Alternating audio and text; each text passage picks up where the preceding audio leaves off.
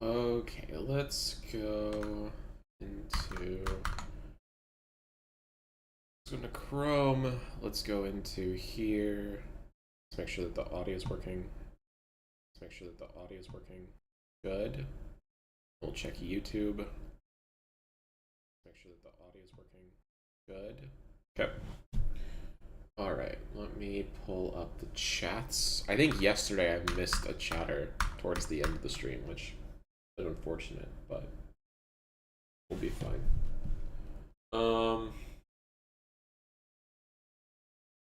Okay. So yesterday we were doing a bunch of research into how chess algos work, and I was trying to figure out how much of it I could take from it and what I needed to change. And so right now, what I kind of want to do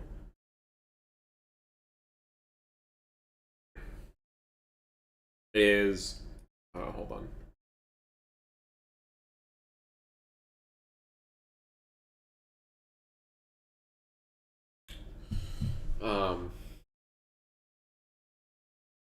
I'm trying to figure out how to represent the board. That's the big thing I'm trying to figure out right now. So, let me pull up our notepad doc. What is on here? So we have in our standard chess programming, it seems like there is a board representation in some regard. There is a piece representation. Sometimes there are like attack pattern representations. And then there's also a positional evaluation. So the example that I've seen is like you want knights closer to the center, so they get like bonus points in the evaluation based on how closer to the center they are. And then checks for you know, different states slash flags. Okay, so now here are the things that we have that complicates this. One, our pieces of health. So we need to take that into account. The next thing is not all pieces can go, which I guess is actually not too, that's not a crazy complication, because we can just basically set possible moves on that unit to 0. Or always set their move to wait. I'm not sure which is better. It might be the wait one. That way you can iterate through everything.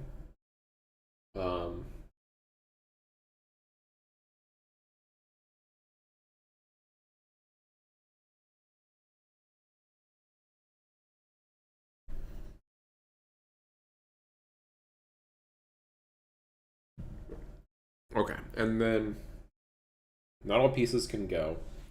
And then we have a complication, which is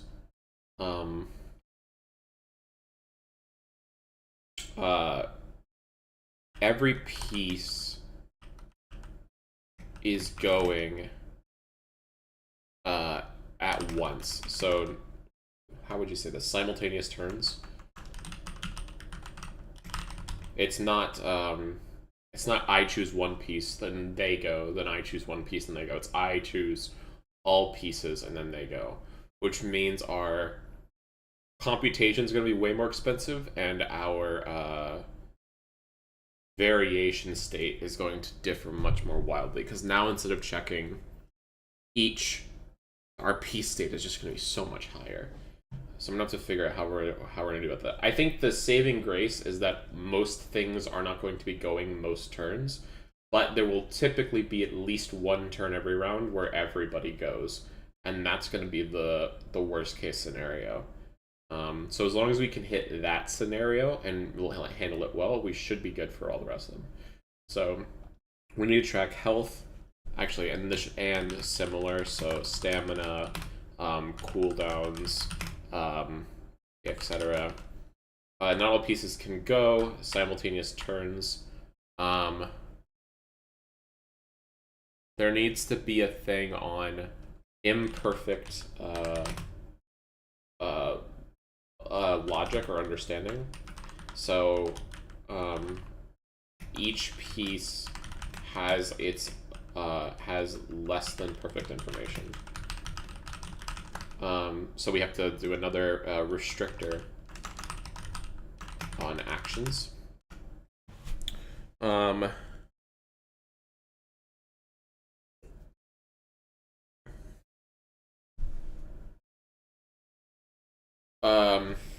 Turn sequence is white, white, black, black instead of white, black, white, black, which reduces pruning. All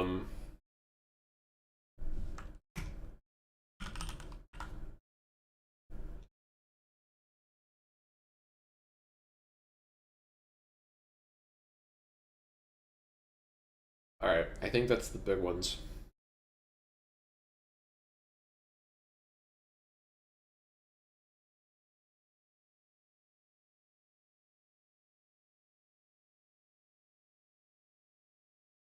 So I need to figure out a way to represent this. So at each node,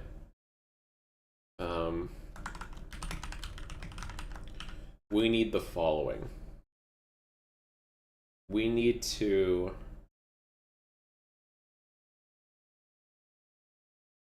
a list of active units. We need, or no, we don't need a list of active units because we can just set, we can just set the turn to always just wait. So we actually don't need we don't need to modify the unit numbers, but we do have to so yeah, we don't actually need to do this. Never mind. We need a list of active or possible actions per unit. This needs to be filtered by active, filtered by knowledge, filtered by response. So like maybe certain moves are too slow for whatever we're wanting it to be. Like there might be like a speed stat in some way. And then okay. Then once we get that list, we then need to iterate over it with each unit starting at the highest prio.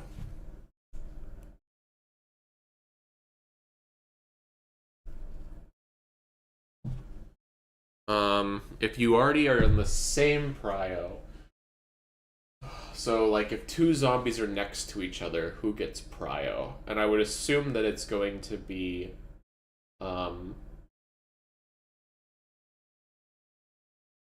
I would assume the speed is going to be, or the prio is going to be random. Although I don't really like the idea of a random thing. I could do it by ID number, right? We just iterate through the remainder based on how we manage to slot them in, which will probably be by ID number. But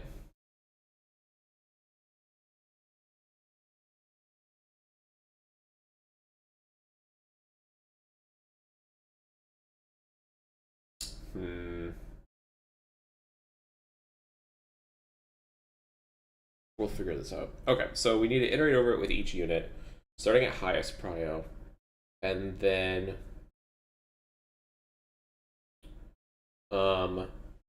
we then need to then we need to then we need to what's the word? When you go down into a phone, recursively do this. Or no, you'd recursively. It's at the end of the node though. Hold on. Make a list of possible actions. Iterate over it with the highest prio. If count or if depth equals target, then evaluate. So So we have to do that recursively to evaluate, and then so we need to be able to evaluate the position, so we need a scoring system.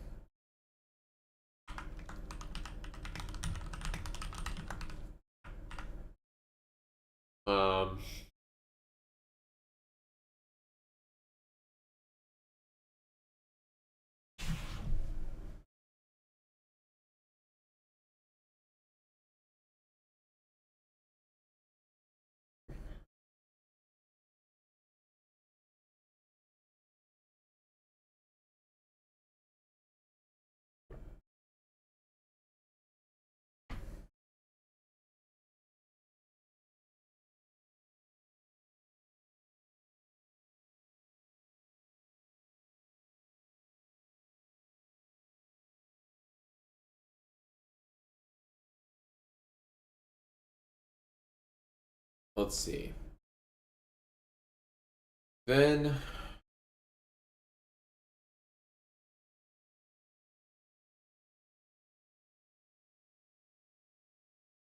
I think this means we also have to process these actions. Oh, that's another complicating factor. Our actions aren't just moves.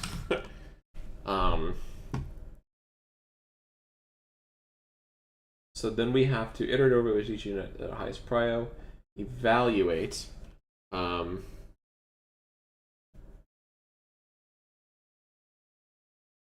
actually, fuck.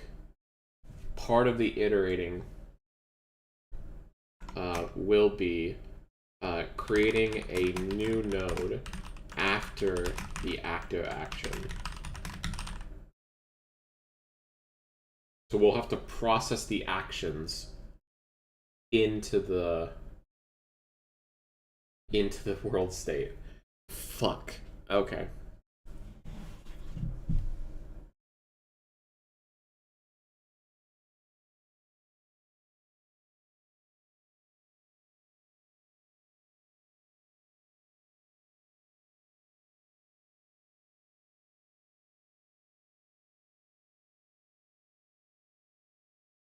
Okay. And then actions.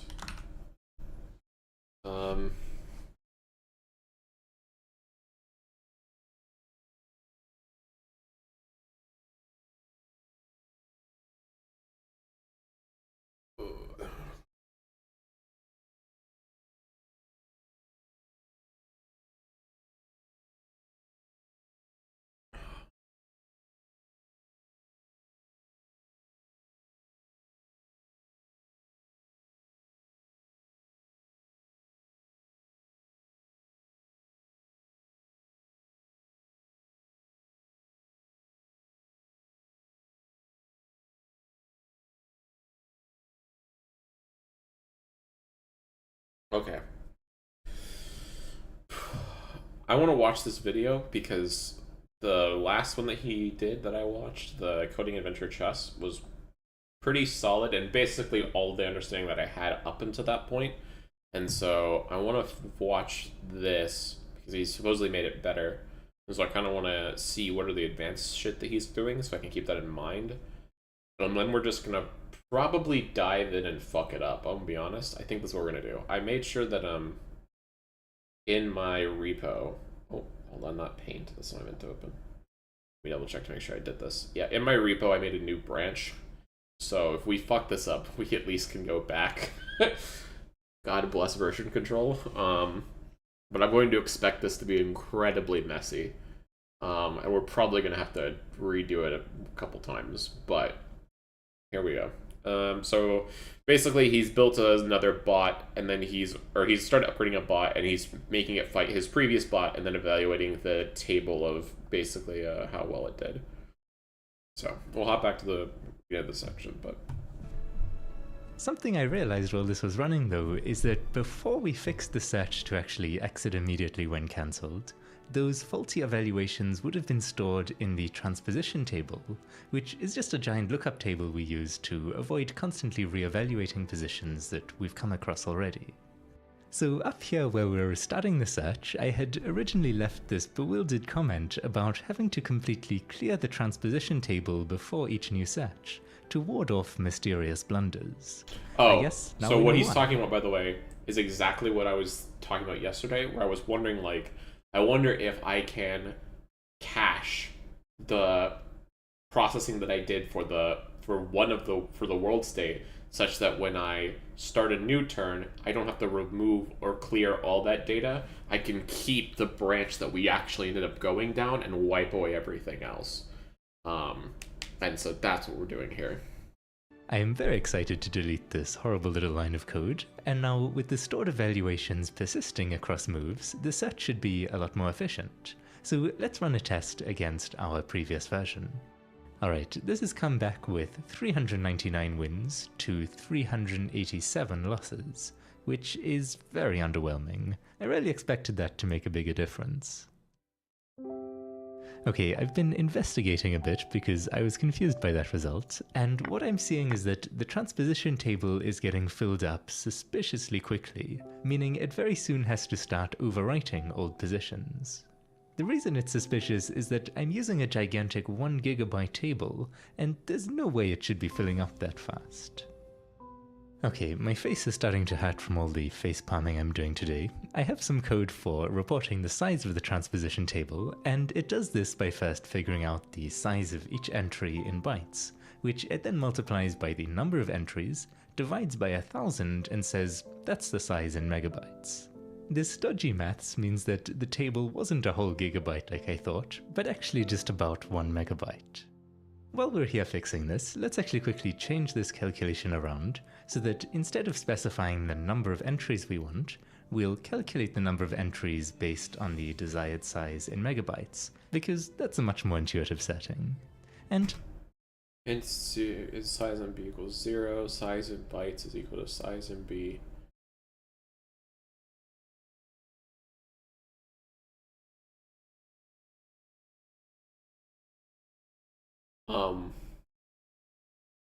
Am I dumb? Doesn't that just return 0?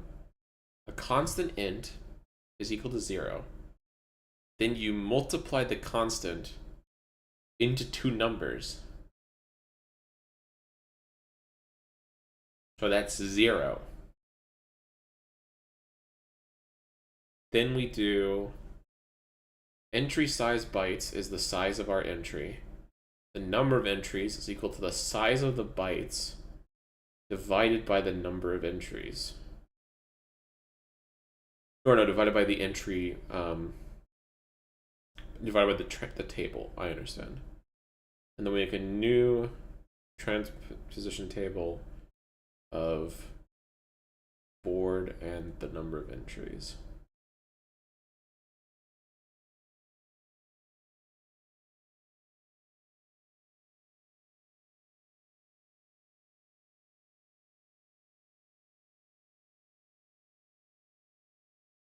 Oh, because it's creating a new one. Okay. let's maybe set it to a modest Why did I just set it to 64, because Oh, okay. that seems nice Never and mind. Fuck thematic. me. And let's maybe set it to a modest 64, because that seems nice and thematic. I'll then try this out again on the same position, and we can see that it's filling up a lot more slowly now. So I'll run the match once more with the new 64 megabyte table, and this time we get 386 wins to 246 losses. So a fairly significant upgrade. Now, I think always testing against the most recent version is a good way to judge if the program has improved, but to keep track of our overall progress, I also want to keep a record of how each version compares to the original version 1. So far, we have version 1 against itself, not terribly interesting. Then there's version 2, which no longer wastes the result of incomplete searches. And now we can add our latest build with the fixes to the transposition table, and against version 1, that is scoring 484 wins to 218 losses. Alright, now I've been spending a bit of time doing some research, trawling through various discussions and heated arguments on old chess programming forums, trying to find the specific version of an archive of a site where the link to the article I want to read actually works, and of course going down the incredible rabbit hole that is the chess programming wiki. where one moment you're reading a mundane article about the names of different types of nodes in a search tree, and the next you blink and suddenly it's dark outside and you find you're consulting a chart about the movement of nights and how that relates to the orbital period of Mercury, and you ask yourself, how did I get here? Suffice it to say, I have plenty new ideas to try now. One of these is a technique called search extensions. So at the moment we look equally deeply into all moves, but it'd probably be wise to pay special attention to the most potentially interesting ones. For example, we could say that if the current move puts the opponent in check, then we'll extend the search to go one move deeper. Just to prevent things from potentially getting out of hand though, I'll set an arbitrary limit on how deep these extensions can actually take us. Alright, I've tested this in a match against our previous build, and it scored 433 wins to 237 losses, which is a really nice improvement for such a simple idea. I also tested it against version 1 for interest's sake, where it scored 561 wins to 169 losses. Okay. So we're seeing some pretty consistent progress so far, and Yeah. hopefully it's going to stay that way. Okay, I've just quickly separated out the extension logic to its own tiny function because things were getting quite cluttered, but it's doing the same thing as before. So now let's try extending the search for other types of moves as well.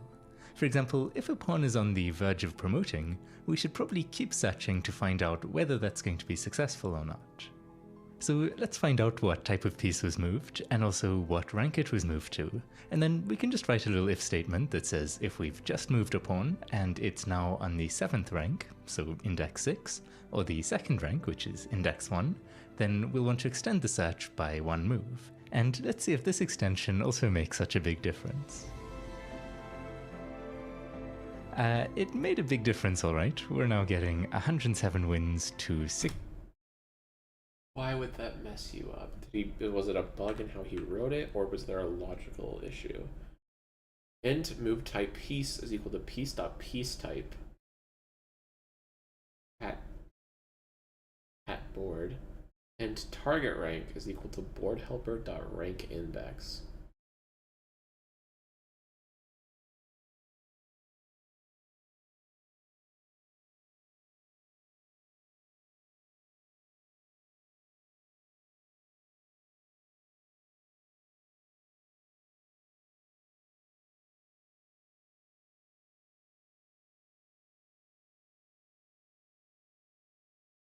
Well, wait, this checker over here.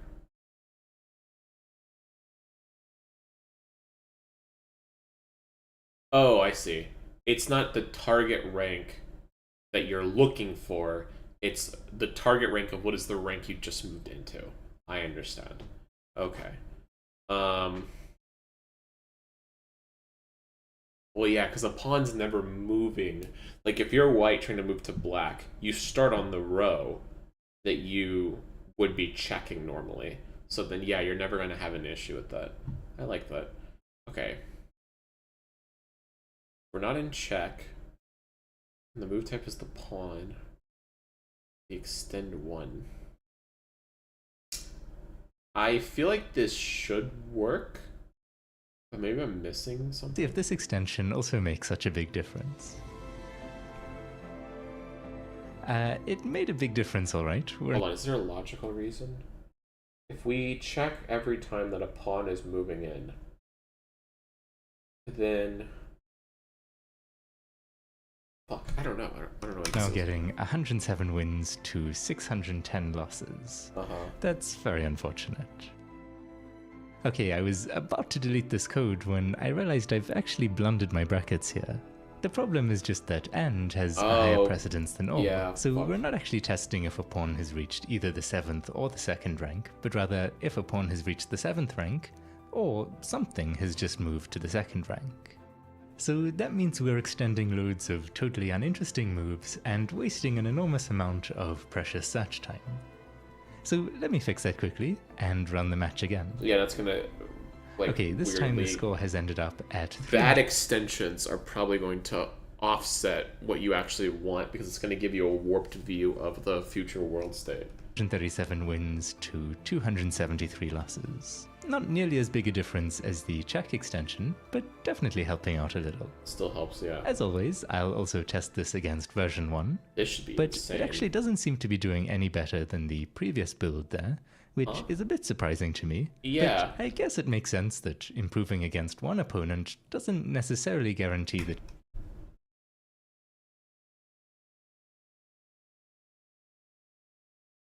So what it probably is, my interpretation of this would be, or my guess would be that if we look at what the gate point, like the reason why V5 is losing to V1 or drawing to V1 is going to not often do with the extension, because I would bet that by the time that the extension could become relevant, V5 has already been in a better spot, right? Like if you've already done like a bunch of extra logic such that 3 turns ahead it's going to be better for you to move the proper piece to the, or like how that you can push the pawn or that you can't, like that +1 extension is going to be really relevant against things that also know to check as well as you do. So I think that makes sense. I'd be curious what I would want to do if I was him is, I mean, all of this is great. I would also want to, I'm curious what's in those losses between V5 and V1 to see what was the issue that caused this. Like were there obvious blunders that the AI is making, and if so, what would they be and how to prevent them?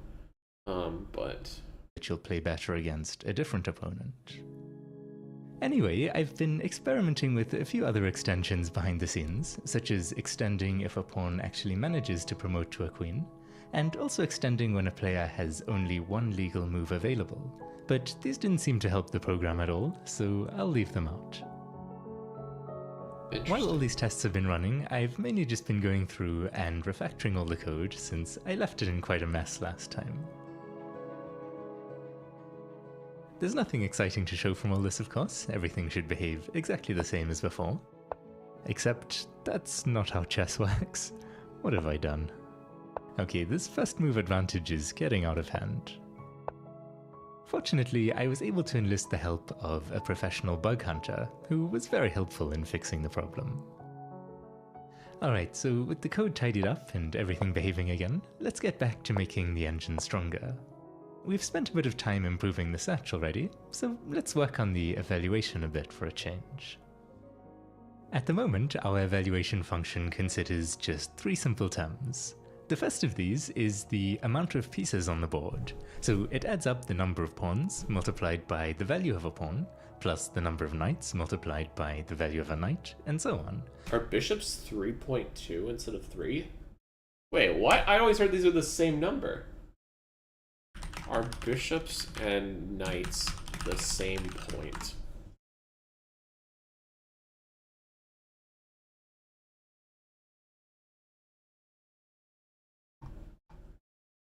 Bishops worth 3.2 pawns.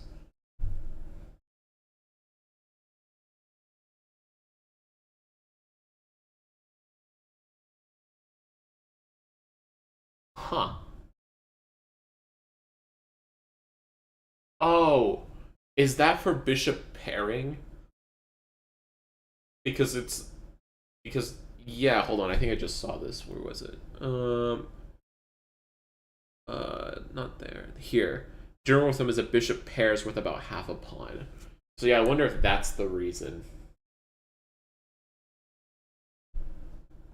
And of course, these are just very generalized estimates of what each piece is worth. The second term takes into account where on the board each piece is located. So for example, these are the square scores for knights, meaning that knights on more central squares will be valued more highly, since they're able to control more squares. Finally, the third term is this mop-up score. Basically, when we have an advantage in the endgame, we want to encourage the king to move closer to the enemy king, to help push it to the edge of the board where it's easier to deliver checkmate. Here's an example of that term in action. Now, I think the program plays surprisingly well for having such a limited understanding of the game, but let's try giving it some extra knowledge to work with. To begin with, let's take a look at those square scores again, this time for the king. We can see that these scores are simply encouraging the king to find shelter on either edge of the board, and discouraging him from charging into enemy territory, because he's not a very good fighter. Once the dust of the opening and middle game has settled though, and we move into the endgame phase with not so many scary pieces left on the board, the king should stop cowering in a corner, and start thinking about being useful for once in his life by supporting the advancement of the friendly pawns, or getting in the way of the enemy pawns. So I have a second table of king square scores here to entice the king to move more towards the center of the board, and we can just blend between these two tables based on the number of remaining enemy pieces. I actually started implementing this last episode already, but ended up leaving it out because I felt like the king was being a bit too aggressive, and I didn't have the energy to tweak and test it. Now that we have this nice little testing framework though, we can just let the match run and see how it goes.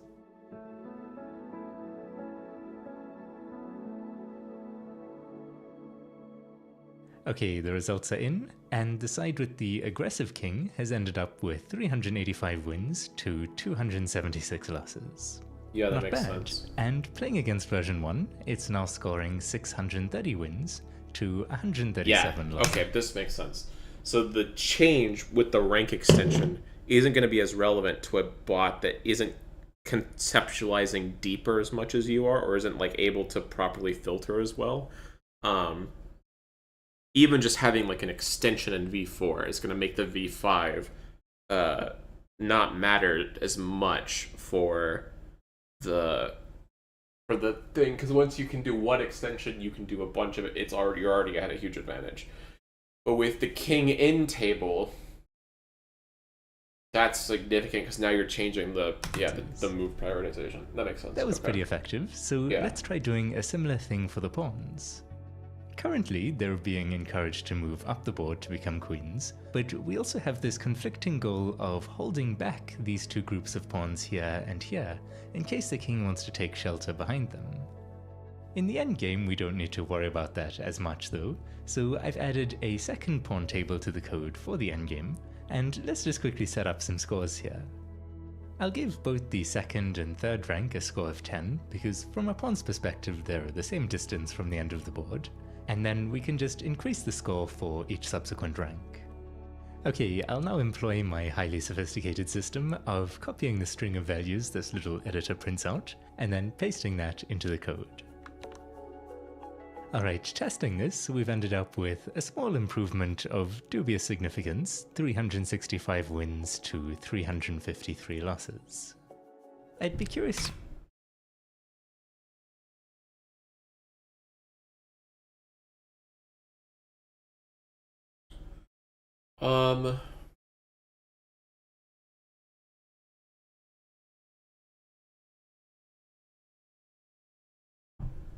To know the probability that the new version is actually better than the old version based on this score, so if there are any statisticians watching, please let me know how to calculate that.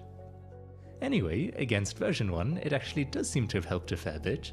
So I think this makes sense to my understanding, because king positioning matters infinitely more than a random pawn positioning. So while there is going to be an improvement, I would expect that it's not going to be too much of an improvement versus V1, unless they're doing... I would expect it not be too high. Taking us up to 670 wins. To That's still pretty 142 noticeable. 40 wins out of 1,000? Like, that's a pretty good chunk. So that's nice. Interesting. It flattened the tie window.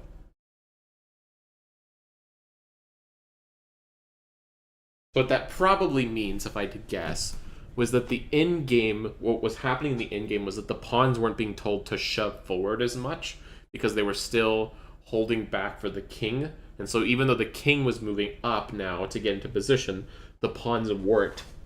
And so now and so that would cause more stalemates because the king is running into the center to do shit, and the pawns are lagging behind what they should. Because depending on your situation, the pawn might need to shoot forward before the king does, depending on how you're positioned. So I think that's why that would happen. Why I would cut through the draw section. It's interesting to me that the losses increased.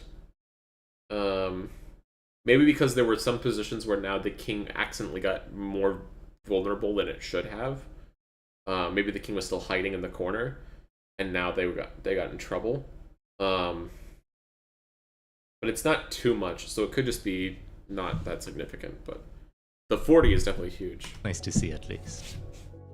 Alright, so with this table we're encouraging all pawns to move up the board in the endgame, but certain pawns are going to have a better chance of becoming queens than others. For example, this white pawn on the left here is blocked by the black pawn in front of it, so it won't be able to make it through on its own. Then this pawn in the middle does have a clear path, so this are going to have a better chance of becoming queens than others. I totally zoned out. For example, 2 losses. Yep. So that's nice to see, at least. Alright, so with this table we're encouraging all pawns to move up the board in the endgame. Yes. But certain pawns are going to have a better chance of becoming queens than others. Yes. For example, this white pawn on the left here is blocked by the black pawn in front of it, so it won't be able to make it through on its own. Then this pawn in the middle does have a clear path ahead of it, but it's probably going to be captured along the way. And finally, this pawn over here is known as a passed pawn, because there are no enemy pawns that can block or capture it on its path to queendom. So we're Age-old chess wisdom tells us passed pawns must be pushed, so I reckon we should give our bot a bonus for doing the same. But first, we need an efficient way of actually detecting these passed pawns, and I'd like to try do that using bitboards. So a bitboard is really just a single number that represents some aspect of the current position. For example, the number 65,280 would represent the locations of all the white pawns in this position. That'll make a lot more sense if we look at the number the way the computer sees it though, which is to say as a 64-bit binary number, in this case made up of 48 zeros, followed by 8 ones, and finally another 8 zeros. Yeah. So in the code we can represent a bitboard as a ulong, which is just a 64-bit integer, and I'll actually make an array of these so that we can have bitboards for all the different types of pieces if we want. Now there are a bunch of different operations we can do with binary numbers. For example, the bitwise OR operation of A and B gives us a binary value with 1s in the places where either A or B is set to 1. Then there's the AND operation, which gives us this, with 1s in places where both A and B are set to 1. Yeah. We also have the exclusive OR operation, which gives us this, with 1s in places where either A is set to 1 or B is set to 1, but not both. Another useful tool we have are these left and right shift operators. So for example, if we take the value 1 and shift it 4 bits left, we get, well, exactly what you'd expect. So in the code, when we're loading in all the pieces for the starting position, we can look up the bitboard that corresponds to the current piece type, and do a bitwise OR operation on its current value, with the value 1 shifted over by the index of the square that that piece is on. And that will set up all our bitboards. Is this C#? This looks like C#. Can you write 1 UL to represent a ulong? Does that shorthand exist?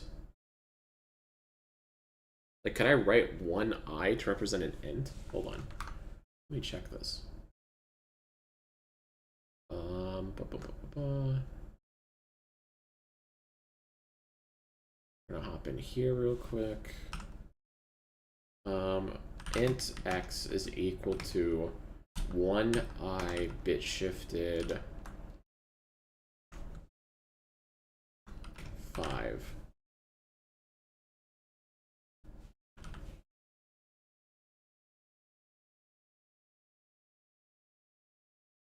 IN. No, that's made in. I can write UL. Does that mean that Is there a shorthand for int?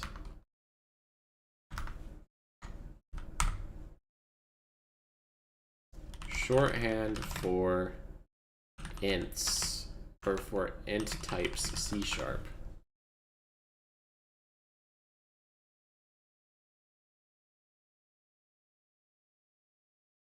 Or maybe just type in C#UL and it'll.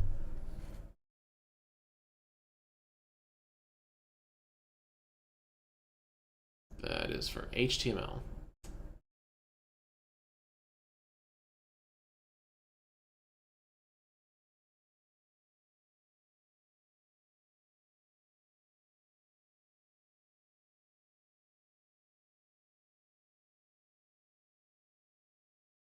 What is an int versus a uint?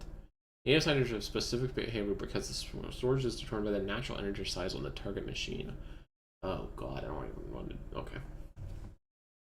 Of course, we also need to update them whenever a piece is moved. So over here, we can just look up the bitboard for the type of piece we're moving and use the exclusive OR operation this time to toggle the bits so that the starting square gets set to 0 and the target square gets set to 1. Also, if this move captured a piece, we'll need to make sure that on the bitboard of the captured piece type, the target square is toggled to 0. If the piece that to capture is a none,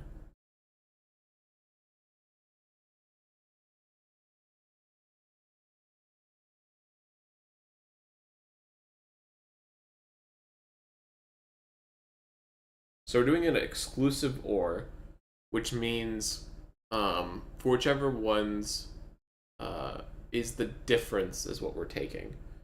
And so the distinction here is so it should be false false is false, true false is true, and true true is false, which means that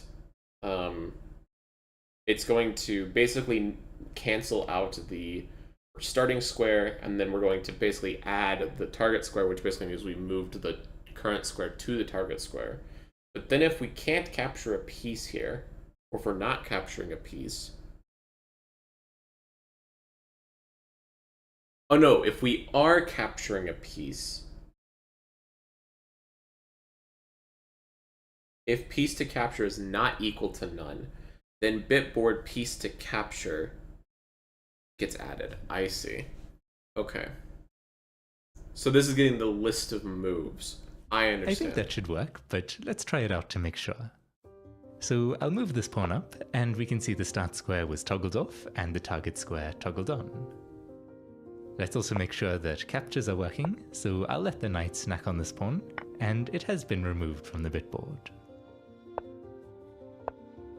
So this seems to be working well, although I just realized something actually. There's that pesky en passant move, of course, always making my life just a little bit more difficult.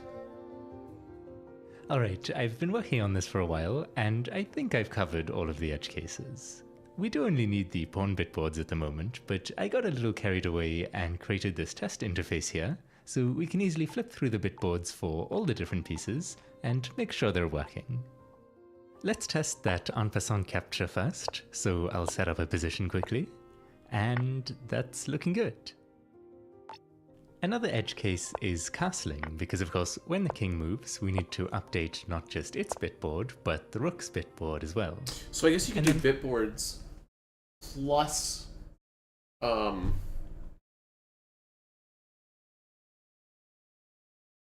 could do bitboards and,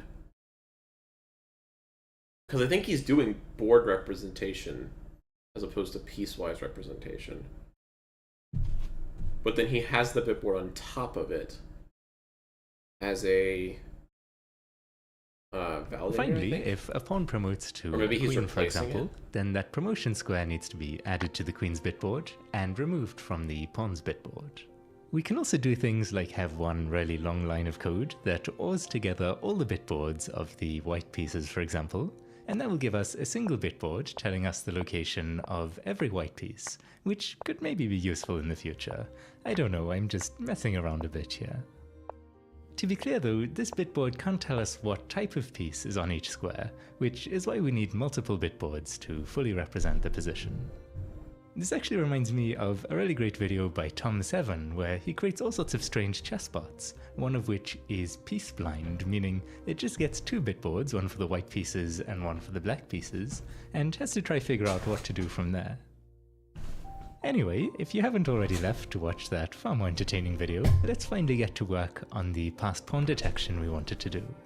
So to tell if this is a passed pawn, for instance, we need to look at these squares in front of it and see if there are any enemy pawns there. So let's try calculate a bit mask that covers this region. As a starting point, let's just write ulong.maxValue, and that'll give us a bitboard with all bits set to 1. Now we should be able to move this whole mask up the board by shifting all the bits 8 spaces over. That's not the direction I wanted. Let me try that again. Okay, so that shifts everything 1 rank up, but we want to shift it 3 ranks in this case, since that's where this pawn is. So in the code, I already have a function for converting a square index to a rank index, and we can just multiply the 8 by that rank index plus 1. With that, we've managed to isolate the squares that lie ahead of the pawn, but we're only actually interested in the 3 files surrounding the pawn, where it can be blocked or captured by an enemy pawn. So let's start now by figuring out a mask for just a single file, like the A file here for example. I can't think of a clever way to do this, so I guess we'll just write it out by hand. Every 8th bit should be a 1, so 1, 2, 3, 4, 5, 6, 7, 8, 1, 2, 3, 4, 5, 6, 7, 8, 1, 2, 3, 4, 5, 6, 7, 8, 1, 2, 3. Wait a second, there's a much less painful way to do this. Hexadecimal to the rescue. Alright, so here's our A file mask, and now we can just shift this around however we want. So if we calculate the file index for the given square, and then shift the A file mask by that many bits, here's what we get. Now we also want to include the 2 adjacent files, so for the file on the left that just means shifting 1 less, and on the right would be shifting 1 more. We don't want to go off the edge of the board though, because that'll wrap around weirdly, so let's do some quick clamping, and then we can just combine all 3 of those together into a triple file mask by ORing them together.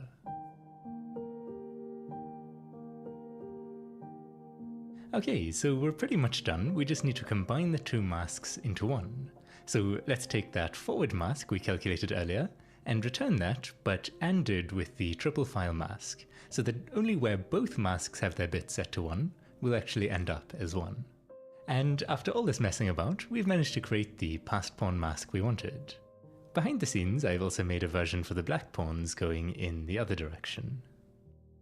Okay, now to make use of all this, I've written a little function that evaluates passed pawns. So for each of our pawns on the board, we get the appropriate passed pawn mask, which has been pre-computed and stored in an array, and then we can simply AND that with the enemy pawn bitboard, and if that results in 0, it means that no enemy pawns are in the way, and so it is a passed pawn. Calculating it like this should be pretty efficient, since we don't need to loop over all the enemy pawns to find out if they're in the way, or anything like that. Anyway, we give each of these passed pawns a little bonus, and here are the bonus values I've chosen. So we have 90 if the pawn is 1 square from promoting, 60 if it's 2 squares from promoting, and so on. Now, these numbers have been pulled from thin air, so we should actually test and tweak them at some point to try figure out what values would actually work best. But for now, let's just run a little test match and see how it goes. Alright, we've ended up with 415 wins to 325 losses, which is a decent improvement, I'd say. And against version 1, we can see a rather modest improvement over last time with 687 wins to 137 losses. So yeah, again, we're cutting down on our draws and a little bit of our losses. And the reason is going to be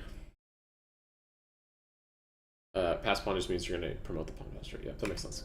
And that's going to matter more for your Now, a passed pawn is even more valuable if it's protected by another pawn, because obviously that raises its chances of surviving. So I've added some code for detecting and rewarding that. But mysteriously, it's actually just made the program play a little bit worse. So let's try something else instead. In this position, white has 2 pawns that are isolated, which just means that there are no friendly pawns on the adjacent files that could ever support them, and in general these are a bit of a liability. We can very easily use our bitboards again to test for these isolated pawns, and apply a penalty depending on how many there are. Trying this out in a match, we get a modest 396 wins to 341 losses against the previous version, and against version 1, we're now up to 717 wins against 139 losses. Thank you. God, I'm so glad my YouTube read. Okay. Alright, so we've improved the evaluation function a tiny bit, but now that we have all these bitboards set up, I'd like to try using them to speed up our move generation using an interesting technique called magic bitboards. Beginning with the rook, I've so far just calculated a bitboard for each of the 64 starting squares, which simply tells us which squares the rook is able to reach from there. That's assuming the board is completely empty though. Of course, in reality, there's usually going to be some annoying pieces getting in the way. What we're aiming for here is to be able to take this bitboard of all the pieces that lie along the path of the rook, and use it as a key to look up what moves the rook is legally able to make. So essentially, we want to pre-compute the legal moves for every possible arrangement of blocking pieces, so that the move generator has less work to do at runtime. Now, technically, only the first piece that the rook encounters in each direction is actually blocking its path. Any pieces after that are irrelevant. So we could reduce the size of the lookup if we ignored those irrelevant pieces, since that's fewer configurations we need to store. Unfortunately, that would mean that whenever we want to look up the legal moves, we would have to have a loop running in every direction to find out where that first piece is that's blocking the path.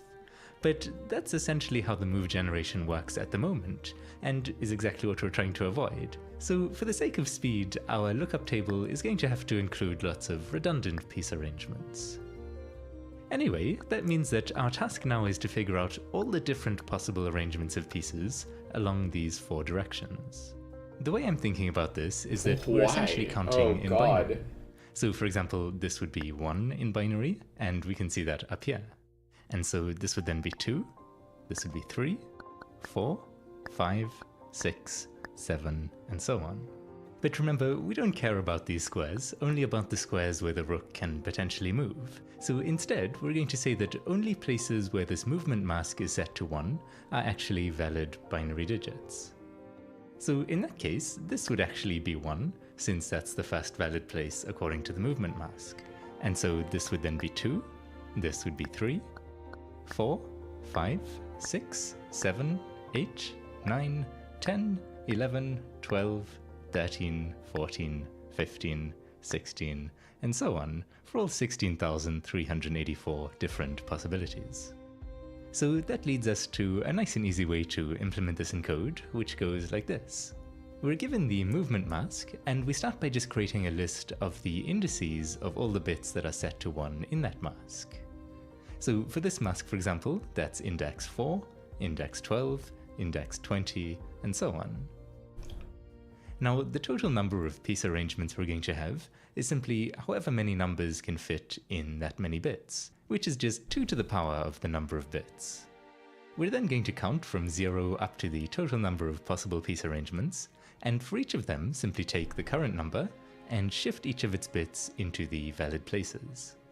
So just as an example, say we're on number 13, which in binary is 1101, all that the code does is shift those bits into these places here like this, and that represents this arrangement of pieces. So using that code, we can now browse through all the different patterns.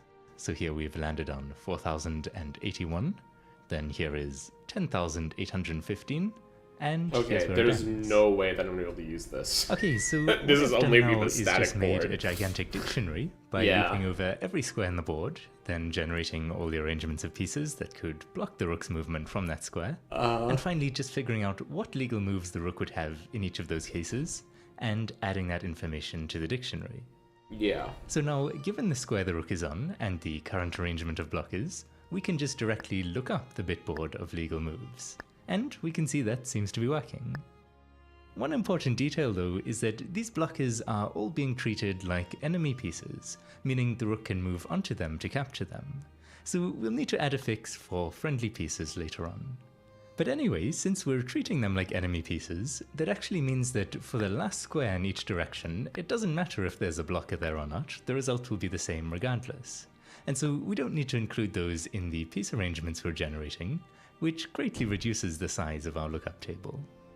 Another important detail is that if I try place a blocker somewhere over here, for example, that's going to break everything because it's not a pattern that we included in the dictionary.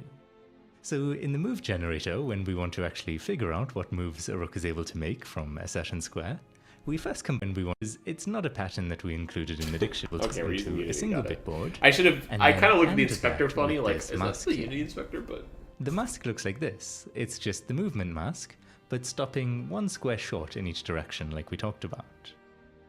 That will clear out any pieces from squares we don't care about, so that we end up with a valid key, which we can then use to look up the move bit board from the dictionary.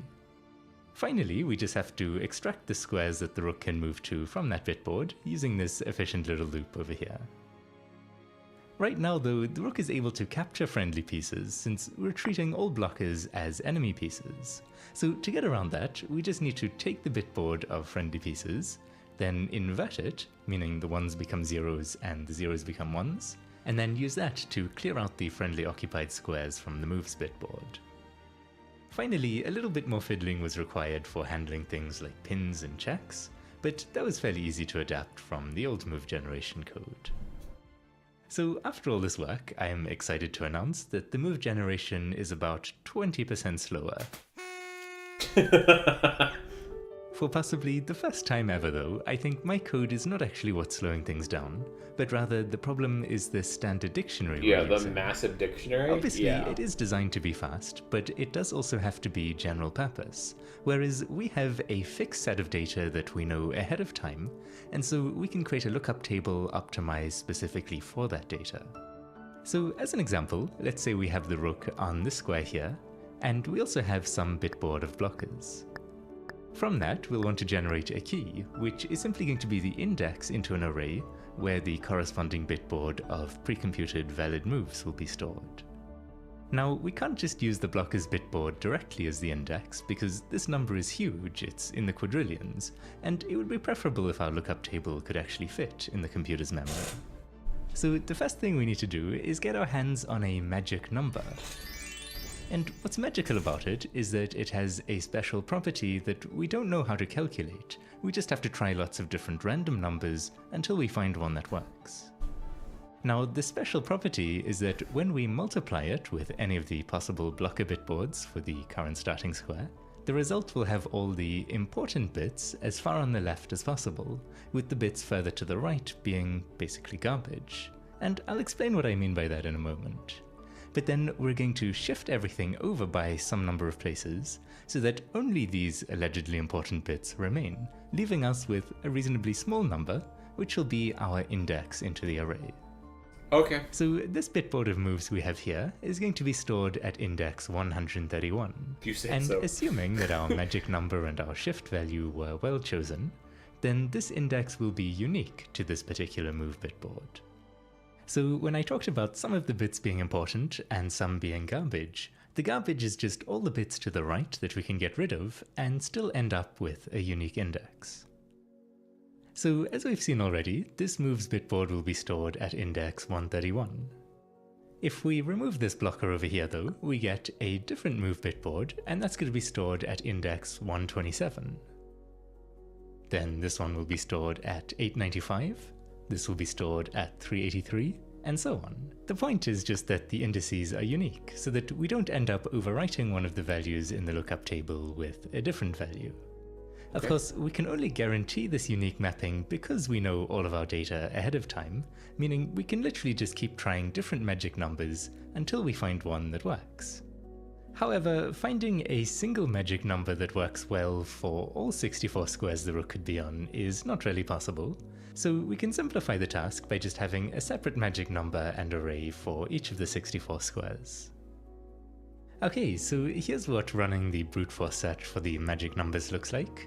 And you might notice I'm also generating magic numbers for a lookup table of bishop moves, which works exactly the same way as the rook. Now, we can see up here that the rook's lookup table is around 2 megabytes in size, but that will actually get smaller if we let this run for longer, because it will gradually stumble across better magic numbers that allow the data to be packed into smaller arrays. Wait, So, I'm sorry. I am not understanding what the fuck is happening right now.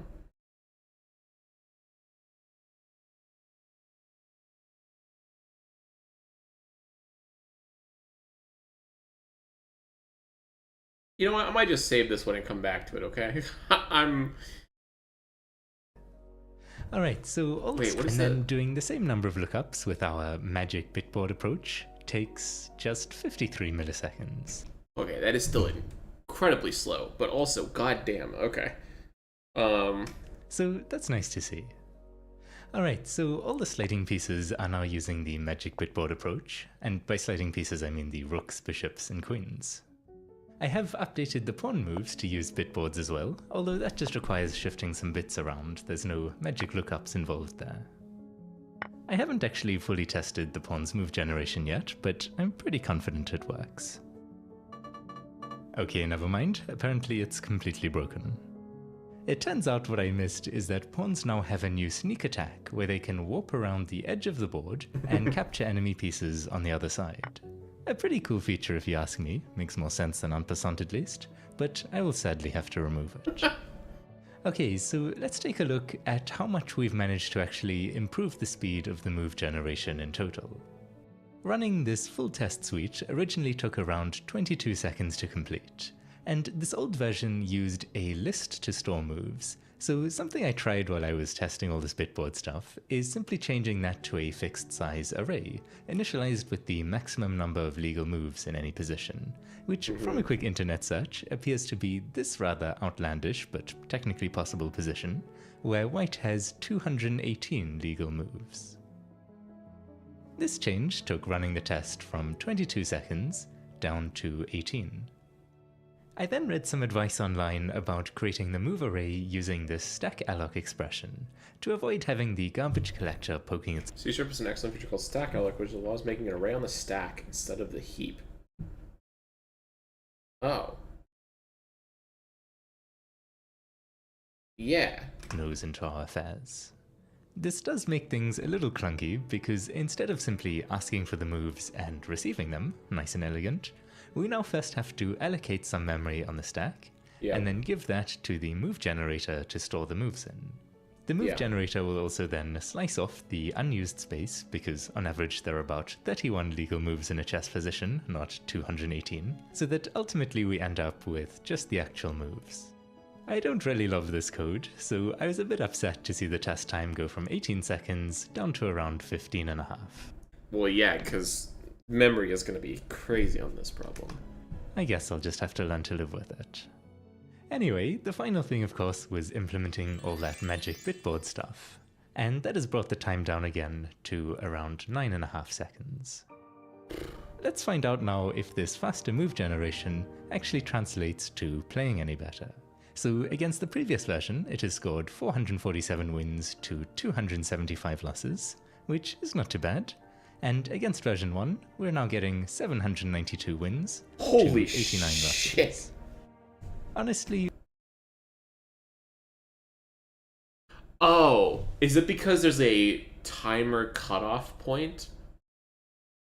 So it's actually just able to process more moves? Is that the... We probably could have made bigger improvements focusing all this time on other areas, but I feel like I learned quite a lot from the process, so I can't complain too much. Anyway, let's just try a few more quick things before we call it a day. One thing I've been tinkering with is the order that moves are searched in. For example, captures used to be ranked purely by the difference in the value of the pieces involved. So we'd consider capturing a queen with a pawn before we'd consider capturing a pawn with a queen, which makes sense. Yeah. But now I am also using this bitboard of squares that the enemy attacks, which is created for detecting checks during move generation, to make a reasonable guess about whether the opponent can recapture the piece on the next move. And obviously if they're not able to, then that's generally preferable. Another thing I've been experimenting with here is a technique called killer moves. The idea is that inside of the search, whenever we encounter a move that's so good it causes us to reject the current line of the search, we record it as a killer move. And so for the rest of the search, even though we're not looking at the exact same position anymore, if it's still possible to play the killer move, we'll give it a high rank because there's a chance that it's still really good. Just as a slightly simplified example, in this position if white plays bishop takes bishop, black's best response is queen d1 checkmate. Yeah. If instead white captures the bishop with the knight, black's best move is still checkmate. Yeah. And if instead white captures the bishop with the queen, well, you get the picture. Queen d1 is a very good move in many variations of this position, so by giving it priority in the search, we can more quickly reject white's bad moves and hopefully find something that actually does defend against the threat. Okay, let's see how this does. Interesting. So against the previous version, we have 477 wins to 221 losses. Pretty good. And against version 1, we're now scoring 851 wins to 51 losses. That's a crazy improvement.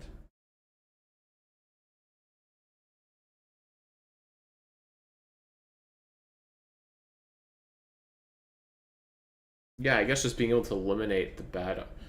Anytime I guess you can just speed it up means that you're processing more moves and therefore able to purge more information. So I guess that makes sense. But another technique that ties into what we've been doing is something called late move reductions. The idea is that if our little move ordering scheme is working well, then the best move should be among the first few moves that we search, at least most of the time. Yeah. So once we've finished with those first few moves, we're going to search the remaining moves at a shallower depth, because we assume they're probably not very good. However, if the evaluation turns out to be better than everything we've looked at so far, then we will have to search that move again at the full depth to get a more reliable evaluation. Hopefully though, those repeated searches will be infrequent enough to still speed things up overall, and hopefully that increased speed will outweigh the danger of the reduced search mistakenly thinking that a good move is bad just because it couldn't see far enough ahead. That's a lot of hoping, so let's see if it works out. I'd assume this is worse. Against the previous version, we're getting 397 wins to 238 losses, which I'm happy to see. And against version 1, we're now up to 873 wins to just 26 losses. Really?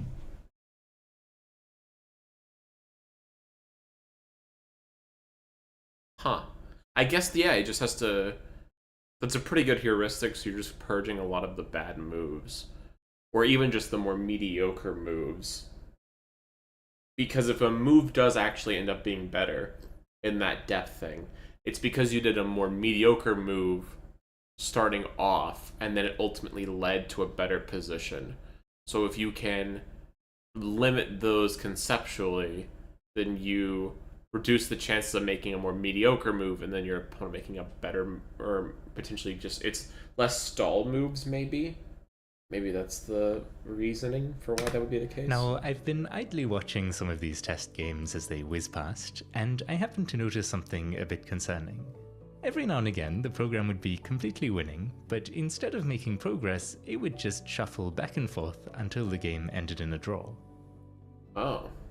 After a painful amount of debugging, I finally realized that this is probably because I'm only testing for repetitions against positions that have actually occurred in the game, whereas I should also include positions that occur inside of the search.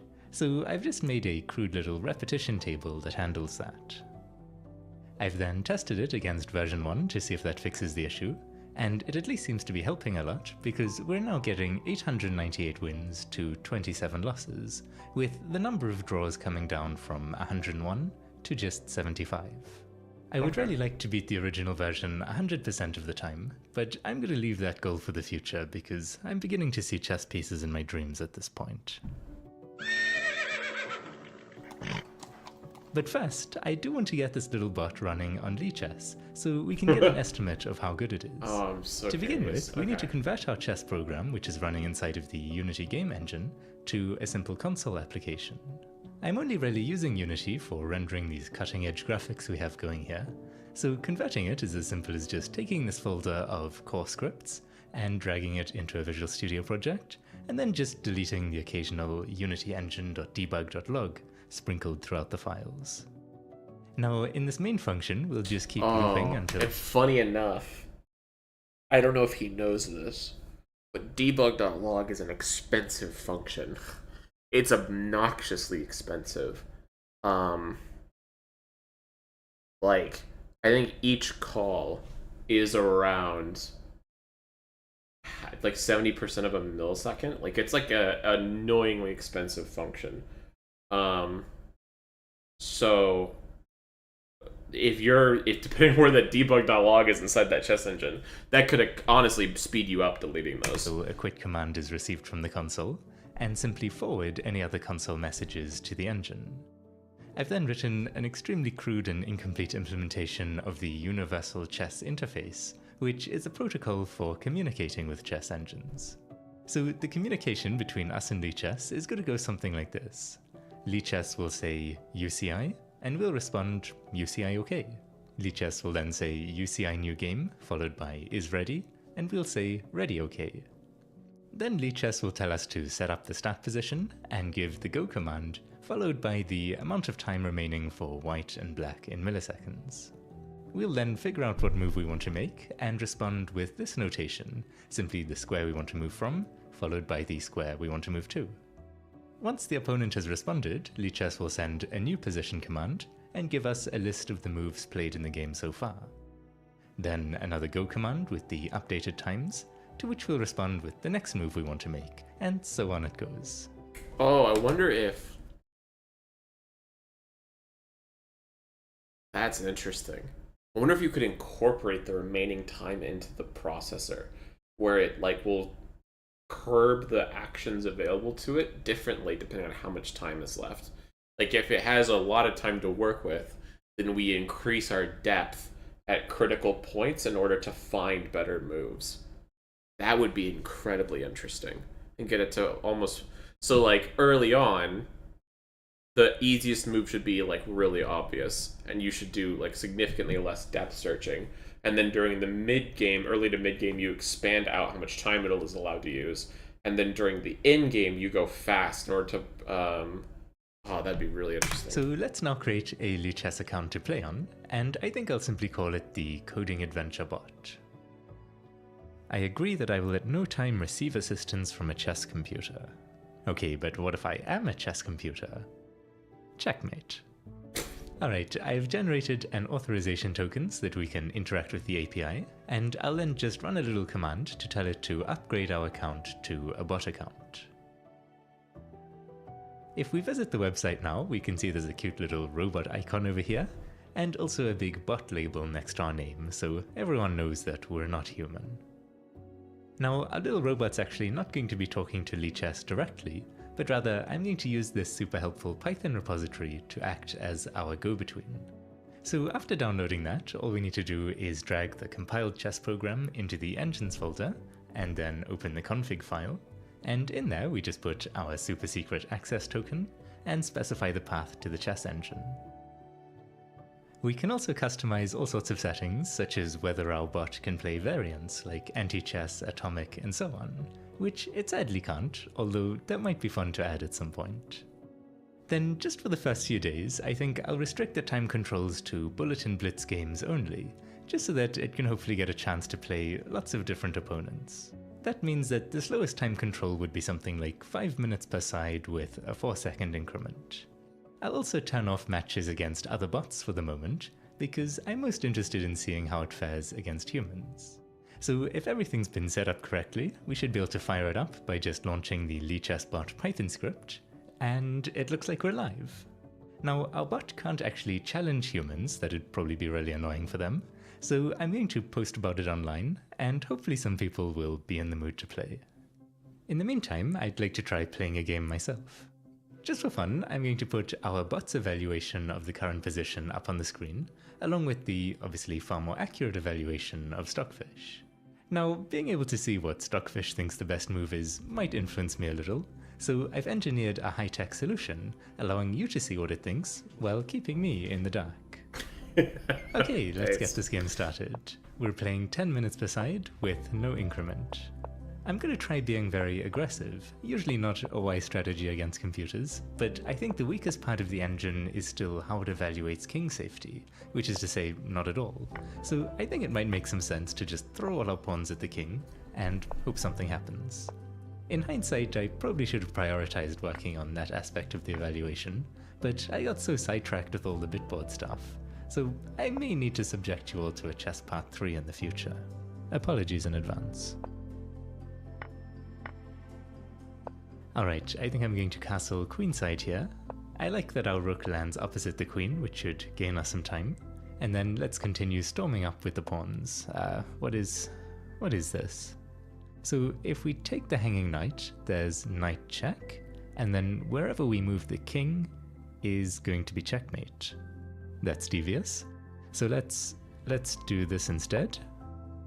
Okay, knight takes. Aren't we winning a piece? Because if we take with the pawn, then the knight is pinned by the rook. Oh no, there's queen check here to get out of it. So queen takes instead, then if knight check here, we can take with the queen to protect the rook so we don't get mated. And in the case of the other check, we have bishop takes protecting the rook. So this should be fine. Okay, the queen's now attacking the other rook, so I'd like to move the bishop out of the way. It can only really go here, but then if the pawn attacks it, we'll have to retreat, and then knight check here is not going to be a good time. So I guess we need to move the rook instead. Alright, we need to rescue the rook again, and I assume the pawn's going to protect the knight, and also uncover an attack on our queen, so let's save her as well. And I think we better take this, because we're kind of running out of safe squares to even put the queen the at bishop this point. with the... Oh, it's fine, I guess. I am a little worried about this forgot the pawn bishop's here, in the corner. but we can maybe pin it to the queen with the bishop and try hunt it down. Actually, don't do that because of this. So let's first take, then rook here. The pawn's going to go one forward, and then let's finally bring the bishop out. Okay, so black's attacking this pawn. I'm thinking maybe counter-attacking the bishop, and then if the rook defends, we can take this pawn, because the bishop is...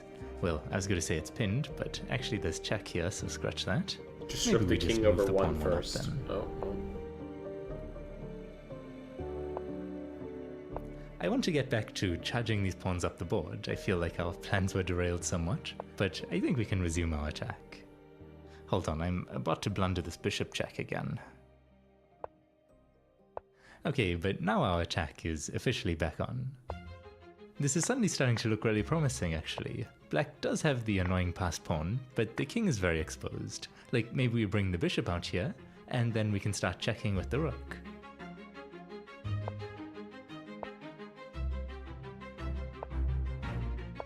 Okay, I'm very tempted to bring the rook up here.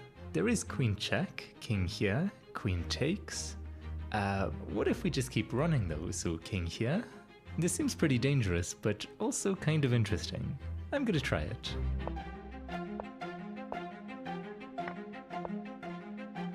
Okay, that's an annoying move I failed to consider, stopping all of our checks. But what if queen here? If the pawn pushes, which feels like black's main threat, that is just mate in 2. So black would maybe need to respond by dropping the queen back. Something like this might be good then, but time's running low, we've got to go fast. Oh, I'd kind of forgotten about my king already, so pawn takes, queen check, king here, queen check. This is getting confusing. If we run up immediately with the king instead... No, there's no way we're surviving that. I think we have to take. Queen check, now we have to go here. Oh, and that sequence removed the defender of our bishop. That's unfortunately very smart. Okay, but queen here threatens mate on g8, and if the queen takes the bishop, then we have mate on g7. But the rook can just take the bishop instead, so the queen defends g7. Oh no. We probably have to sacrifice the rook, although there is still bishop here threatening mate at least. Okay, we're gonna get checked a million times. Gonna have to come hide on the other side of the board. There goes the bishop, but let's see if we can give some checks at least. No, we're still the ones getting checked, of course. I'm really regretting my choices. Okay, good game, computer. The last time we played I felt like I still had an edge over the engine, but it definitely seems better than me now, which I have mixed feelings about. Anyway, we have had some activity in the console in the meanwhile, so it looks like someone took up the challenge online. Let's see if they've had any luck. Our bot played white in this first game, and it looks like it managed to build a slight advantage out of the opening, before losing it all by choosing the wrong direction to castle, according to Stockfish. Now we have an endgame that's slightly worse for white on account of black's control over the open file, and these weak double pawns, I guess, aren't helping either.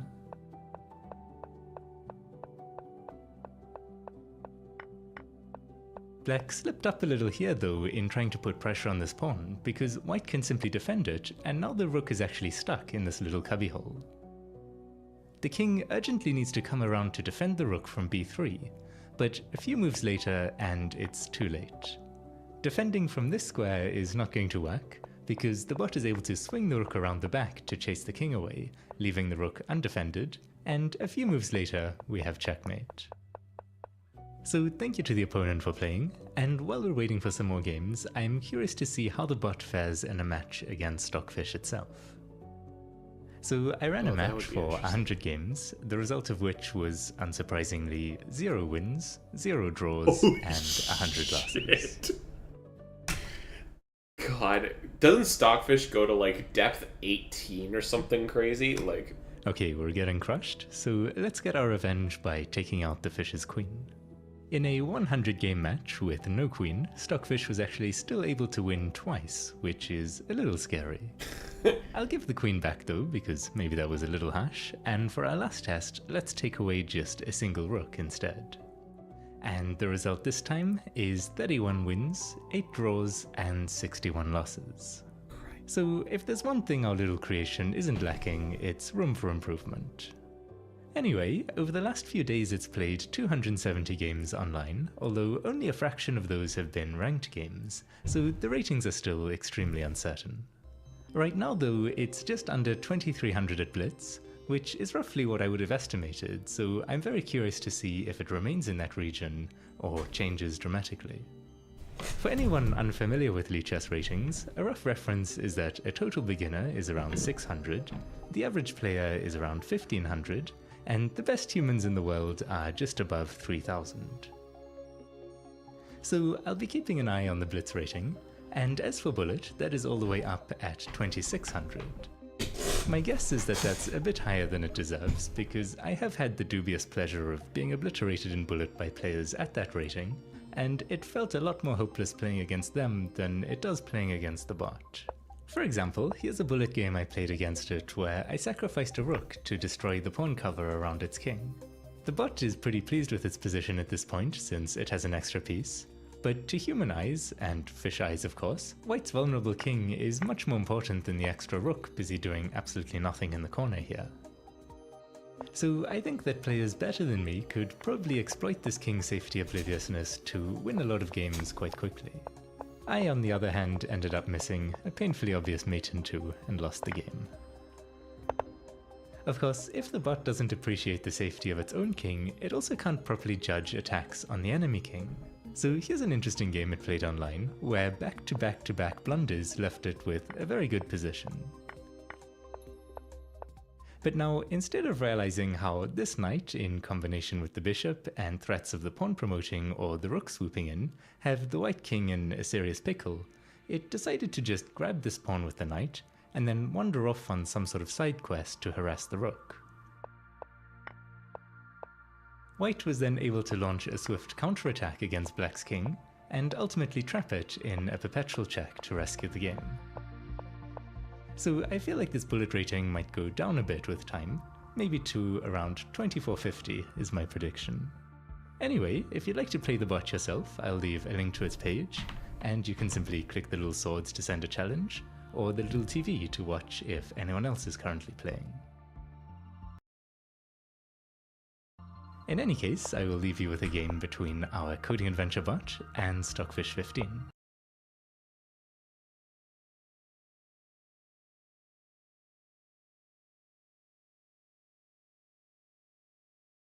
Huh.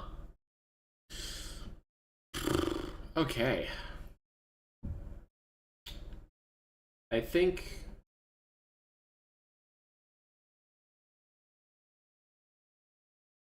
it's time. I think it's time we actually start coding, and I realize how much of a mistake this was. All right, let's head into here. Let me pop this out. Okay, let me grab my notepad. Shut up. All right.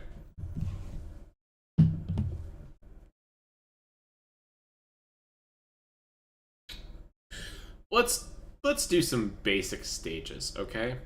Um I think the first thing we should do. Hold on. Let me pull up my repo real quick and see what are the changes I have pending.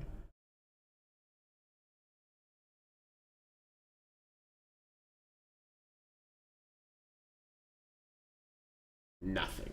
Okay. We're going to undo these. And then we're going to actually, we're going to switch workspace to this change set.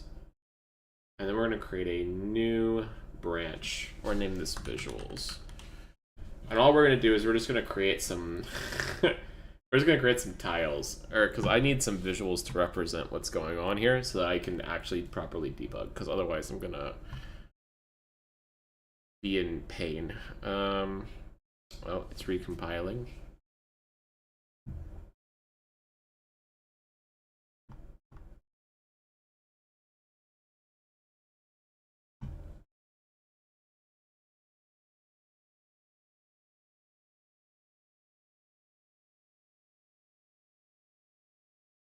Okay, it really does not like pulling from the repo. Probably a good idea to not let it do that while we're running, but it's fine. Okay. Oh god. I fucking accidentally dragged it, and so now it's like above my above my monitor. Oh no. Hold on. Is there a way to snap to full screen? Is it F10? F11? Fuck, hold on.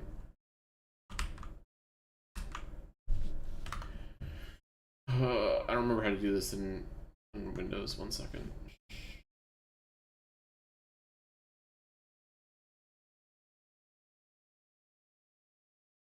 Window stuck off screen.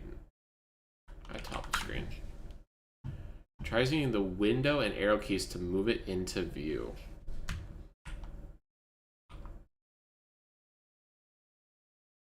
There we go. For the win. All right. So let's go into here. All we're going to do is we're going to go into test, and we're going to create a new object. And we're going to name it tile prefab. And then we're going to go into system data, and inside of system data, let's go here, system data authoring. We're going to go into the map data script. And we're just going to add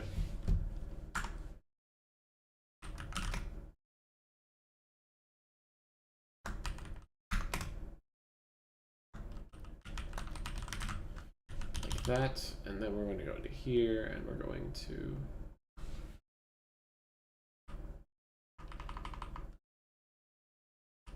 public game object tile prefab.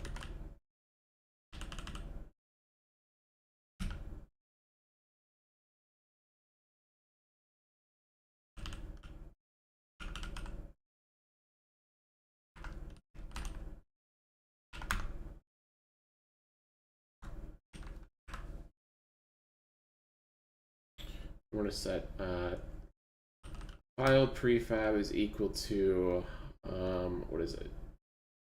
Get entity authoring dot tiled prefab comma. Okay, which of these flags is it?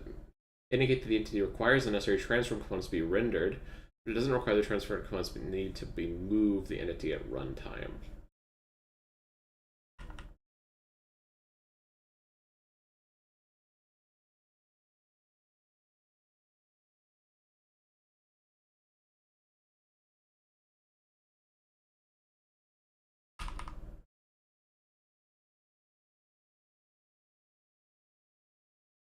I think we're just going to do renderable.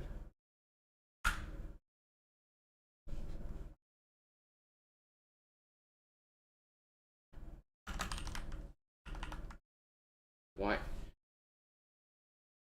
Why is... There we go.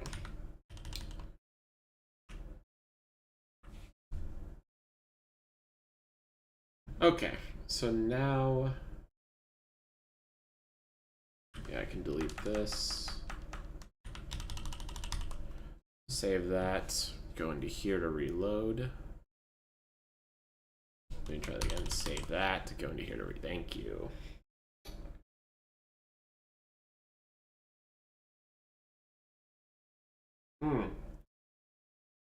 Before I forget, shout out to that guy whose video we just watched the last hour. Sebastian Log. I don't know how you say that, but thank you. Don't forget to go like and subscribe. Appreciate his depth of knowledge. Okay, so then we're going to go into tile prefab. Okay, system data. Drag tile prefab in there. Drag that bad boy.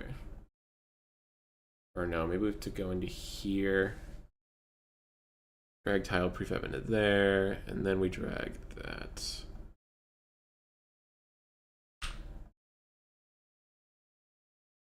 There we go. Okay, and then now that that's ready, we can rebake the scene. Or no, it's checkbox. Save. Yep, and then reopen. Cool. So now that's baked. So now we have the tile prefab, and then all we're going to do is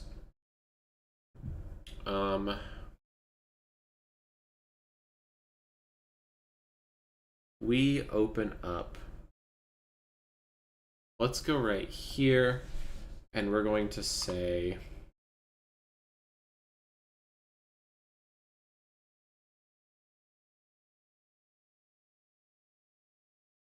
let's see, how do we spawn entities? Let's go check. I'm gonna check the documentation real quick. Spawn entities. Unity.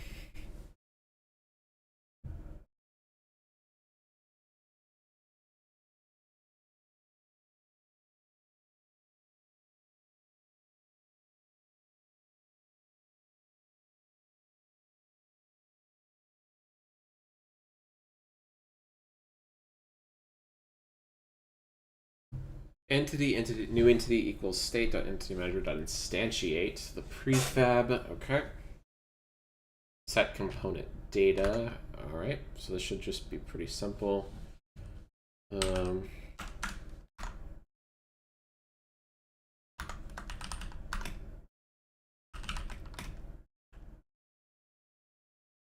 this in part of this loop.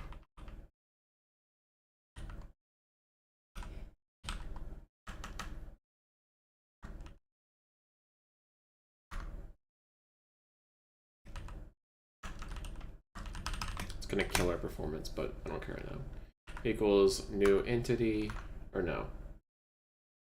Equals state dot entity manager dot instantiate map data dot value ro dot tile prefab. Okay, and then we're going to do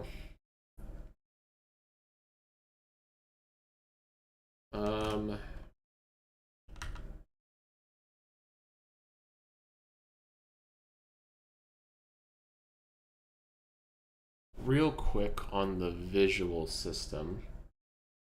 Let's pull that one up. all we're going to say is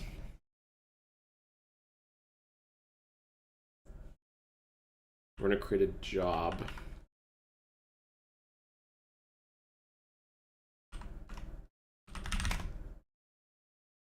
I think it's a struct.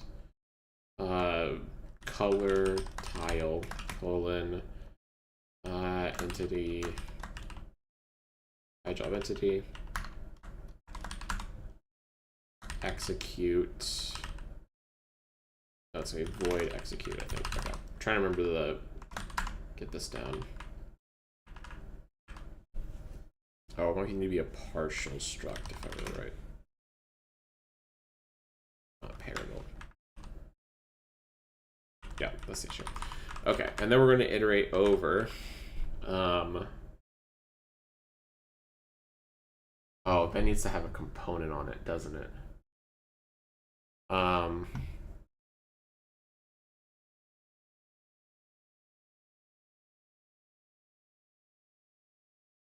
on, how did I do? I think the entity, the game object had a component on it. So we'll just go into tile prefab. Yeah, okay. And then we're just going to go into, actually, we'll go into map data. Why the fuck is tile chunk still here? I'm pretty sure I don't. Yeah, fuck tile chunk. Delete tile chunk. Worthless script. Okay.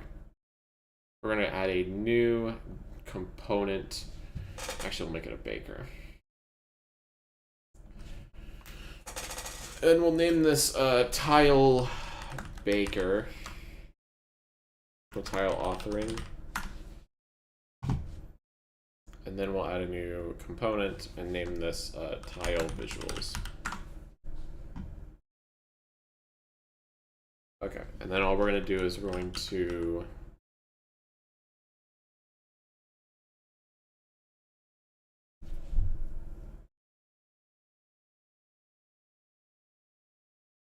no, this should just be tile tile tag. That's what this should be. We are not actually putting any data in here. This is just to say, hey, I am a tile in the entity thing, because if you don't have a component, then you're not an entity. So then we'll go into tile authoring, and we'll say entity is equal to get entity, right? I think it's get entity. Hold on. It's been too long. Yeah. And we're going to set system data authoring. Or no, not system data authoring. Transform usage flag to renderable.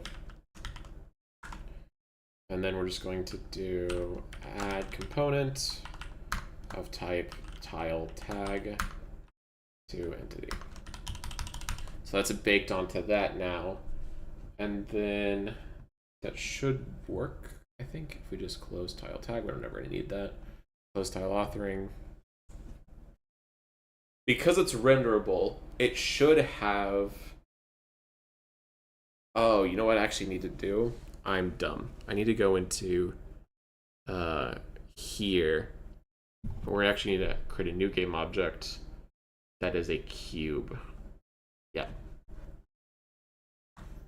Name that tile. Delete tile prefab. Yep. And then we're going to add to it tile authoring. Yep, there we go. Then we're going to drag that one into the prefabs. Delete this, and then we'll go here and add that to this. There we go. And that should work. Okay. So in here, when we spawn the map, all we're going to do is we're going to do this, and then we're going to set new entity dot set component, or how do you get the component of an entity? I always forget. Set component. Hold on, this example had it on. Set component data. New entity, comma, local transform. Okay.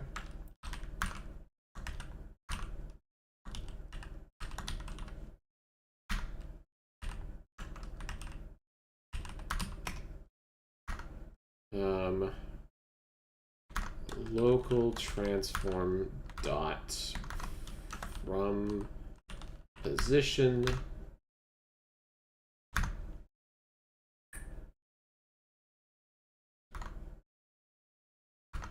new float 3 of x comma y comma 0. Okay. And then on the visual system, all we're going to do is for this job, we're going to look for tile tag tile and then entity. Oh, it's also going to need the mesh. So the mesh is going to be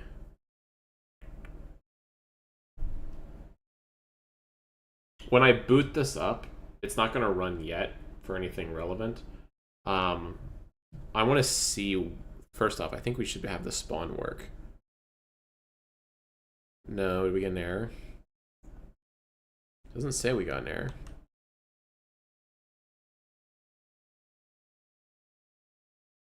We still don't have any objects, though.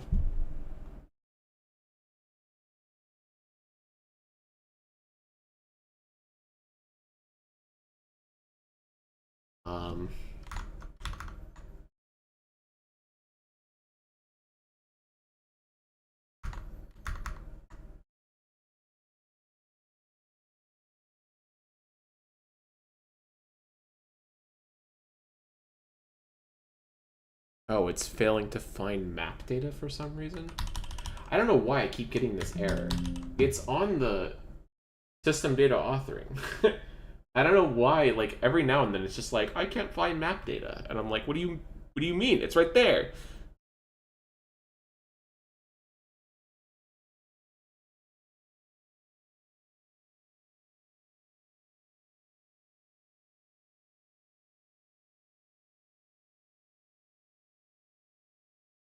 Okay, I'm just gonna delete this line and save.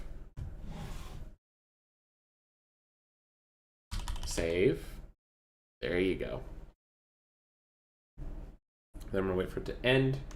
I'm gonna undo it and resave. And now it should completely not have this issue. Okay, so now if we click play, no entities showed up. What are you... Who is calling this? Run generation system line 71.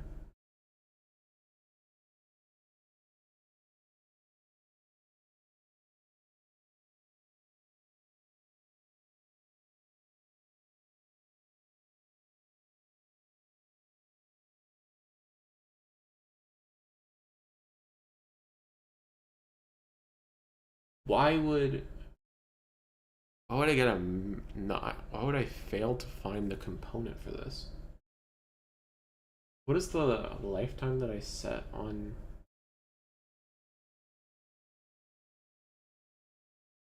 Hold on, I'm so confused. Why the fuck is...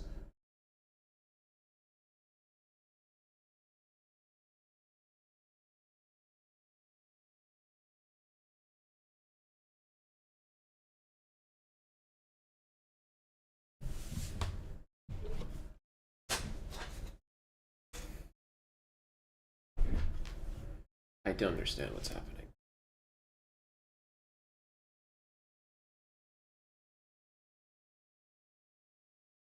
First off, there should be one here. So we did the same thing with, was it one of these I did on stop running?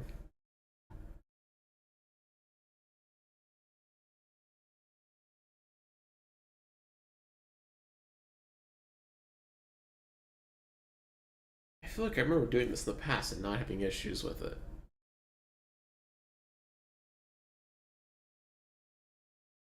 Maybe I have to change it to like on application quit.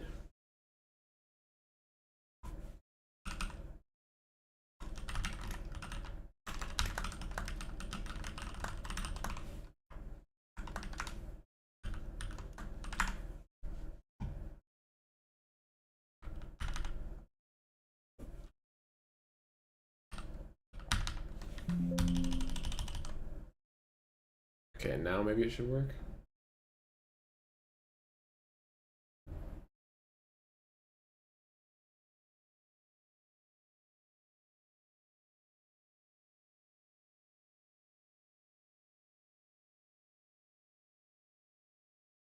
Okay, we didn't get it this time, so it is, well no, it's saying that it's not showing up. It is on application quit, right?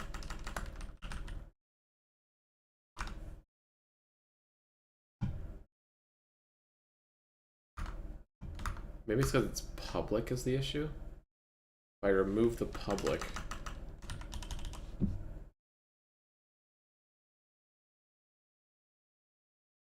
did I misspell it?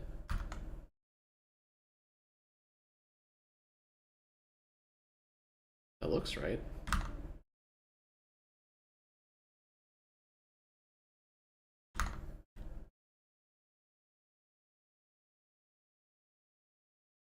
Okay, whatever. We'll deal with that later. The important thing is, why are these not spawning? Let's attach.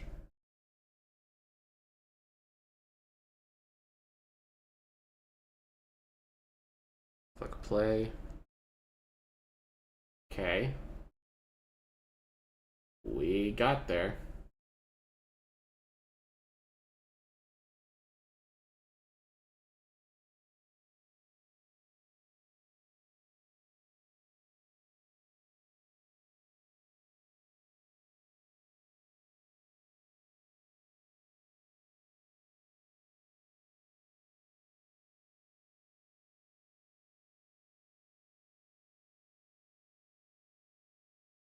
Okay. I don't... Okay, I feel like we did this correctly. Looking at the code again. Entity new entities equals state.entitymanager.instantiate. State.entitymanager.set component data. Yeah. New entity, local transform.from position, spawn position, and then resets the time.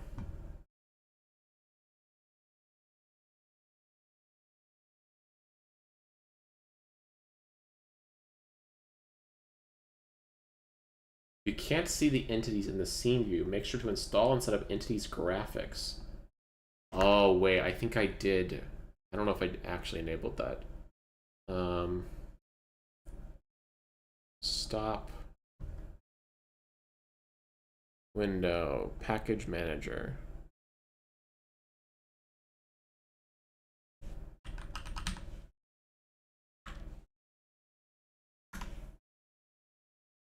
In project, no, we need Unity registry. Entities, graphics, install.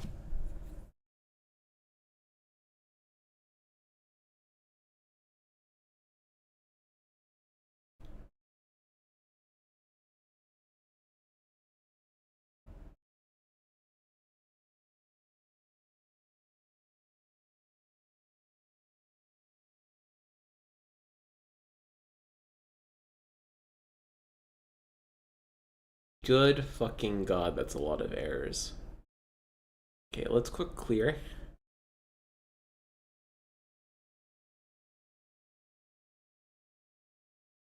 Entities graphics system. System state is not initialized as already been destroyed. Okay. Object reference not set to an instance of an object. Oh god, what is this? Object or no, system state is not initialized or has already been destroyed. Unity entities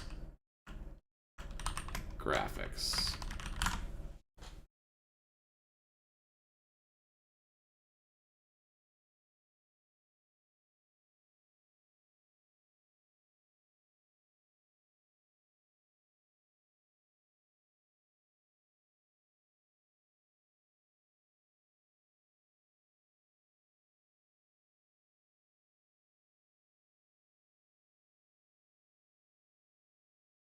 Okay, this is inside Unity's code. So I would assume that if I save this and then close both of these, close both of the software, that when I go and restart it, it won't have the issue. I'll delete the local files from the library. So we'll go into Workspace Explorer, delete the library. It's our temp files. Maybe those are going to cause the issue.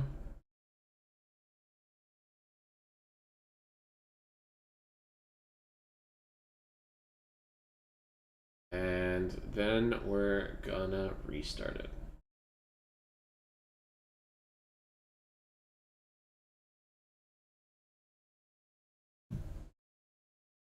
Yeah, this is gonna take a second because to eat through all that.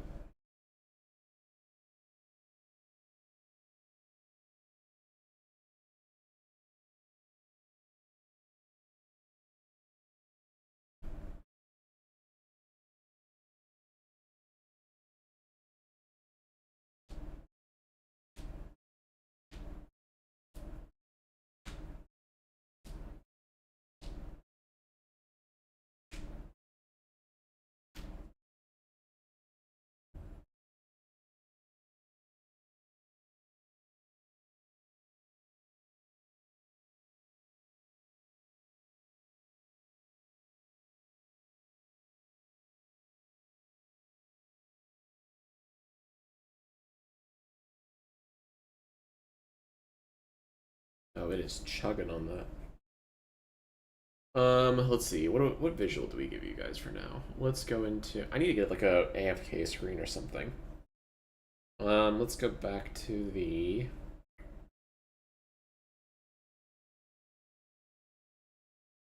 Where did that incognito tab go? Here it is.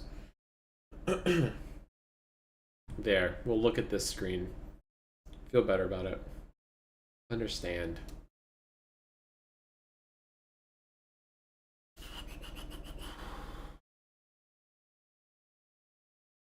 Okay. Once we get the visual up and running, all I'm going to do is, if agent is here, set it to red. If player's here, set it to blue. If wall, set it to black. If space, set it to green, right? It'll be super simple, super straightforward, no problems. Copium. Okay, Unity's booted, so now that should be working. And then we're going to... Okay, we don't have the error anymore, so that's a good sign.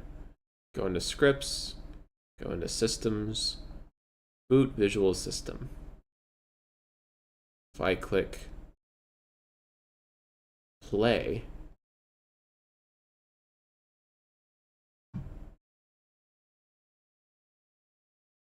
window, entities, archetypes.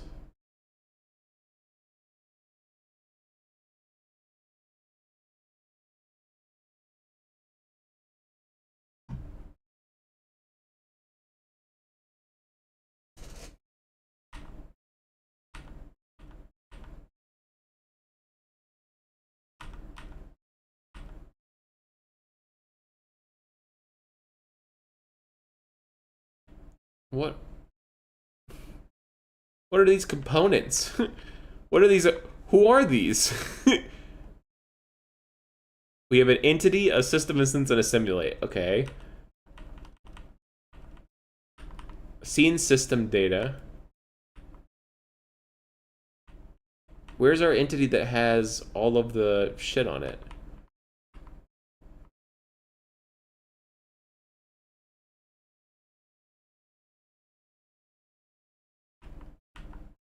Okay, I don't know where that is.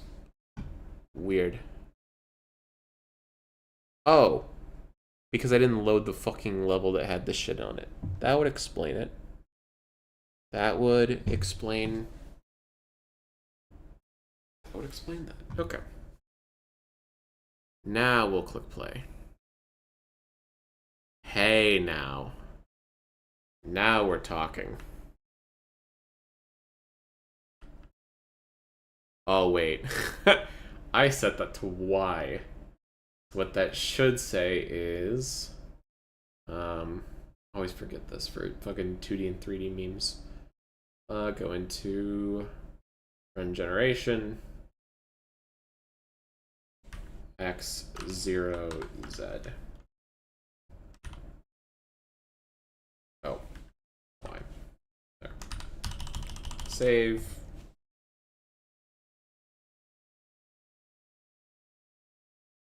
Now if we boot this. Yep, because we're still in ISO, but that's fine. Much better. Okay. We'll move the camera so that it better looks over it. We'll set it to perspective. Set the position to 5.5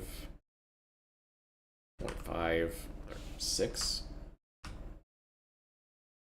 8, 10. Oh, it is 20. Wait, yeah, 10 makes more sense. 0.5, we'll raise it, I don't know, 5 up, 10 up, 8. And then rotate it down 30. Slide it forward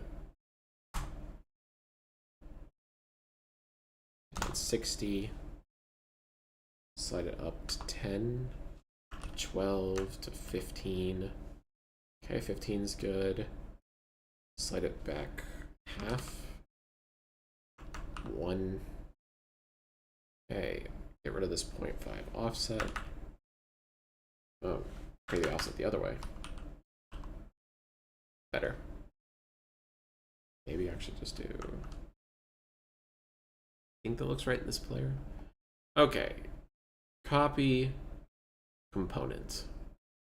Turn off. Go into main camera.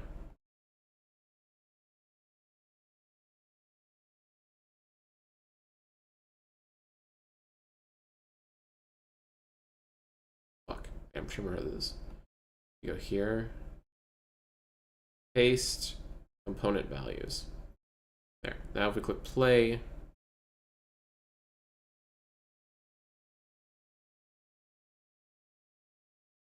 oh, we gotta change that to perspective. Okay, and now if we click play, there we go. Okay, we can see the whole board. So then on visual, every frame, we'll go into tile, entity. Oh, I need to check the component list. To re-enable this so I can open it up.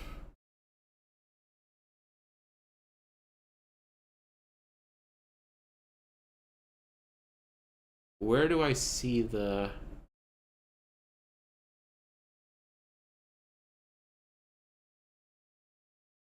There's no errors.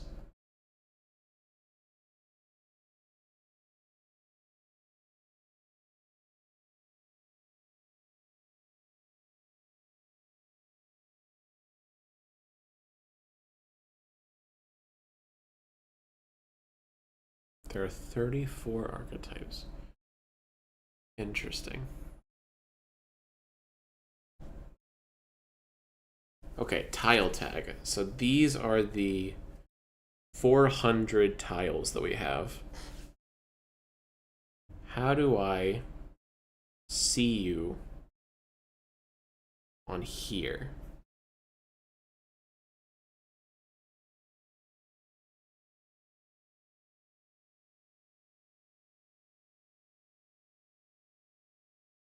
Can I see you on there?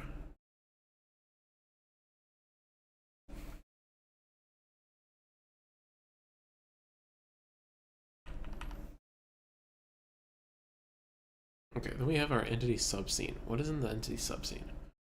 Entity. Entity graphics. Okay, here's our singleton. That makes sense. Here's another singleton. Oh, this is player. Then here's our enemy.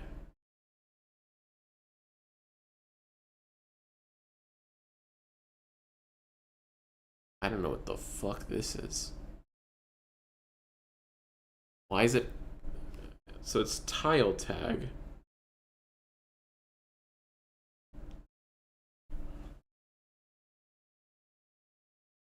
Oh, is this our baked entity, maybe?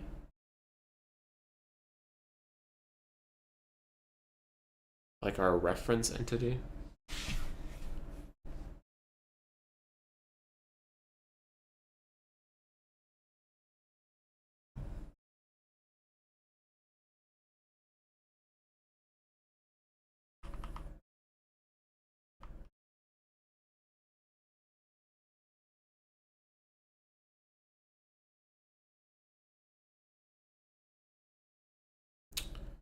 Okay.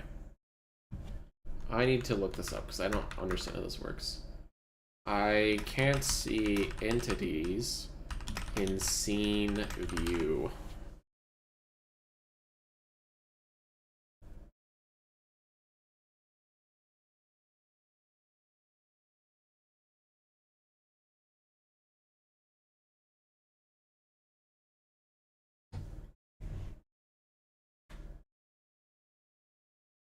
If you aren't seeing entities in scene view, but you can still see them in the game view, open the preferences window. Then on the entities section, make sure scene view mode is set to runtime data, not authoring data. That is what it's set to.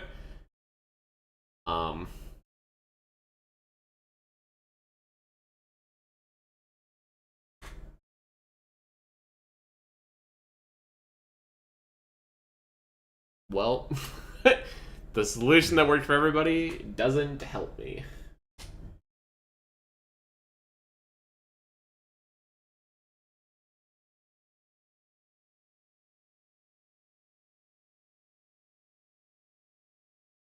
Maybe it's because it's spawned.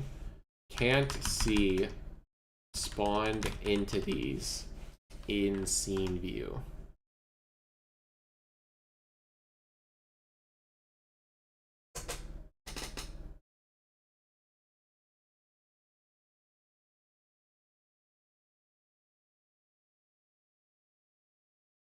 Can't see spawned entities.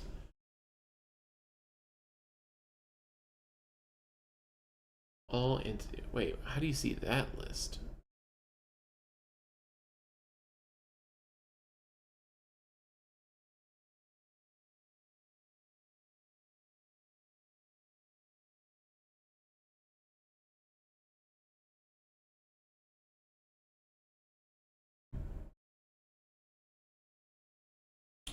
Well, that's for scene view. How do I see it in the hierarchy? Maybe that's the issue. Spawned entities not in hierarchy. Unity.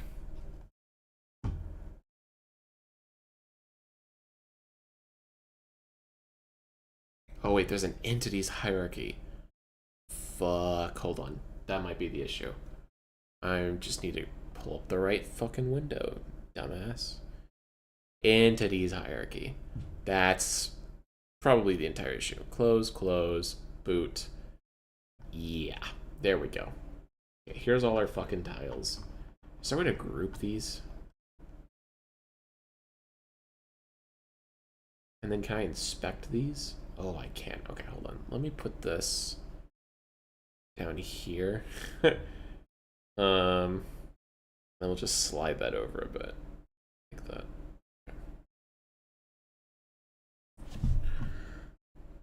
Okay, so now if we grab a tile, we can see your position. Local to world. Oh, yeah, you can see it. The Z's updating. Okay. And then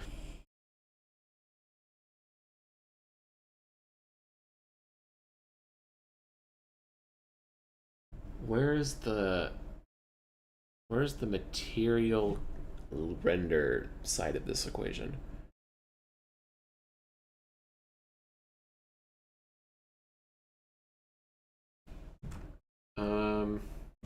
Change color of entity mesh in runtime.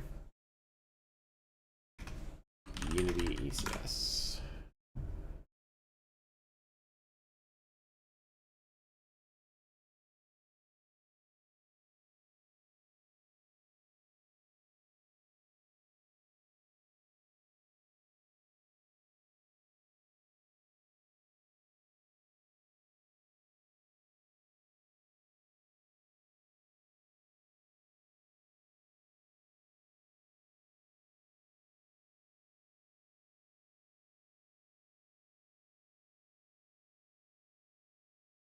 Rendering hybrid. I think I saw that a second ago. I'm not seeing it now. Rendering hybrid allows us to add a material override component, which is what we want, overriding the color of the attached instance. However, material override is a monobehavior class, so we can't access it from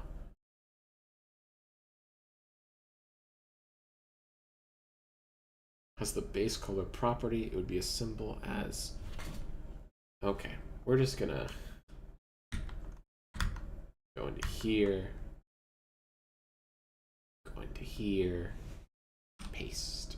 Oh, right click, paste, because it's the delete, show context actions, import missing references, new entity. What's the problem? Oh, maybe it needs to be state. There we go. Play. Okay, nothing changes. That makes sense. Because I think 001 is the gray, maybe? Or maybe I hadn't reconfigured yet. So now if I click play, it's blue and also gave us an error. Oh, maybe I should do let's do the set component data after we or before we add the component and restructure it. That would probably be a good idea. Because technically you're not supposed to add components in runtime. It's kind of a no-no because it moves around how it's stored. But I don't care for performance right now. We are just trying to make sure this visual works.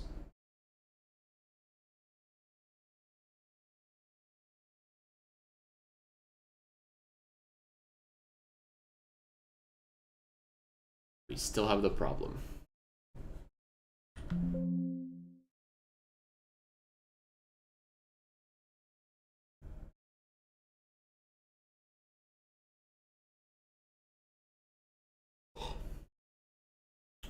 Maybe we just add this in the baker. Okay, go into tile authoring, paste.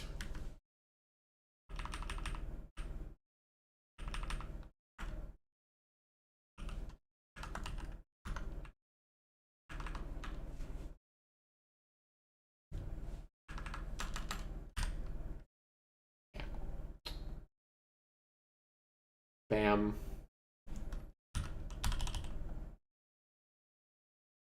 Cannot access to non-static add component data in this context.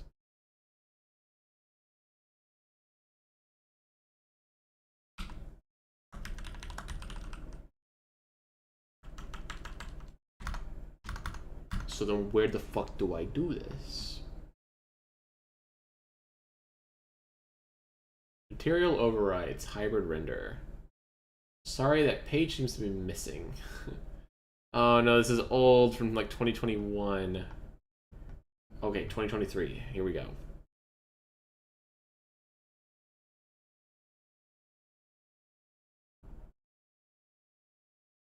How can I change colors using Entity 1.0? I think material property format is removed.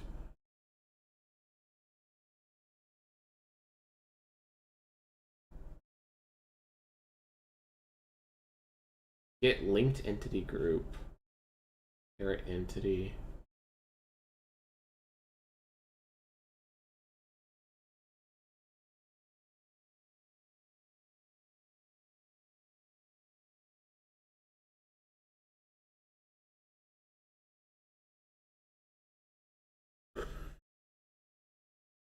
var my color component is equal to new my color component, set component data. Okay, so instead of doing, change this to set component data. That might still require the entity manager.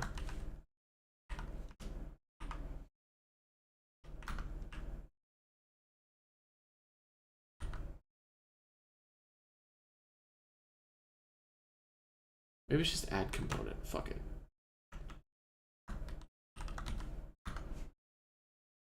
And we're going to change. European material component should still work. Although my. Okay, let's try this. If this doesn't work, we'll try their color component thing that they had. So now, theoretically, this should work and not cause issues.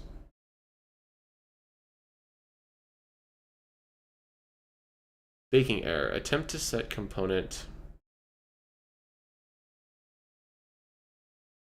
with authoring component. Authoring, but the component hasn't been added by the baker yet.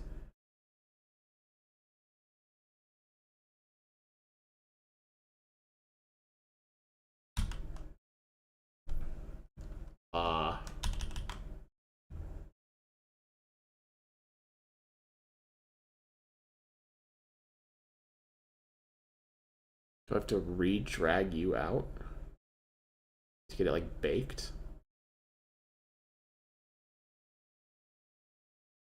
And then save, and then pull this out, and then replace that.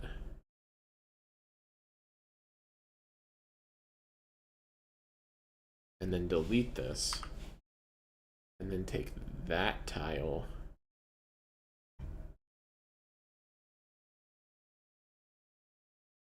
authoring, and then drag this one. Nope, this one.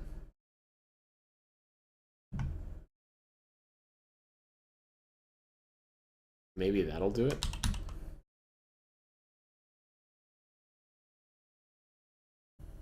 Attempt to set component base color with authoring component, but the component hasn't been added by the baker yet. Okay, let's look up this error.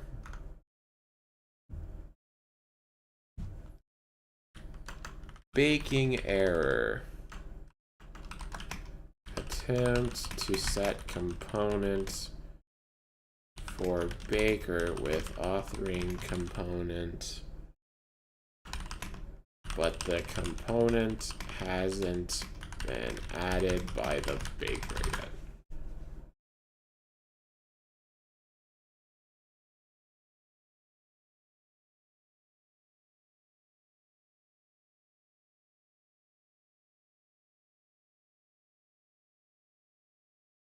Oh.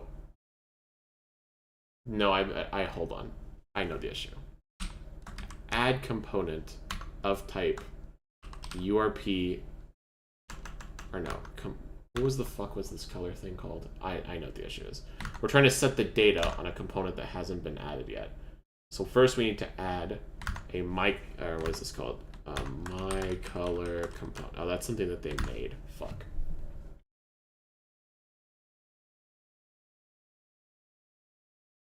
How do I change color when using Unity Entities 1.0? I think material property format is removed. Engine will detect value type automatically.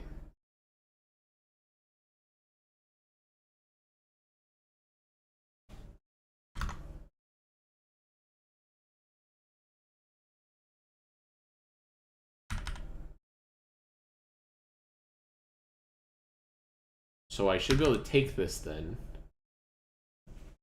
and paste it here.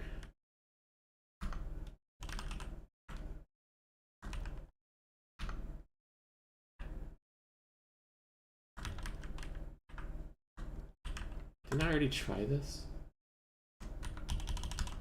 And that should override the component.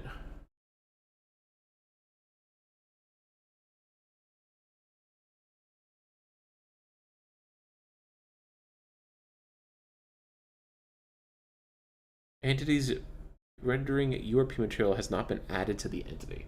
Okay, so I still need to go into here, We still need to add a component of type URP material base color. Okay, now we'll do this. Let me drop OBS into the background so I can actually see chat again in case I miss one. Okay, we're good. And then hit play. Okay. This looks right because it's going to set it to blue. Okay. So first what we're going to do is we're going to set it to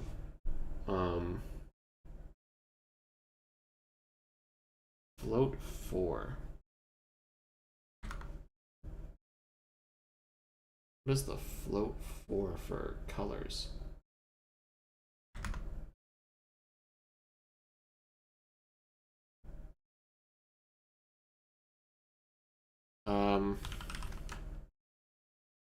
URP base color unity.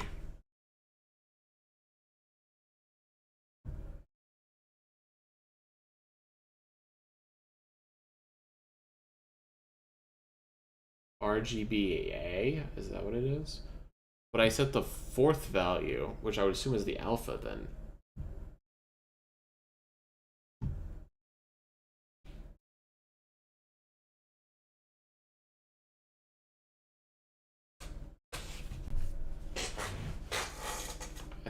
It's like the color using that property to fill in the mesh shape with the color.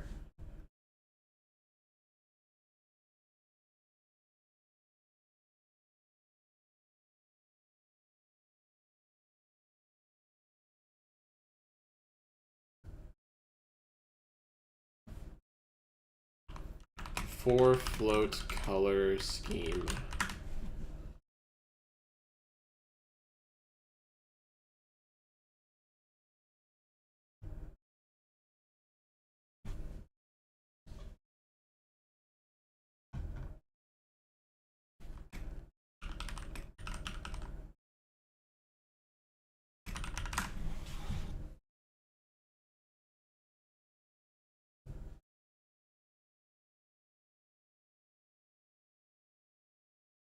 These are all 3 value. Yeah, I don't understand what the 4th value is.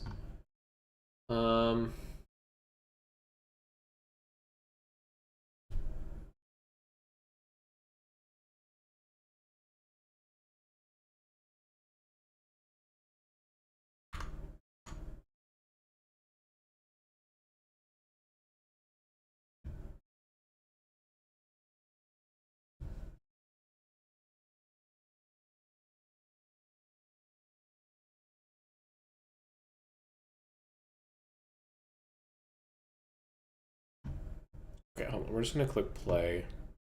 Then I'm going to go to the entities hierarchy, click one of these, change this back to runtime. And then see if we could change it somewhere. Here we are.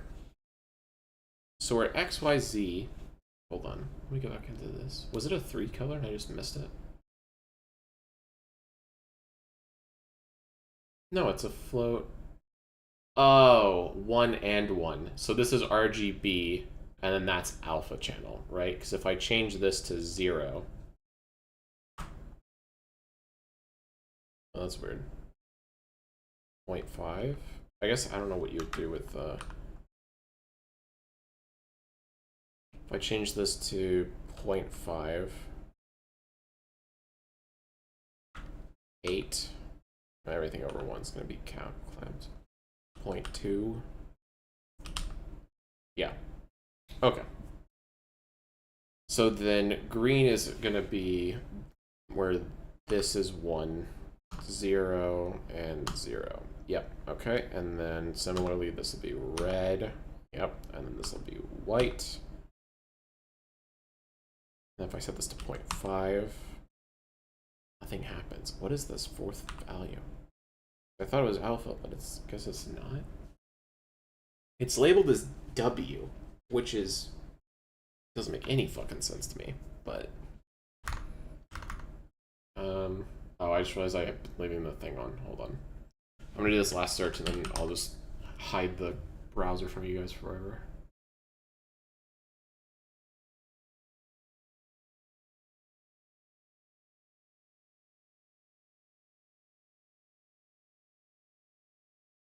Color curves. Okay, this seems way beyond what I want to do.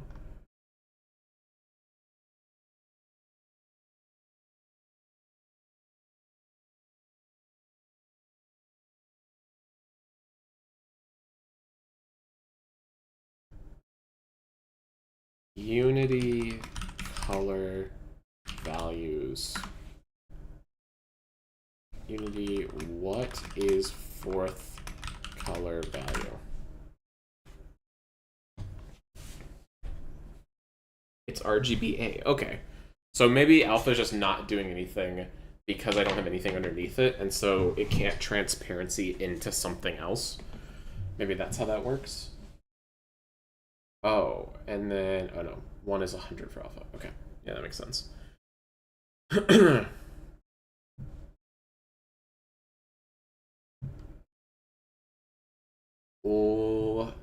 Okay, that works.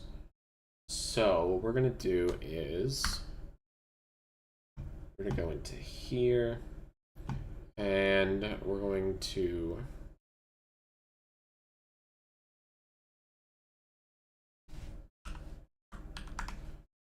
pull that out, paste that in, copy this, paste that behind.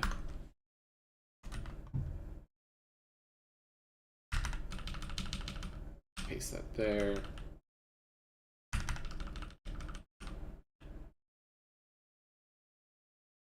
Okay. And then we're going to set this one to 0, 0, 0. So if you are a edge tile, then you're going to be black for the point of this discussion. And then if you are a floor tile, we'll set you to 1. Or green. And then so that by default should get us basically exactly what we want, and then we'll just have to create the collection that keeps track of the entities in the map and then go from there. Oh.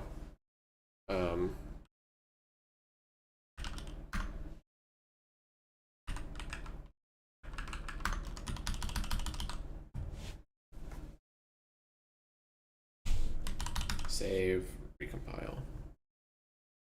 That should work. And then in visual system, what we'll say is, let me do a quick play just to make sure.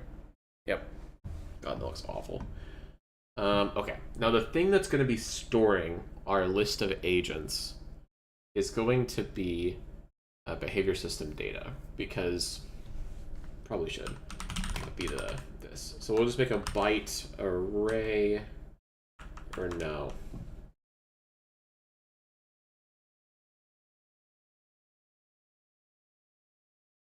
How do you store a list of entities?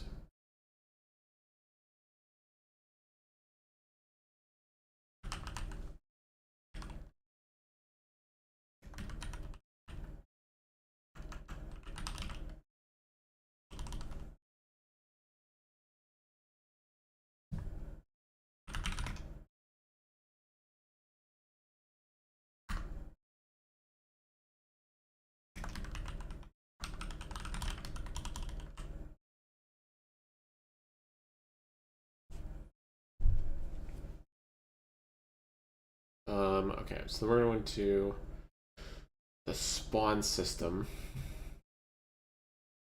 What is the error here?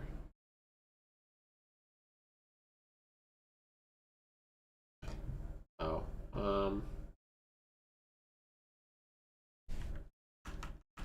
unsafe list of bytes. Unsafe list of usual. There. Okay. So now we're into the spawn system. I don't need tile authoring anymore. I don't need turn system. I don't need action system. Okay. So what we're gonna say is on start running. var bsd is equal to system API dot get singleton read write behavior system data. We'll add that to our require for update.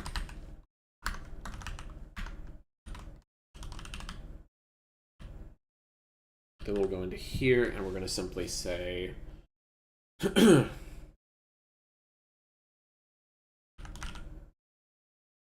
bsd.valueWrite.agents is equal to new with length of 255 or 256 and allocator.persistent. Let's paste that up here actually.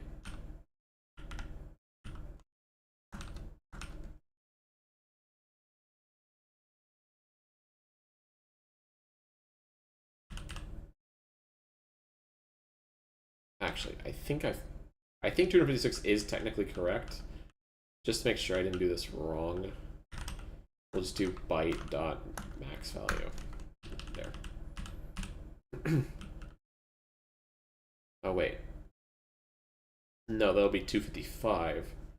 So we'll just do +1 for the zeroing.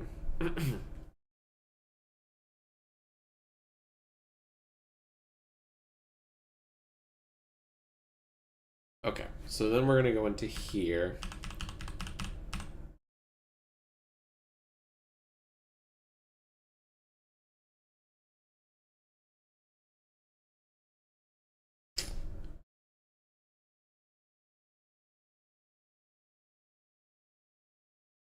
And we're going to do bsd.valueWrite.agents brackets p.valueRO.data.id is equal to, oh, this doesn't need to be,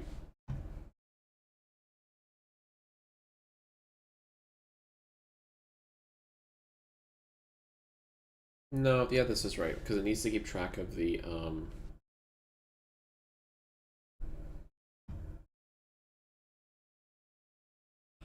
spawn system data. Let me check out spawn system data. Yeah, all that's doing is tracking the current ID, and that's just iterating through this. So you do need something that's going to say, hey, you know, okay, so then do's is equal to p.valueRO.data.id, or no. Yeah, fuck it. No, why would you? That doesn't make sense. You don't count the. First, we're going to paste that. Replace agents with agent positions. There. And then these shouldn't be a byte for the agents. I think it should actually be. Is that where we store our agents?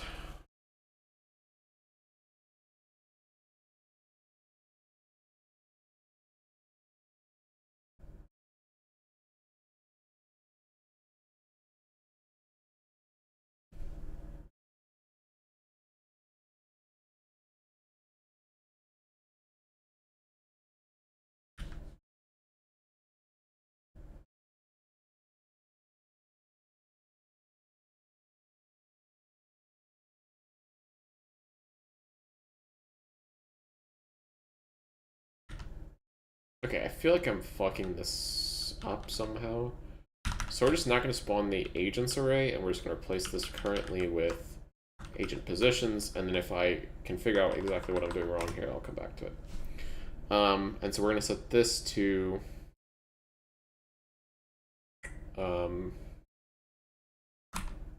0, comma, what we're going to do is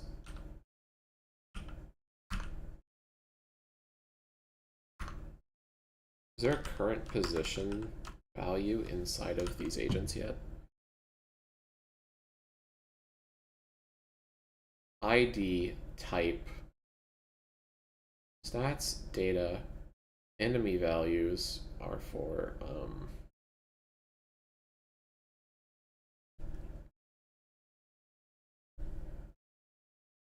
tier and speed diff.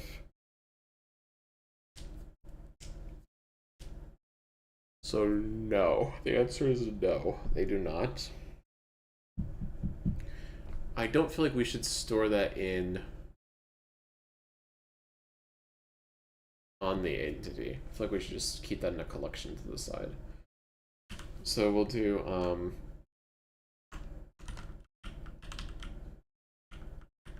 is equal to p dot value ro, or no, this is gonna be equal to 0. No, I see.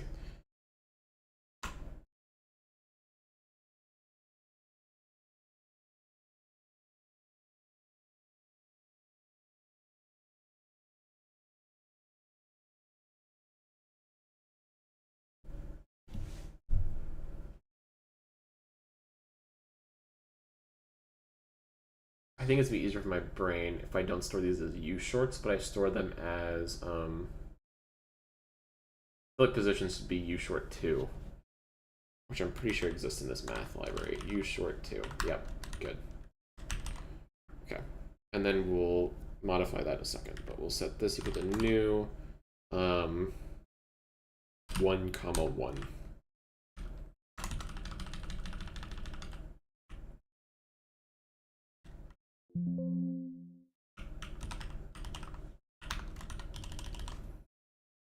And then if we go into map data,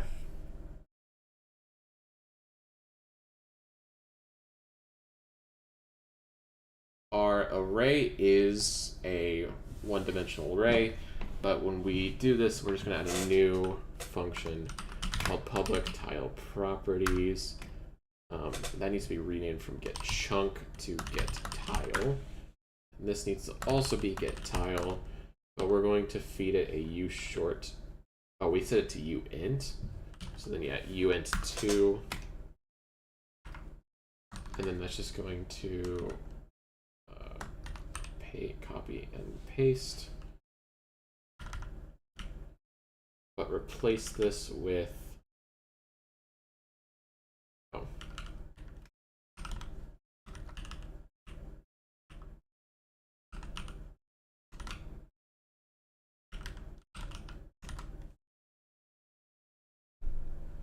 and then we need to go back into here. Change this to u int 2.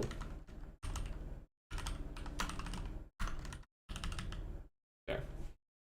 And then for enemies, we're going to do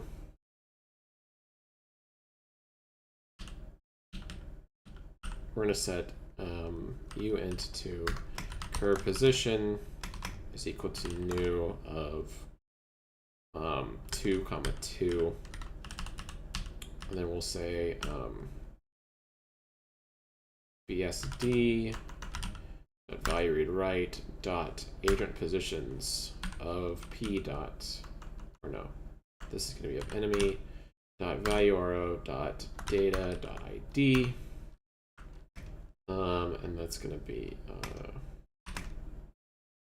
equal to curve position, look at curve position plus equals, or no, curve position is equal to,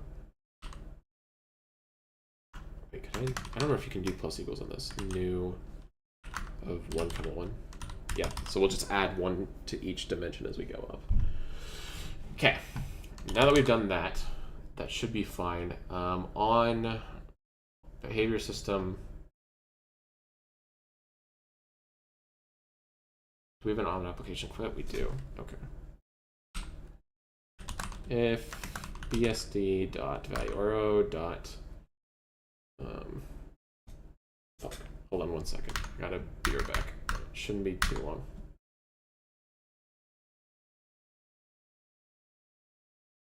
AFK. Mute.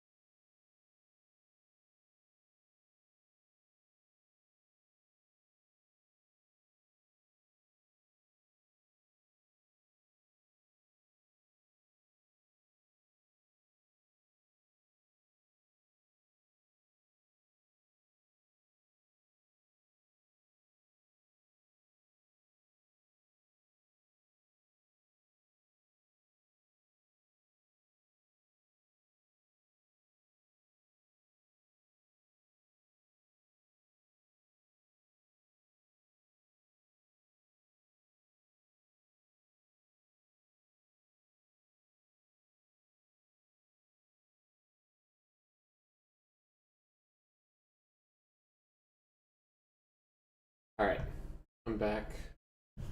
Let me pull up the chat again. There we go. Oh fuck, I still have the fucking Chrome tab open. God damn it. Okay. Back to the code. That's all that matters. So, where did we leave off? We were...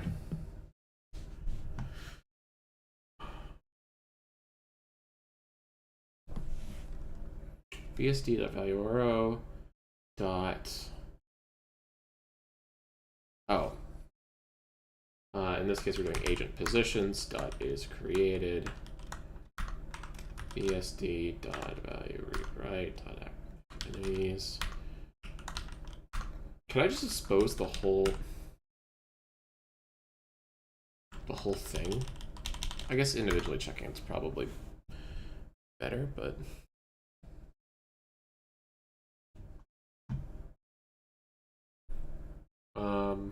okay, so now we're going to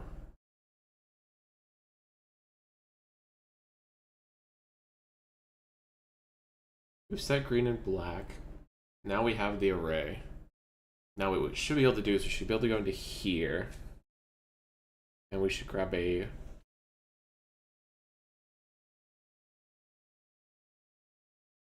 ref tile ref. The component was called color base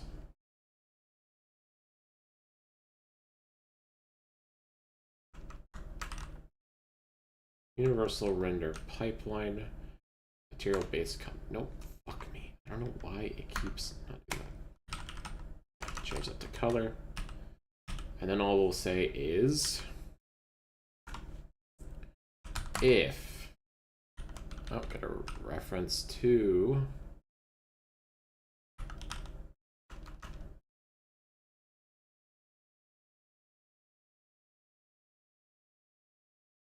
we're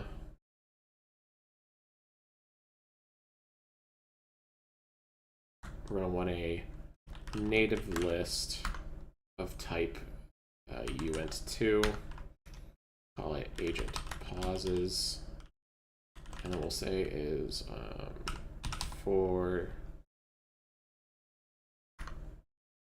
int I is equal to 0, I is less than agent pause dot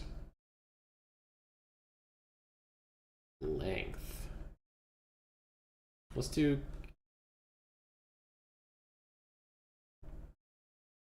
can you iterate without iterating over the capacity and just do the length? That would be nice. For each and length, if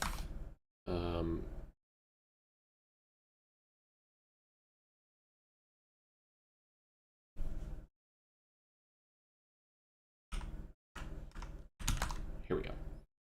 If a type hold on, I also have to reference the set this to public.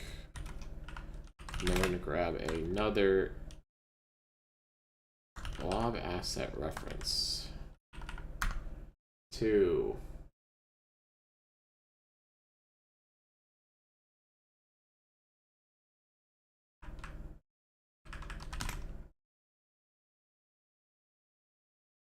spawn system data, or no, to map data. Fuck. It is not a blob reference of map data. It's of tile properties.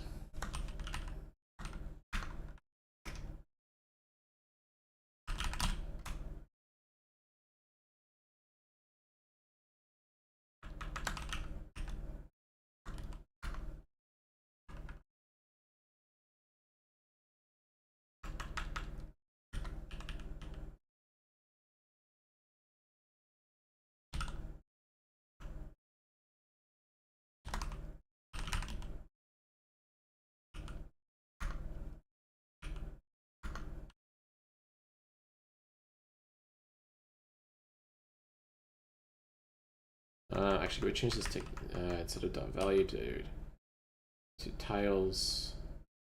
Fuck, we have to do map data. Replace this with map data map. When we say if map data dot get value URL, map data dot get tile of type, we want to return tile dot, maybe to reference the transform.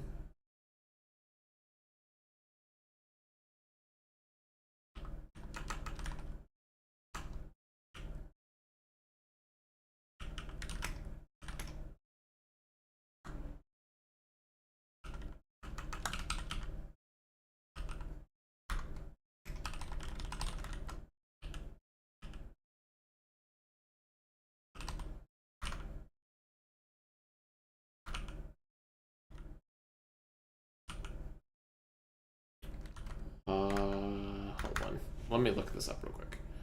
How to read transform of entity unity.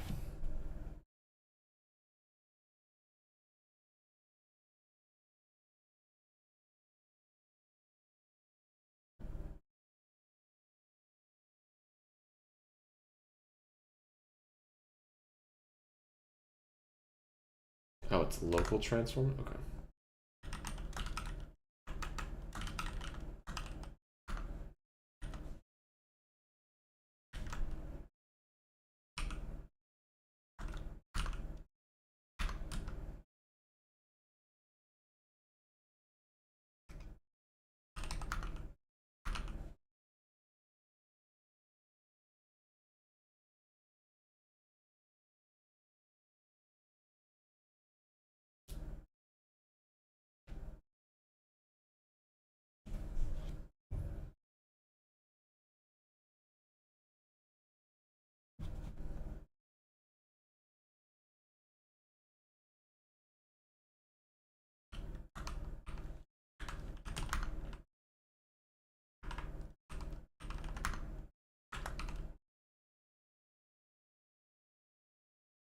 Okay, so if that position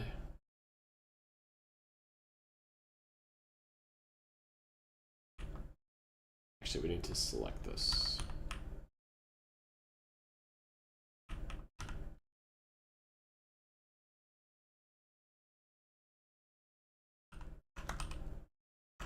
We'll call this tile properties. TP is equal to paste. And we'll say if TP dot TP, we OR it with is wall.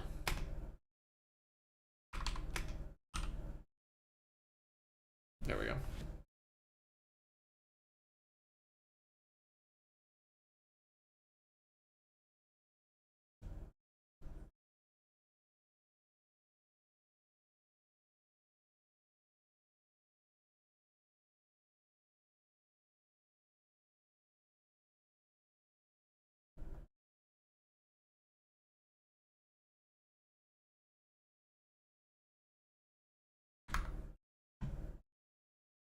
C# or a bit or bitwise or conditional.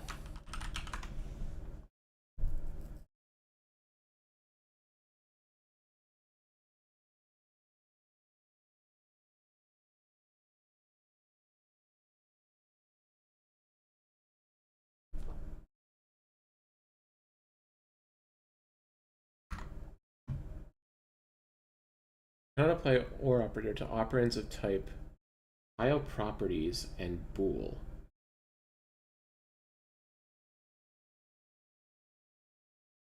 But tile properties isn't a bool.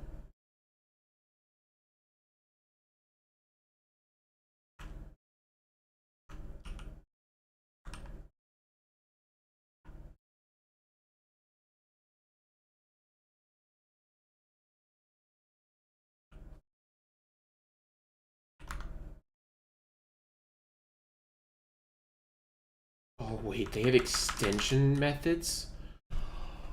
Oh my god. You beautiful fucking bastard. Wait, is that built into C# or is that a autocomplete? Hold on. TP dot is wall. Oh, I could fucking kiss whoever did that. That's gonna be such a time saver, and it's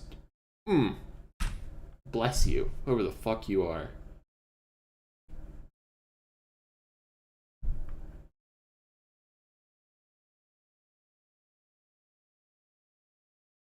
Wait, fuck. Is this wrong? Hold on. Oh no, if we're anding it, then we're they both have to have the value, right? So does this work with multiple values? I don't know if it does. Um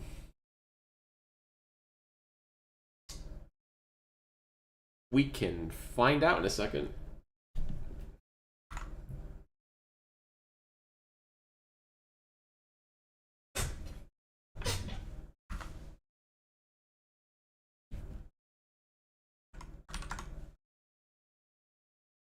Then if it is, then we'll set color is equal to new of type. So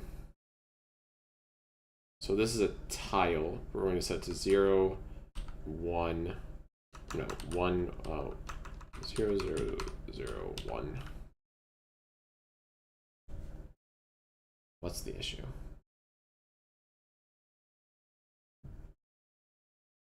How did I write this up here?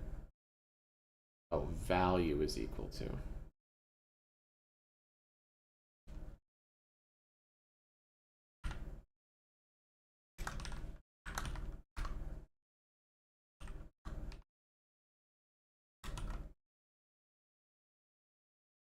Okay.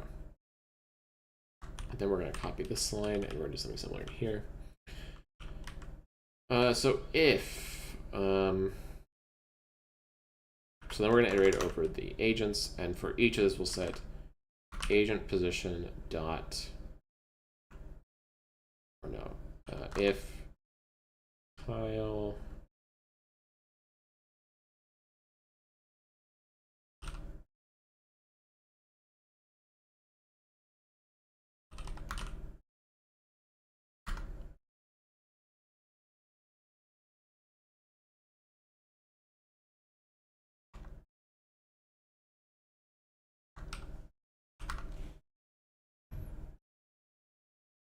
okay, so we're actually going to do this again. We're going to do u int2 pause is equal to, we're going to take this in.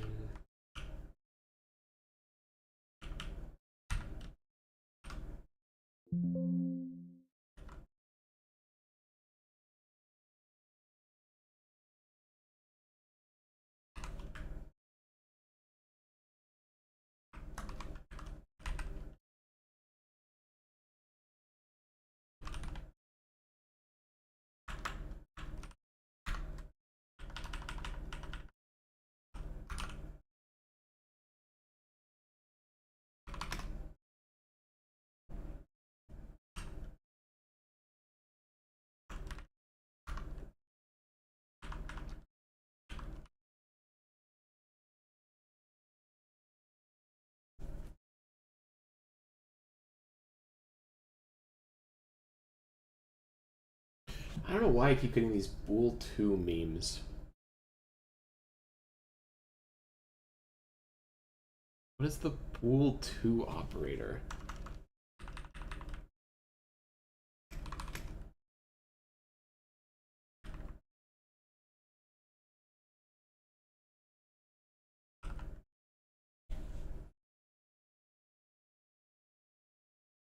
If I set it to is,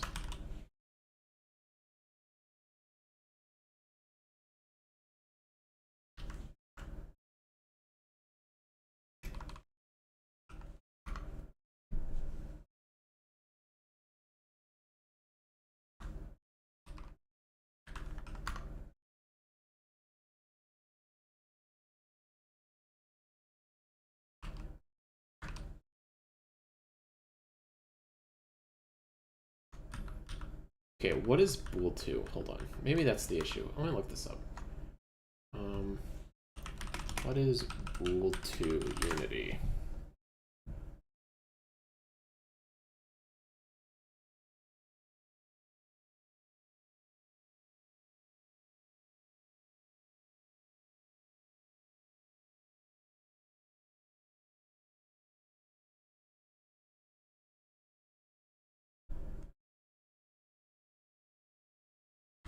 Oh, you just do dot equals. Okay.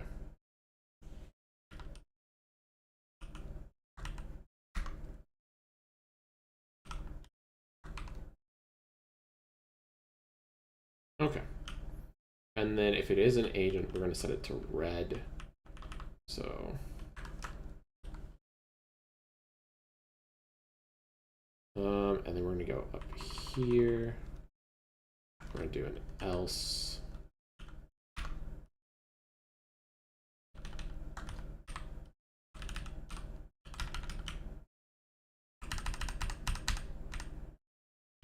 We're going to set it to green, so there should be that.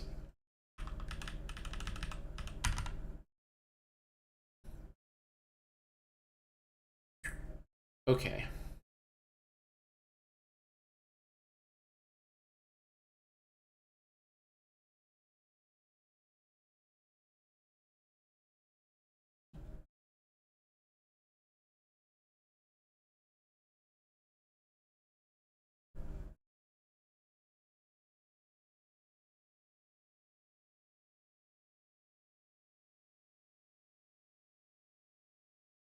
So this needs to run every time something's updated. So it might as well run here.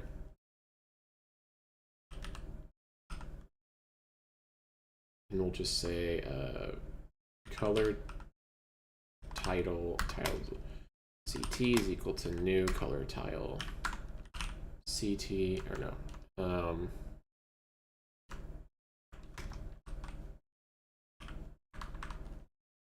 Agent position is equal to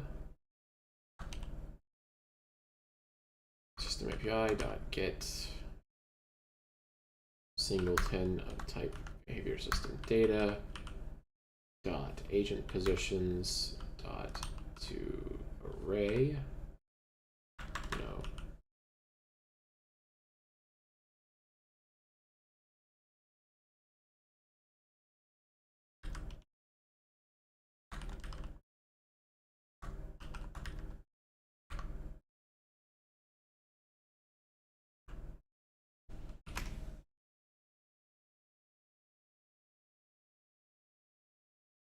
Cannot convert. Okay. Converting unsafe list to native list, or native array, it should be.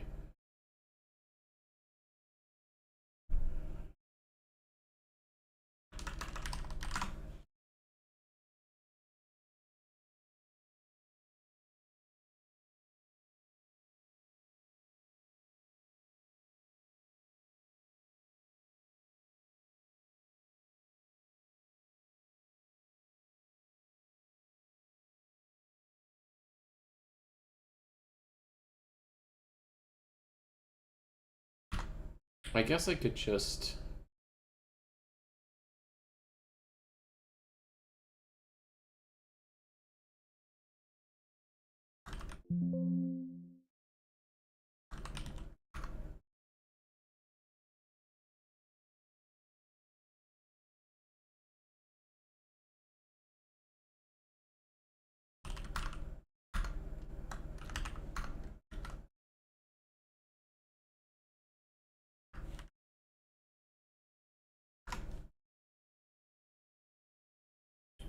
and then the next one after agent position is map is equal to system API dot get singleton map data.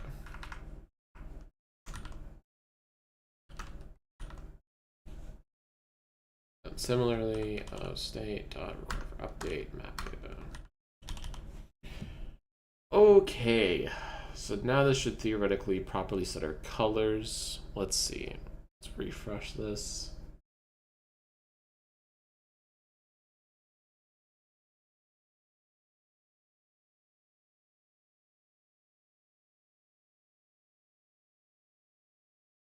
I don't think I actually ran this job.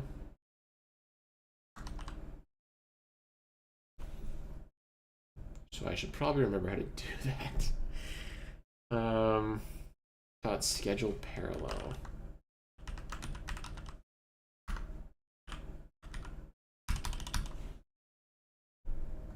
There we go.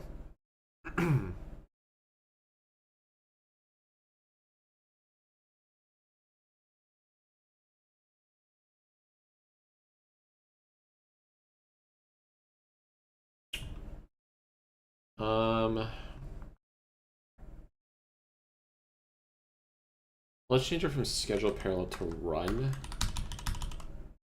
That way I don't get weird bullshit, and then I'm gonna hook in, and we're gonna we're gonna watch this play out a little bit, because something's going on. I didn't do something right. Let's see what it is. Attach. Okay, and then we'll click play. Hit zoom program.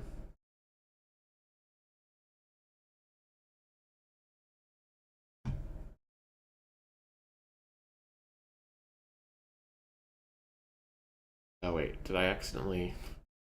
Hold on. I got the wrong thing.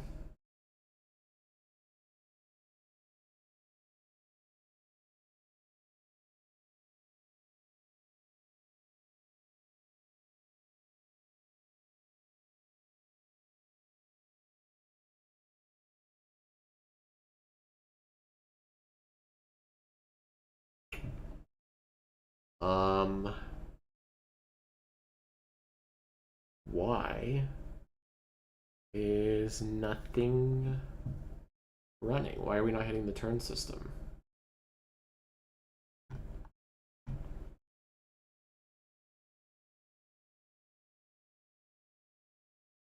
Okay, we're not hitting the turn system. What the fuck is happening?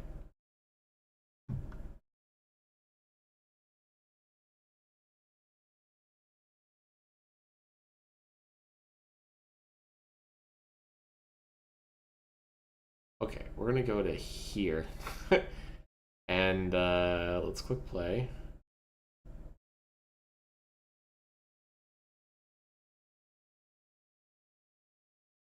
We don't hit this. Okay, do we hit this or here? How are we not hitting any of these points?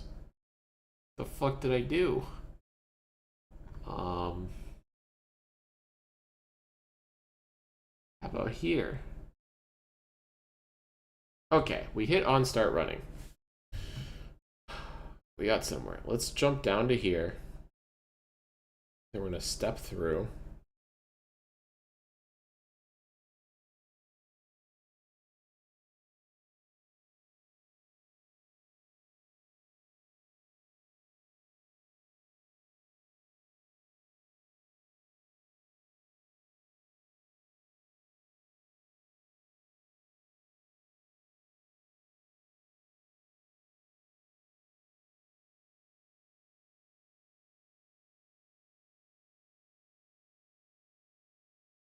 Okay, there we go.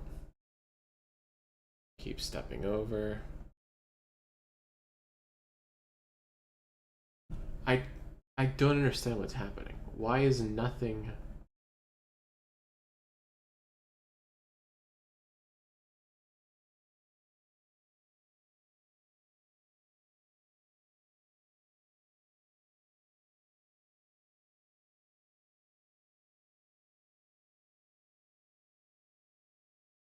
What the fuck is happening? Why is nothing running on the update?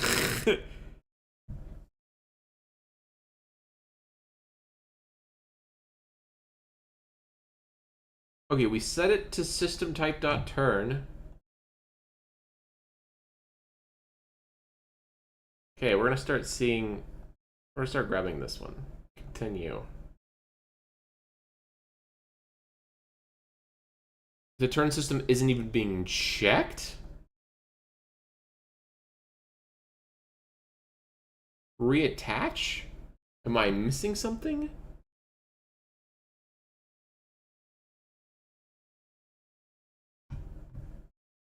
Window.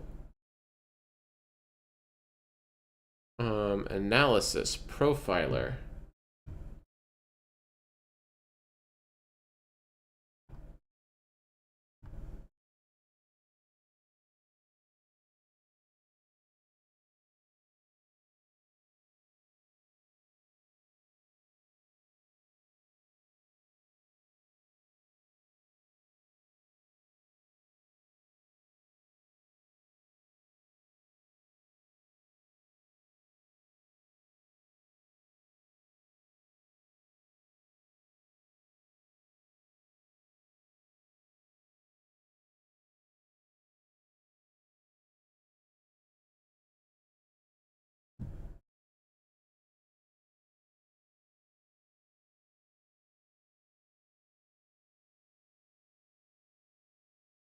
Turn manager system group.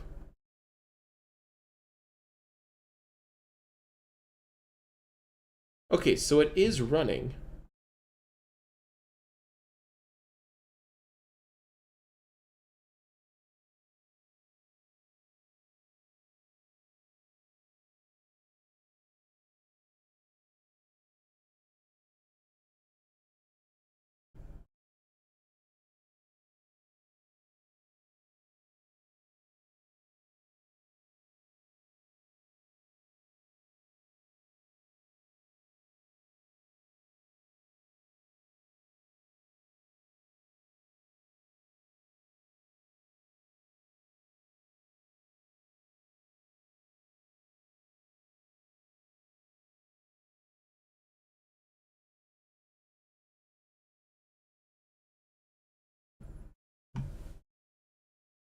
Oh, the system, the turn system not inside the thing. That's funny. Okay, why is... I'm trying to remember how to go back to this. Swap from hierarchy to timeline. This should be... I should be hitting these breakpoints. I'm gonna start flagging them like on start running and shit. Just... Continue. I'm not even in the turn systems on start running? Is there a... What the fuck is... Okay, there's gotta be some writer bug that's happening here. Well, no, because it's not being,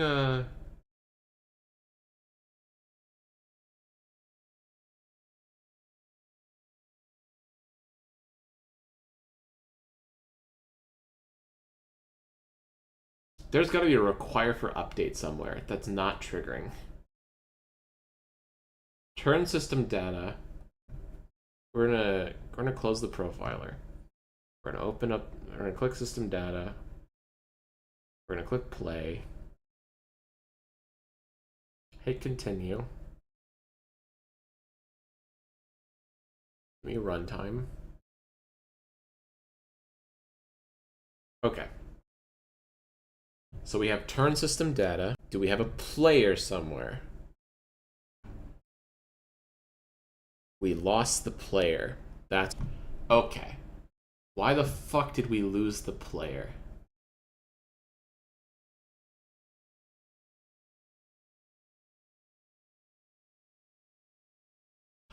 Because this requires behavior system data. Okay. Now we should be able to reload this. And click play. We should be good to go. Okay. Continue. Unattach. Oh, we have to attach it after the fact.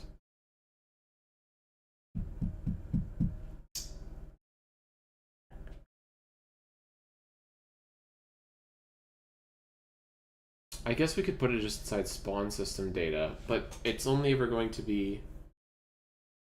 Here's what we'll do.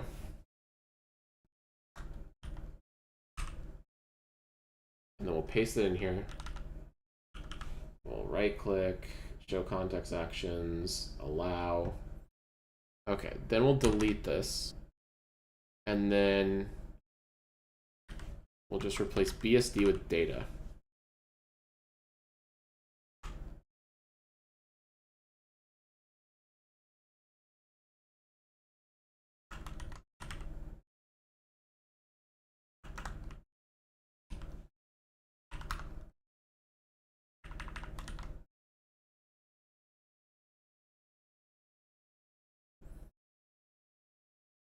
Okay, and then we'll go through each of these. Value read write.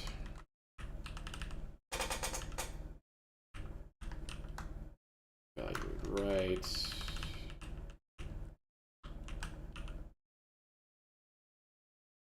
Oh wait, no, this should be value RO.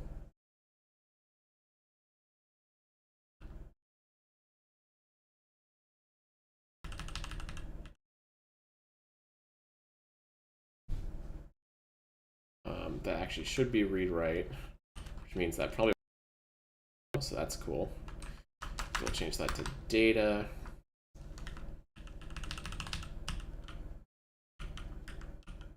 Value read write. Alt tab. Okay. No, this should be working.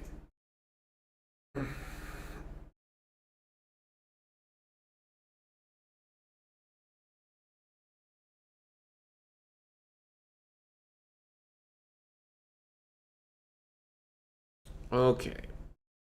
What are the issues? Spawn system data contains a potentially nested. Oh, that's right.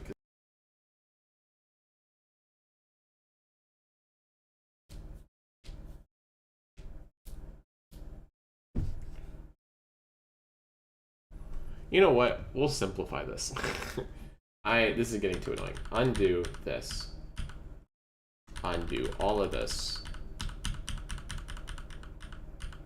Until we get back to the point with the BSD. Well, I will change this to read write because that's going to cause some issues.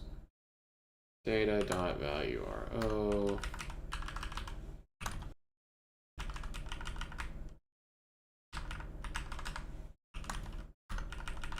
And then all we're going to do is we're just going to spawn it on this thing.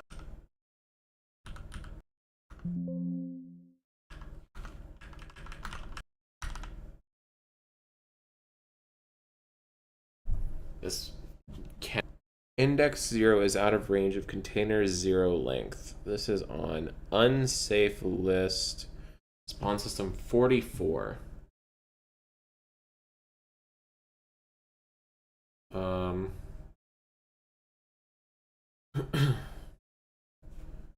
This new unsafe list. So we're going to instantiate it with a full length.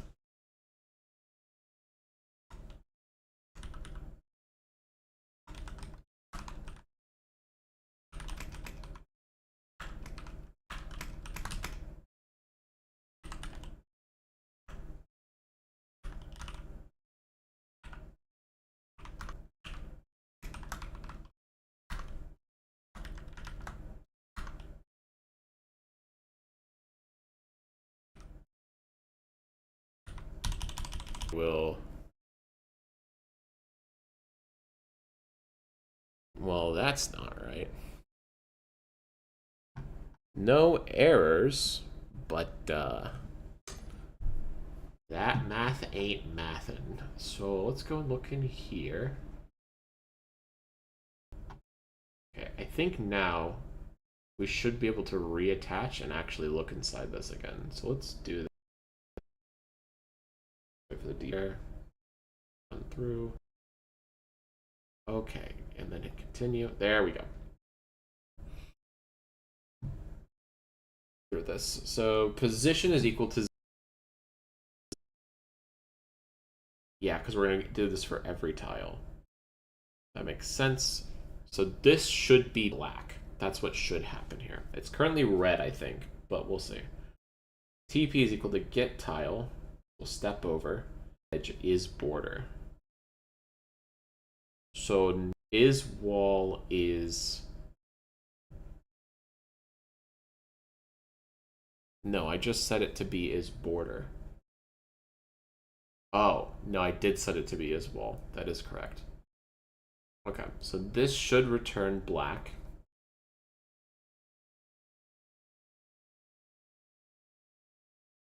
Hold on. Oh, I did not mean to resume. Okay, now we're at 0. How is the position still 0, 0? What did I... Oh, wait, I resumed to next breakpoint. Did it bring me to the next frame?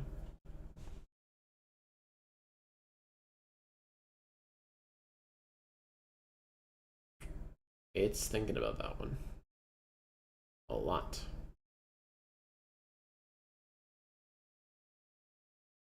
We're going to hop down here, positions real quick. Uh-oh. Oh wait, no, that's correct. Okay, yeah, 1, 1, 2, 2, 3, 3, 4, 4.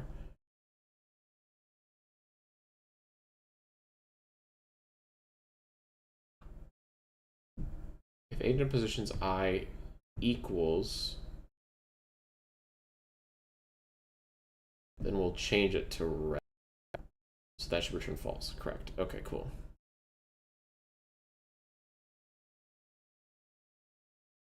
Yeah, that's the issue. Now that I've left these all as default 0, 0s. Okay, so if I just disconnect this and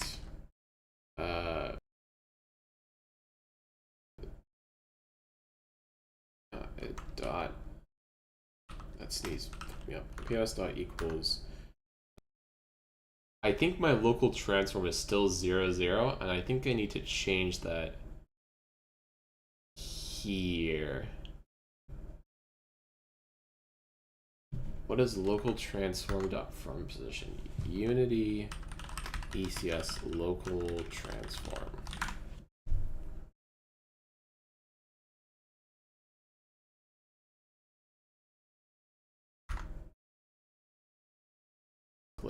Which means that in the visual system,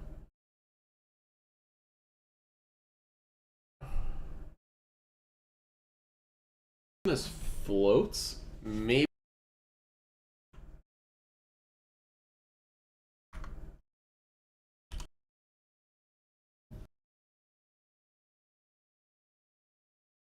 What I want to see is the currency. So currency,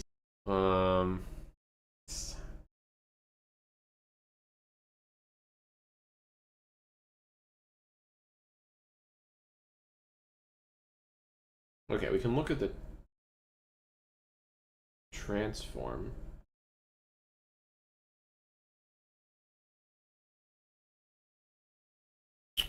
Oh.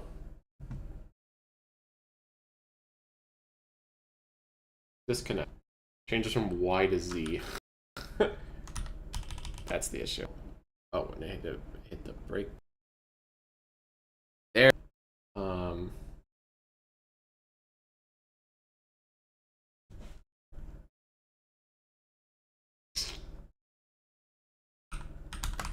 If color is equal to new, and that way, exactly correct. Which also means that this, the and does do. Let me check the and. I didn't think it through. I was like, well, wouldn't this be an issue if there was a 1 that was on another thing, then it could trigger that. But since there's a 0 on everything else, the other values except for the current one, and we don't care what it works, it's beautiful. I love whoever wrote this like property extension thing for the bitwise. You are a blessed saint. Okay, so our visualizer works, and now here's what we're gonna do. Just to kind of see if it works like frame by frame, which I don't see why it wouldn't, but just in case, we're gonna go into action system and we'll just say on player turn,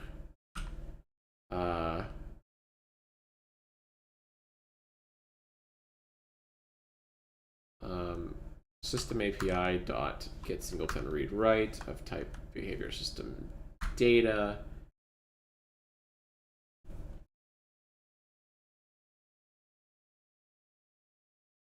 Hold on. We never Oh no, we did change it back to assigning to it. I was gonna say, wait, didn't we set this to spawn system data? But no. Behavior system data dot value read write dot agent positions bracket 0 is plus equal to 0, 1. So this should just shift the player up a space. And so technically, every time the player does a turn, we should shift it up 1. So let's test it. We click play. Okay. We'll wait for the player turn.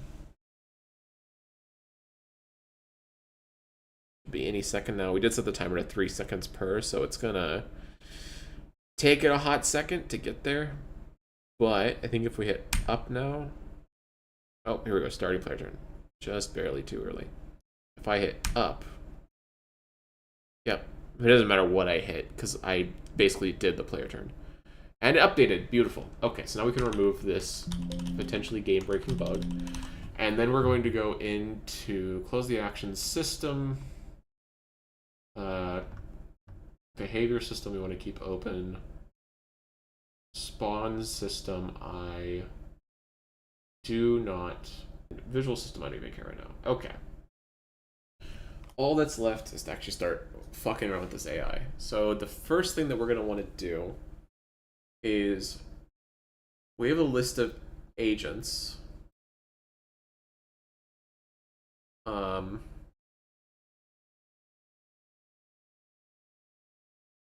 We need to skit time.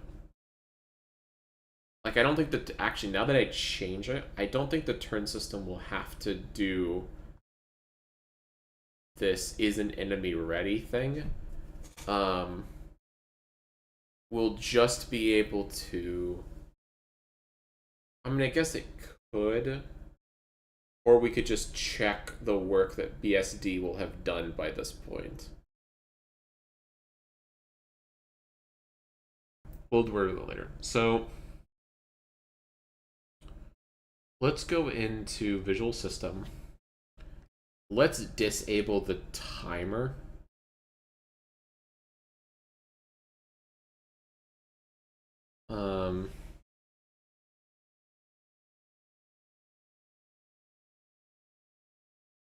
So we'll just get rid of that bad boy. And so that should make it run instantly. Let me refresh just to make sure.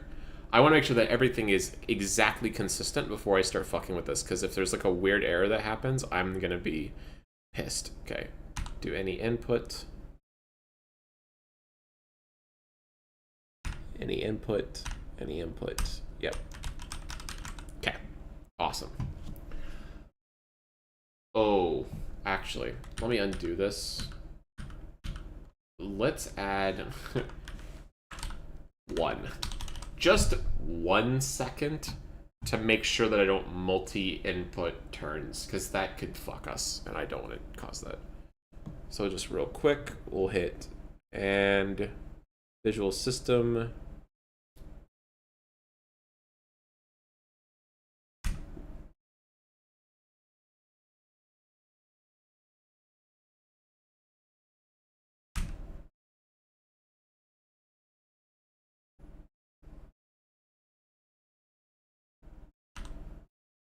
Okay, seems to work.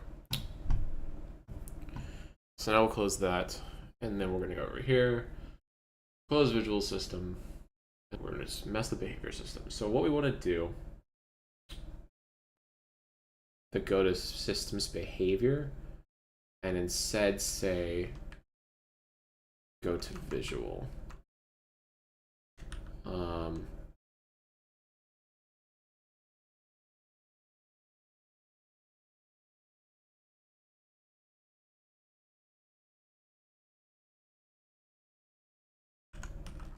Make sure I do this right. We hop over to our notepad. Enemy turn is the second we finish our enemy turn is when we start queuing up everything. So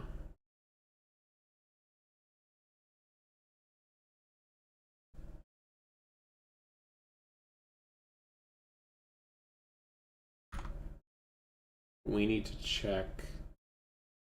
Either way, the player react step will occur. So we want to set this to go to on enemy react. We're gonna enemy react will always be followed by. No, fuck, that's not true. Hold on. Oh god, I didn't think this through.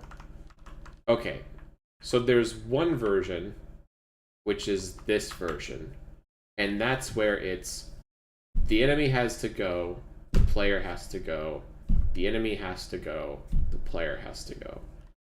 Then there's another, which is that the player can't go yet.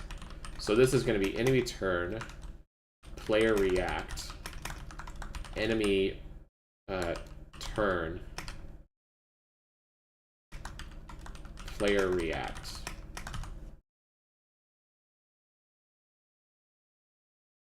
So that's something to keep in mind.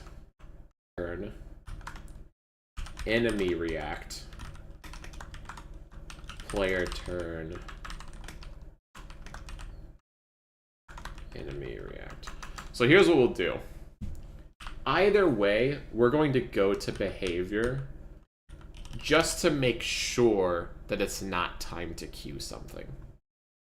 So what we'll do, when we get to an update, we're going to need to check state.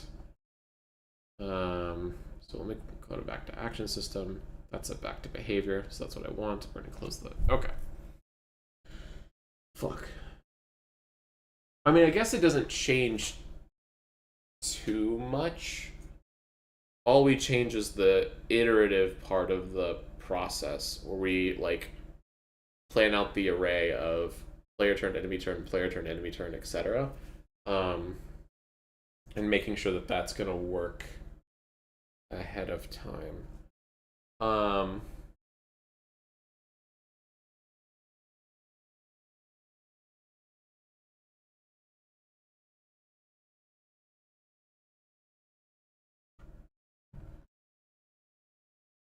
We're gonna do the basic bit shit. What's the first step to do? Board state. Okay, so what we're gonna do is we're gonna grab... So what I would hope is...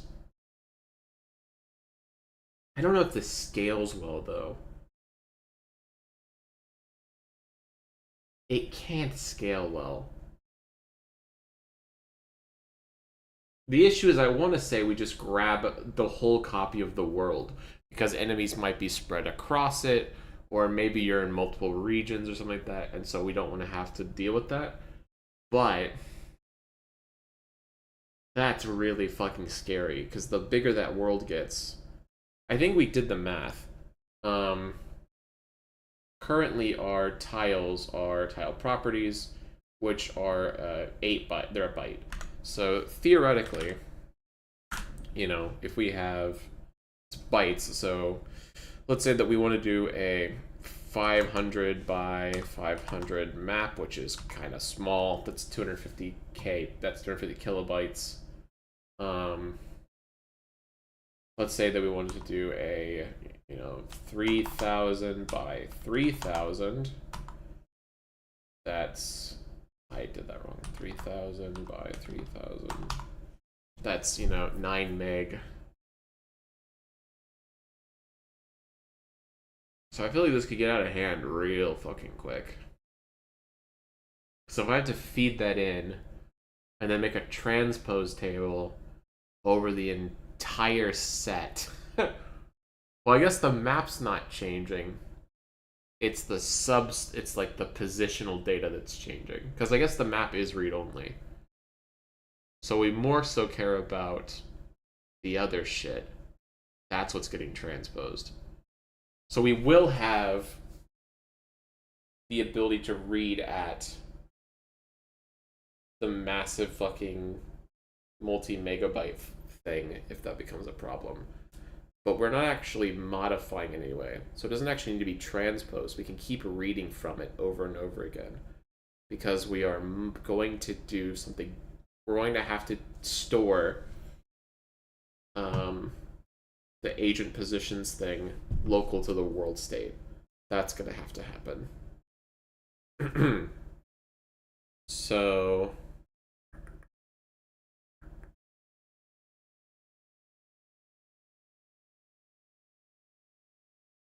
okay. First thing we're going to do is we want to make sure that the turns are properly scheduled. So what does this mean? This means that we're going to go into turn system. Actually, there's a better way to do this. Just delete active enemy IDs. So that means that anytime active enemy IDs would be referenced, which is what's enabling our turns, that's when we're going to do this. So currently, the only thing doing that is the turn system. The turn system's disposing of it, and the behavior system data is also disposing of it. Wow, look at us go.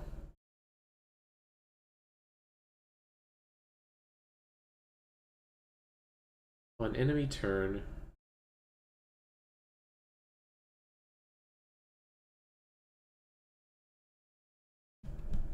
first off, let me delete these.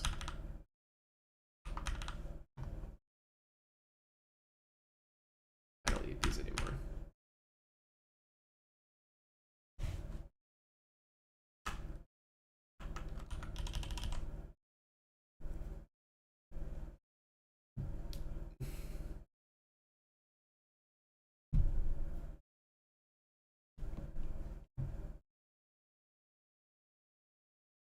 Oh, here we go. Start cycle.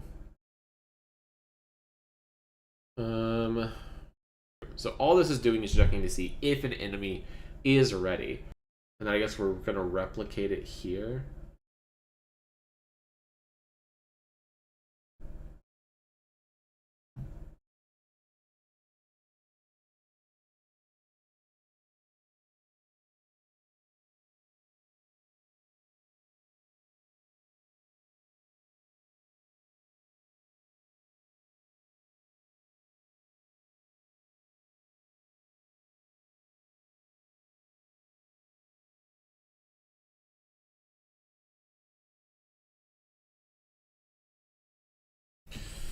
Okay, let's ignore what the turn system's currently doing, and I'm going to just focus on what the behavior system is up to. So if I have to rewrite the thing twice, then I will. But it doesn't look like active enemy is actually being used in any meaningful way, which means I'm very tempted to just delete it, but validate do. Oh, this is going to validate the player actions. Okay, so we're going to delete the hit behavior system.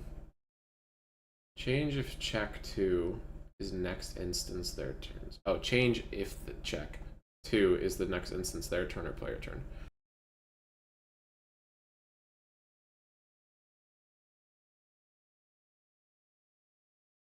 Actually, we just need to check to see if we're currently planning.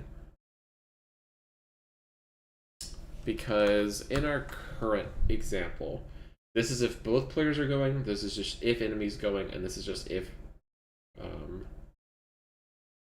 player is going. Example, if we hit enemy turn,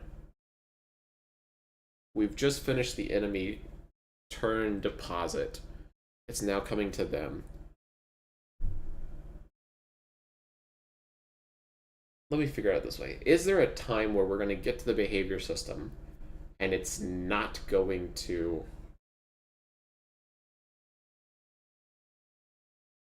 run? And the answer is yes, only here, which would only be true if the enemy's reaction is going to now lead to a turn. So what we can do... Oh. Would be better.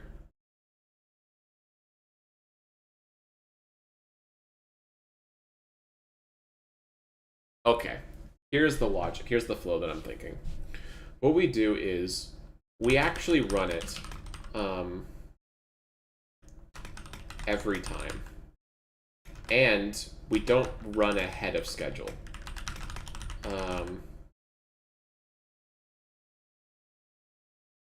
Actually, hold on. Double check to make sure that's right in my head. It's the player turn. Enemy react.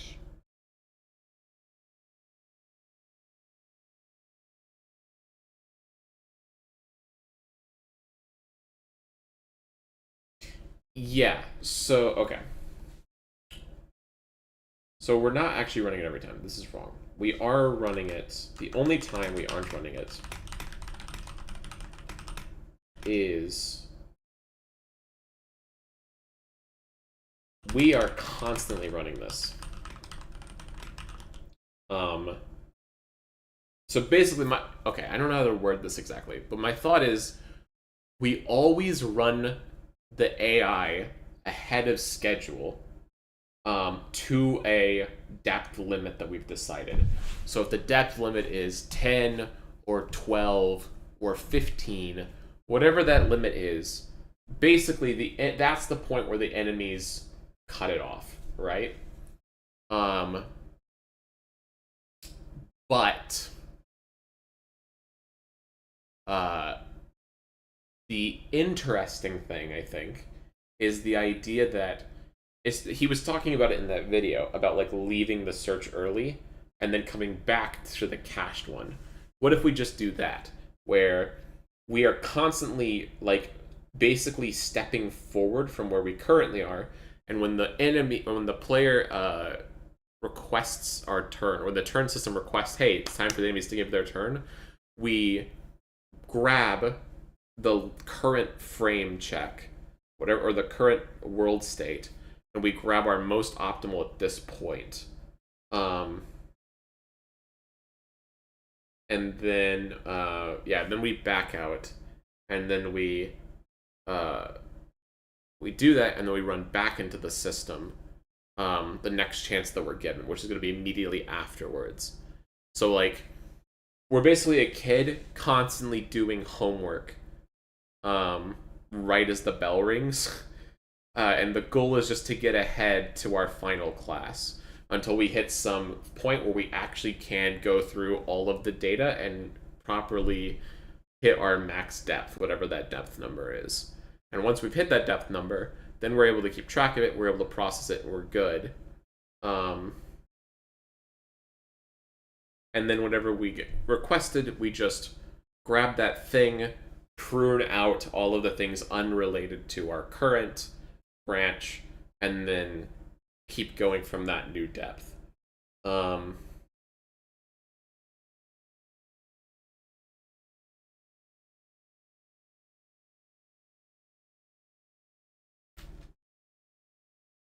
So,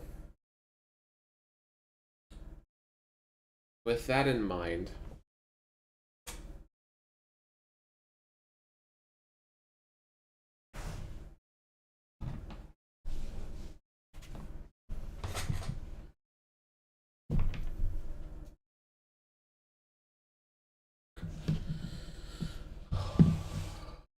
we're just starting to code and I'm getting fucking tired. I need to start earlier in the evening, but my sleep schedule's been off. Okay.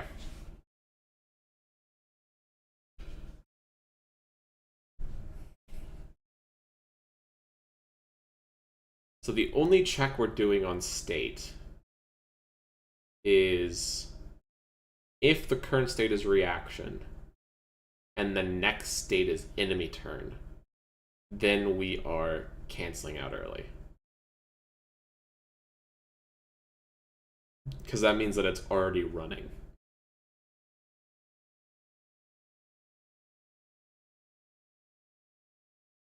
Or no. So this is what I was... Okay, this is how I'm trying to articulate this. Where if we start the thing at player turn, at the end of the player turn, we start our enemy reaction... No, fuck, we're starting it here.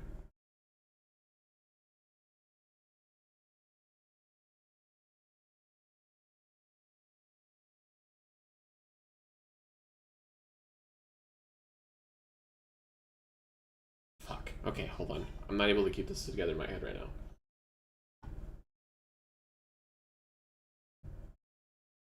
Oh my god. Hold on 1 second.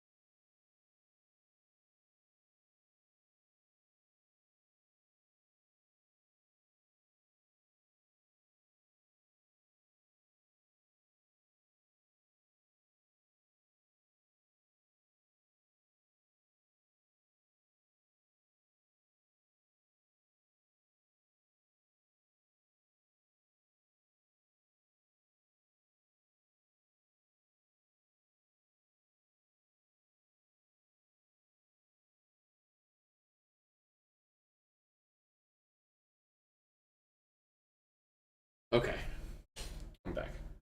Sorry about that. I haven't talked to my roommate in a little bit, so I heard him walking around.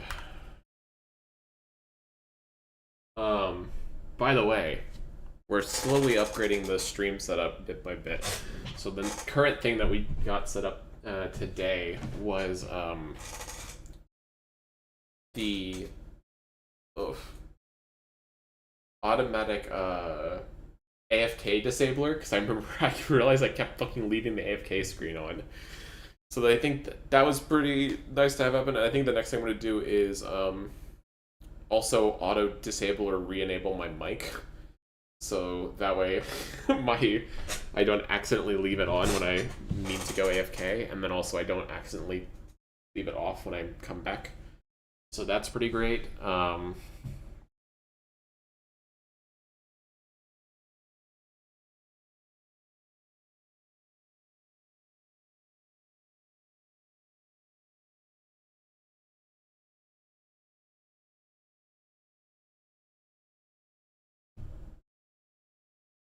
Alright, and then... Okay, where were we? Oh yeah, we're trying to figure out at what point we queue us in and whether or not we skip stuff. So if we just came from enemy turn, we need to prepare for the next set of turns. So if we're both going, the next thing will be here.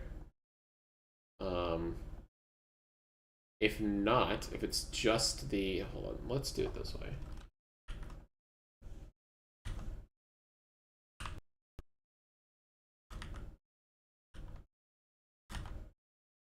And then, yeah, so these are the options. So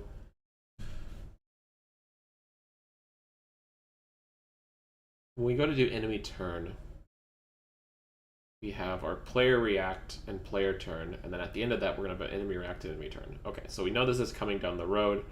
We check for 2 variations on the player turn, collapse them. Then we check for the 2 react system setup moments, and then we do the exact same thing for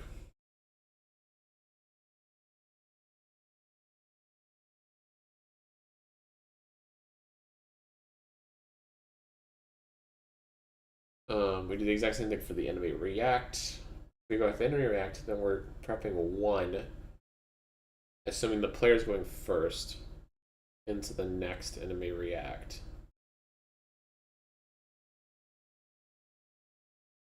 Hold on.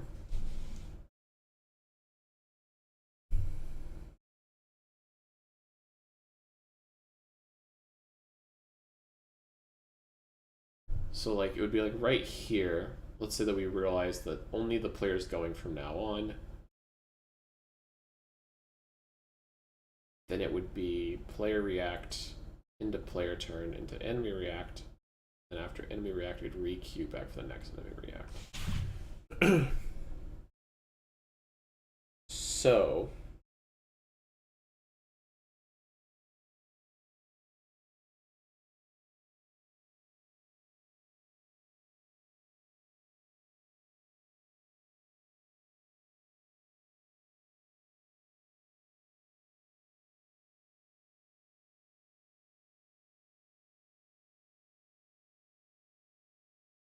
what we should really do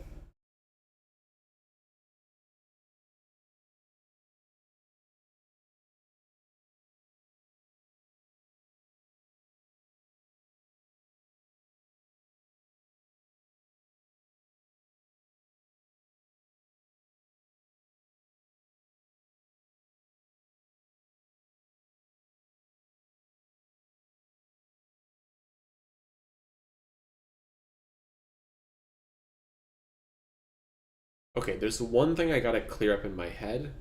Once I get that cleared up, and that's gonna be like a 20-minute diversion. Once we get that cleared up, then we're going to move over to enemy. Then we'll be able to go over to the order in which the enemy and the player thing are going to queue, and then after that, then we can be able to fix this. So the first the question that I really have that I need to get answered is, when can the player react, and how do I fix? How do I change the um, the stress mechanic? What it means, the player could cheat. That the player would have some resource called stress or adrenaline or something like that, and that in particularly stressful moments, like in combat or in certain conditions, the player could essentially burn this to generate extra turns. And this would occur between normal turns. So it might be like, basically, the player turn would start as it normally would, and then you would hold a button, and as long as you were holding that button, then you could operate extra turns, and each one would exponentially increase the cost of it to some absurd degree. And so then the idea would be is that once you were done with your extra turns, you would let go of the button, and you would do your real turn, quote unquote, and then we'd go back to the standard turn order. The issue is that if we allow for that behavior, the enemy has to then the enemy can't plan turns ahead of time. Then that's what that means, really, because then you have a potentially infinite number of world states that you now have to account for, that are all going to be built off the idea that there's a padded amount of extra turns that you can't account for, and restarting it in the middle of it is a fucking nightmare. And then also, we have to throw away all future sight data, because the second that the player does that once, it's over. So, if I want to keep that mechanical idea, then I have to completely scrap this version of the AI that I'm thinking about. Or at least I have to condense it such that it's able to do it fucking immediately.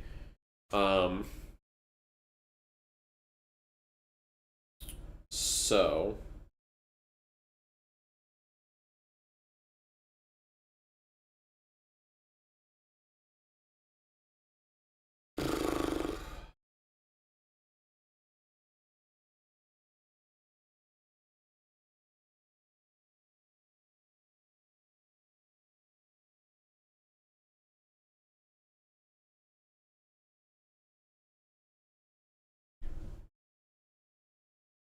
the play pattern. Now, does the reactions still, or does the stress still work? And I feel like the answer should be yes, but let's think it through.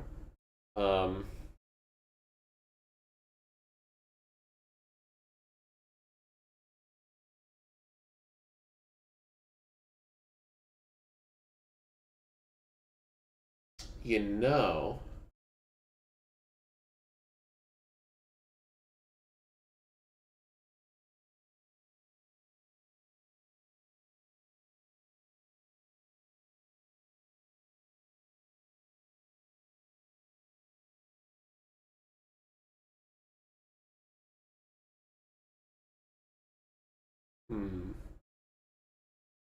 okay, so there's a few ways to handle this. One, let me pull up.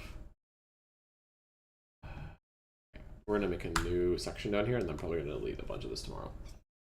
Okay, so we have this. Let me click on OBS real quick to make sure that the notepad is showing up. Okay, good. It is. We'll hop back here so I can see the chats. Okay.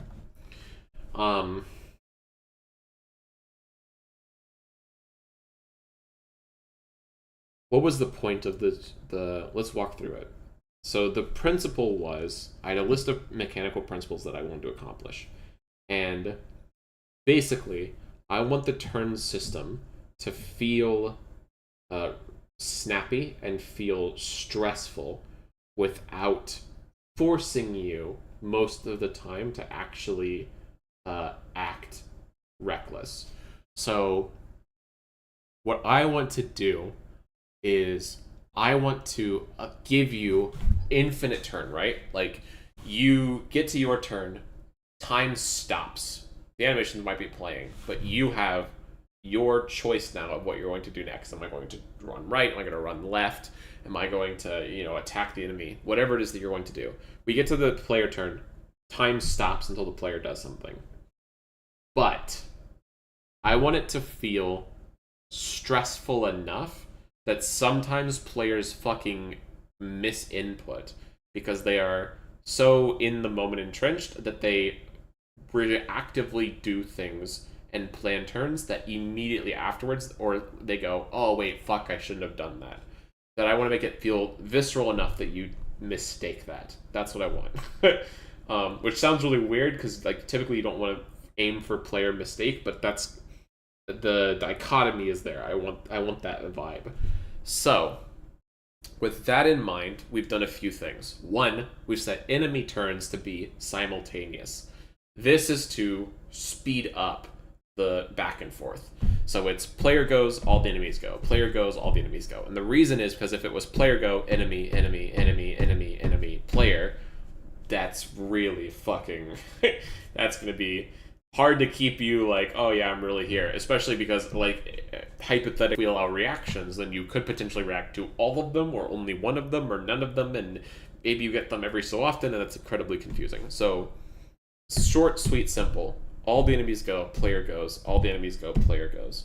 Well, then we thought about adding a reaction system. The reaction system was simply, there are going to be things that enemies do that are incredibly powerful. There's going to be things that the player does that are incredibly powerful. And we want I swing at you, you block. You swing at me, I block. Now, we've created a stalemate, and we've allowed the player the opportunity to live against things that normally they shouldn't, right? And that's pretty huge. So, because normally, enemies are going to do more damage than the player, just objectively speaking. Most vampires are going to be stronger than the player. They're going to be a little bit faster. They're going to be a little bit more potent. So if you can't react, then you're probably just going to get beat the fuck down. And there's not really much you're going to be able to do about it. But now that we allow you to have reactions, now you have chances to dodge, to account for things, to block, to get your own hits in whenever they go to reposition, whatever it is. So now that we allow this, we've created a stalemate. I want me to swing, you to block, you to swing, me to block, to be happening ad infinitum. There needs to be something else that occurs here. And so I came with two mechanics. One was a stamina system. So as stamina goes down, your ability to block or whatever decreases. Maybe once your stamina drops below certain thresholds, your speed decreases. So you're not able to react anymore because it's too fast for you. Or you are just generally too slow, or there's like a stamina requirement, and so you're like actually just too exhausted to lift the shield, something along those lines. And then the other thing that is worth noting is the idea of I'm blanking. The idea of adrenaline or stress. And so stress was supposed to be these extra turns that you could generate as a way to... That was like your true ace in the hole idea. And the reasoning for this was enemies that are faster than the player, which is going to be a good number of them, because we're in a monstrous world full of, werewolves and vampires and all kinds of things that are kind of like actually inhumanly fast and will kind of blink around the map at times and will seem fucking horrifying. That these entities are going to get extra turns more often than the player will. And so, how do we account for situations where we don't want the enemy to go 5 times and the player go once, and then we end up in this world where the player is just perpetually fucked? That's not going to be fun. So we need to figure out a way to do this. And so, the idea was A, put harder caps on the enemies and the player's extra turns, and then B, scale it a little bit differently. So now we change the turn system such that the top 10 people with highest speed go first, then it's everybody in the top 20, everybody in the top 30, everybody in the top 40, and everybody in the top 50. So the extra turns players go first, and then we slowly encompass more and more people into the turn structure until eventually everybody goes. In like a given turn, let's say we have a speed 40 enemy, and let's say we have a speed 20 enemy, and let's say we have a speed 30 player. So we'll our max speed will be 50, and we'll iterate every 10, we'll say. So what this means is we check the 50 slot, okay, nothing. Then we check the 40 slot, okay, so that's enemies going. So 40, one enemy. Then we're going to check the 30 slot, okay, so that's going to be one player, then one enemy. So I'll let the player go before the enemy. Then we'll hit the 20, so that's going to be one player, two enemy. And then 10 would be one player, two enemy. And then hypothetically, just for the sake of example, we'll throw in a speed, 2 enemy. So then we'll go back here, and once we hit 0, then we do one player, 3 enemy. Right? So this is going to be our structure. So in this system,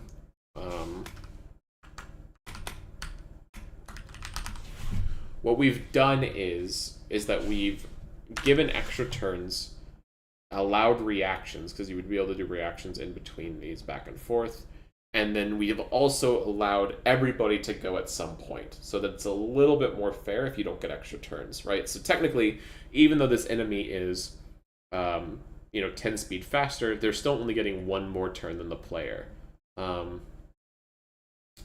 Now, I probably am not going to set if 50 is the max, the average player speed is probably going to be closer to like 20, 25, because I want a wider bubble up there for like Dracula's going to have 50 or something crazy. But then there might be like a decently fast thing that might have like 40 or 45, and then there might be like a mildly fast thing that's like 35.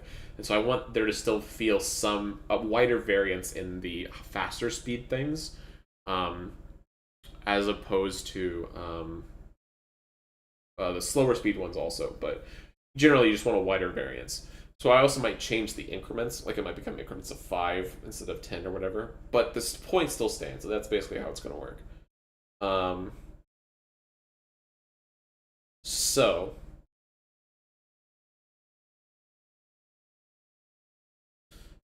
the issue I'm having now is that because we flattened the turns, because it used to be way more exponential, where it was like, if the enemy was faster than the player, for every 10 faster, they would get an extra turn. And so you would end up in this situation where, okay, the enemy is, let's say this was player had 20 speed, then the enemy would get 2 extra turns over the player. But then the inverse would happen, so that if you were slower than the player, you'd only get half the turns the player did.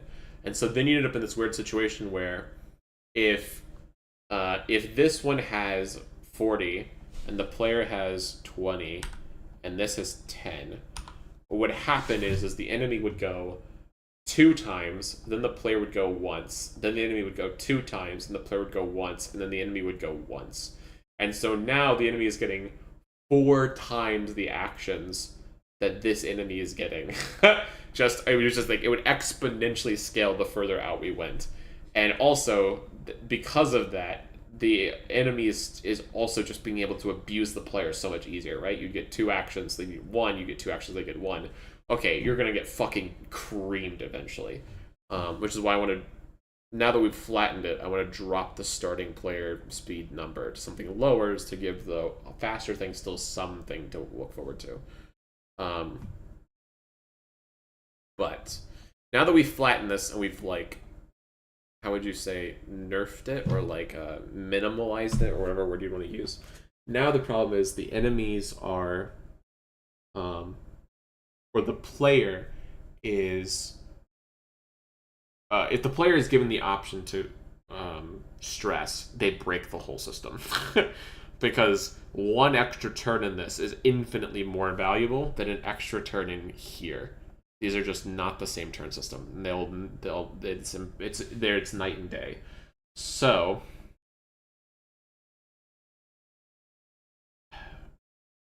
do we still want to hold some semblance of the idea?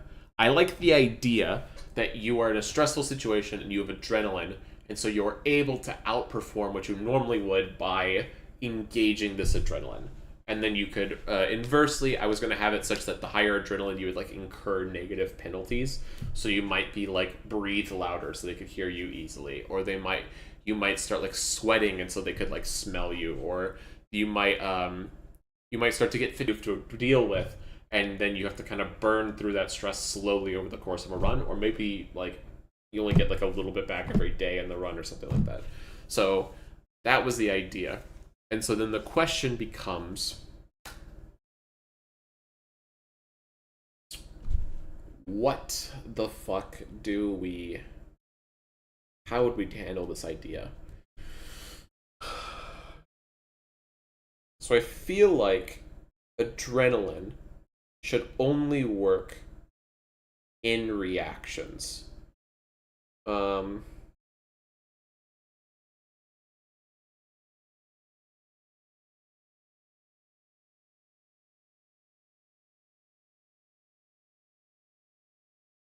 Maybe you could put it in the turn as well.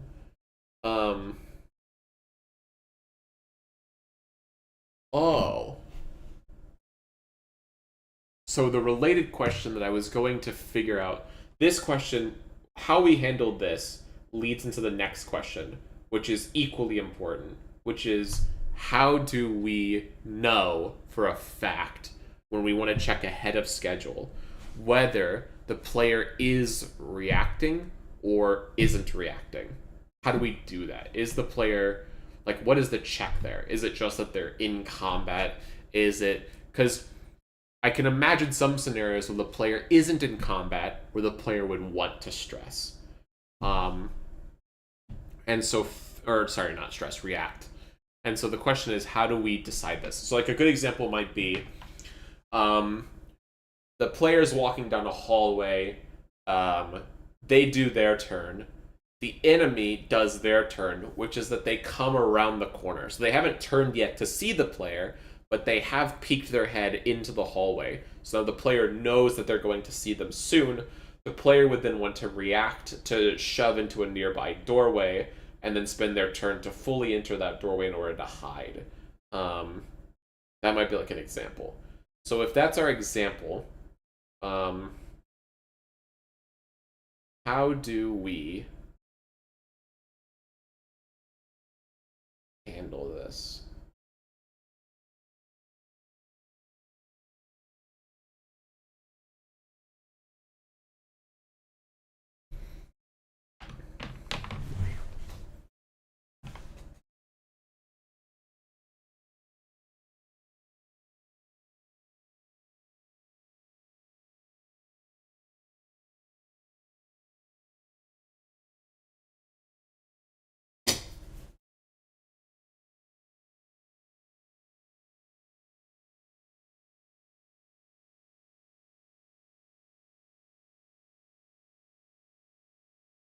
So one thought is that stressing forces you to be able to react, right? So you wouldn't normally be able to react.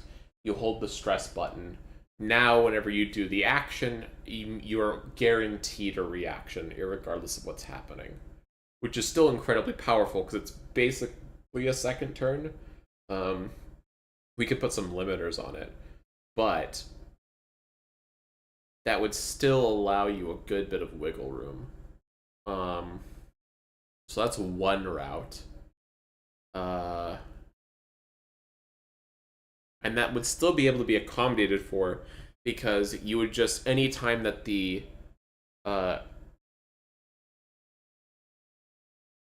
no, hold on, this doesn't make sense, because it's not that the player react is happening after the player turn.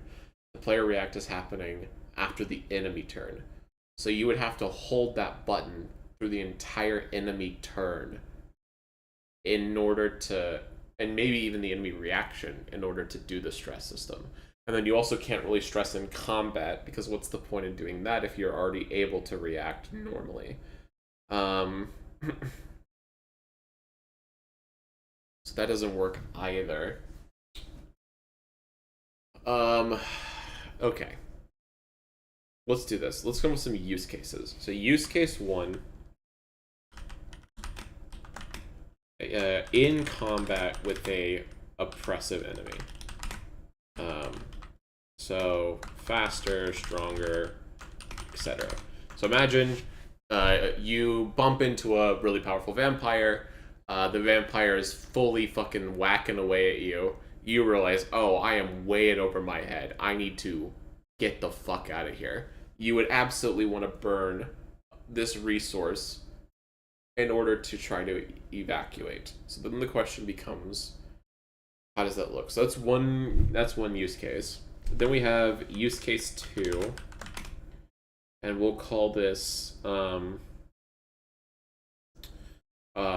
maintain stealth.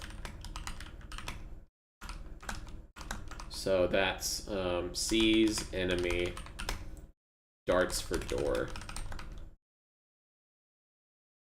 Okay.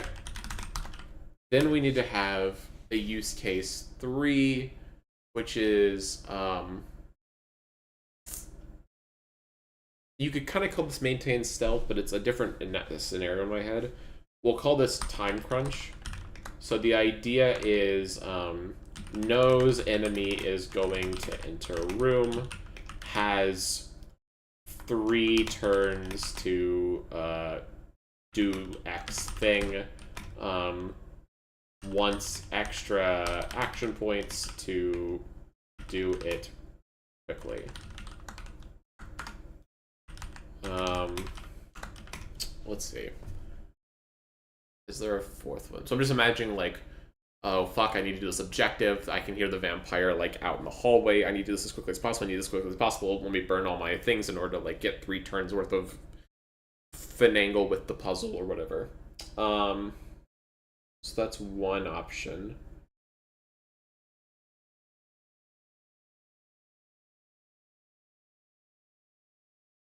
What else do we have? We have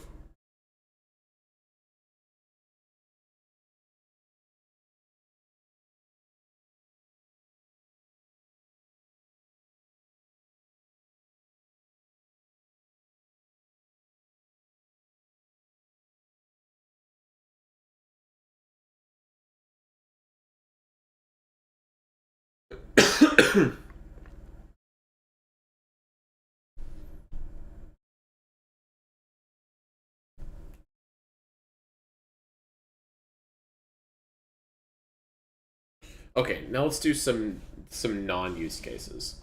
I feel like these are some good ones to start with. So like a negative case would be no enemies around.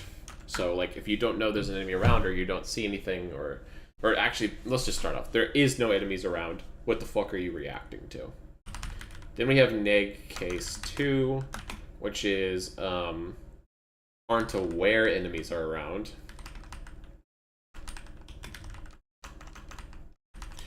I guess theoretically, you could still stress. Like, let's imagine.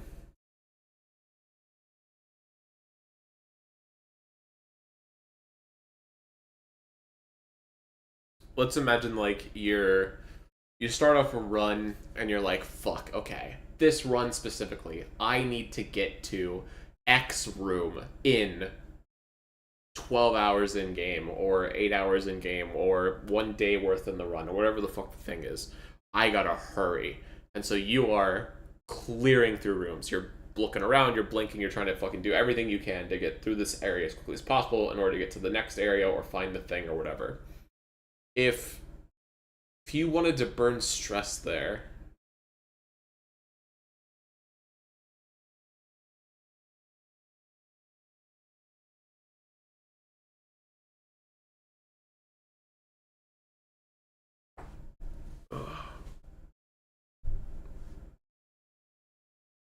maybe I'd be okay with it. Um,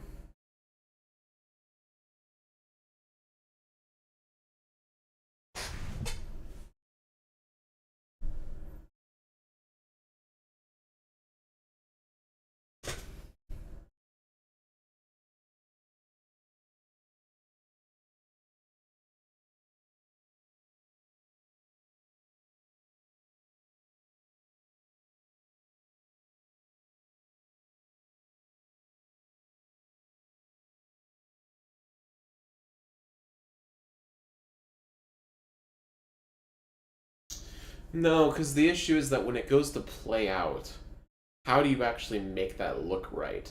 Because when you're in combat, reactions are obvious, right? An enemy swings, you have the window in order to dodge back before you're hit. But then when you're fuck.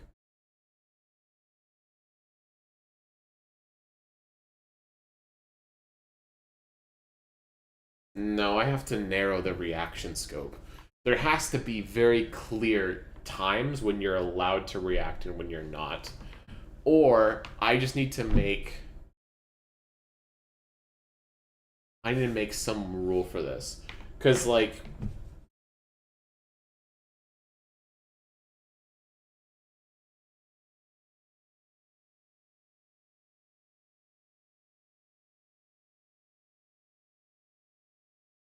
the reactions just have to be more primal, I think.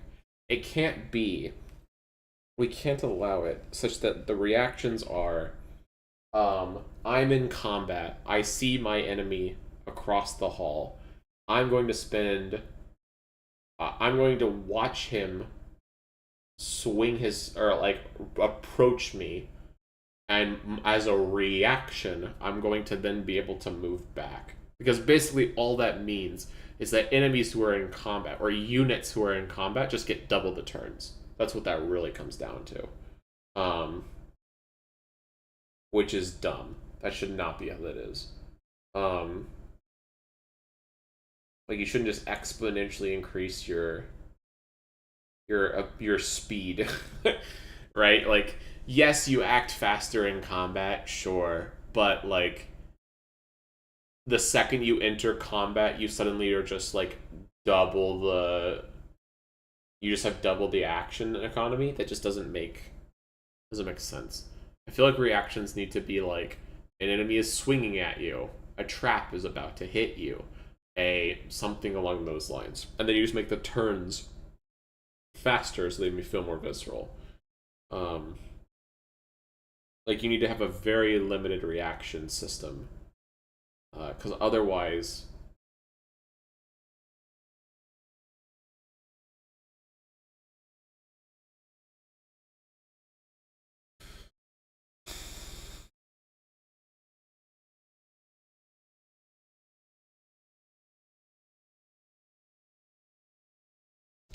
Yeah, and then I think if we limited reactions heavily down to those, that's going to be useful.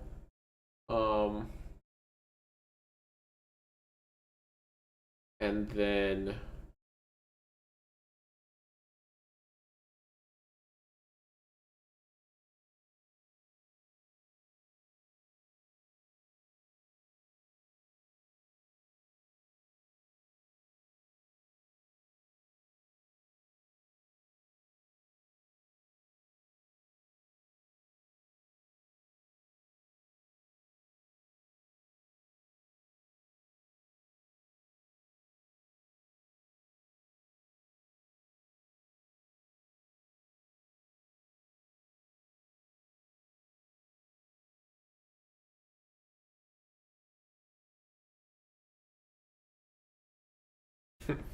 you get some really funny situations though, like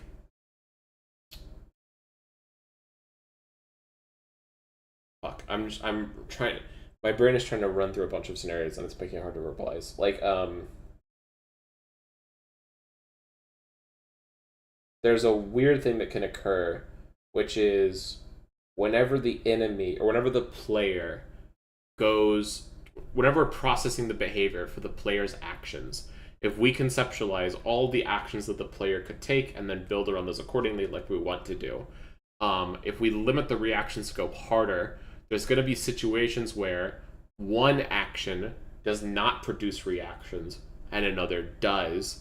And so in that case, we're going to have to create a like filler layer called like player reaction time window, where we have like a intermediary board state, because one action is going to go down to the next turn and the next action needs to wait for the reaction to go through before it can go down to the next turn. So our branches are not going to be even, which is going to be really interesting.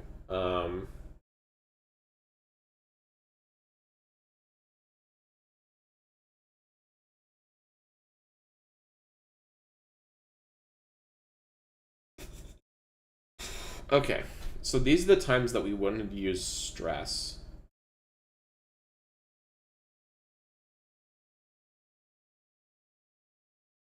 But it's not that... We could technically still allow the player to use stress here. They're just not... You could end up in a situation where you're allowed to stress and not react. Just fine. It would just be dumb. Yeah, go ahead, burn all your stress points and do this thing. But whatever that is that we do to modify the action economy, it has to somehow not break our AI. Or at least that'd be nice.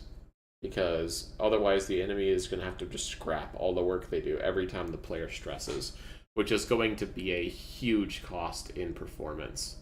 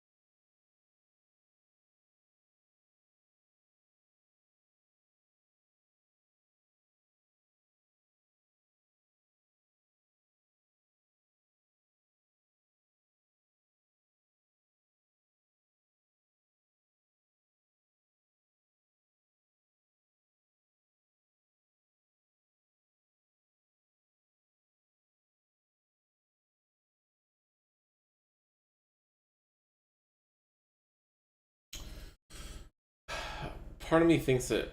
Fuck. This is why I haven't touched this question yet in my head, because it's such an important one, and I keep fucking having a hard time dealing with it. And so I'm hoping that I can work on other parts of the game, and then it'll, like, click, like, oh, obviously this is the way I want to do this.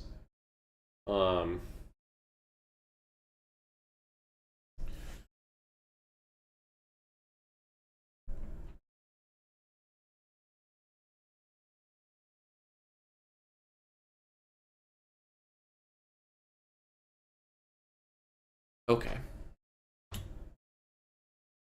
Let's ignore stress for a second, because stress's goal is to break the system. So if we build the normal system, and then build in a good use case for how we break it later on, or like an acceptable level of breakage, then we'll be fine.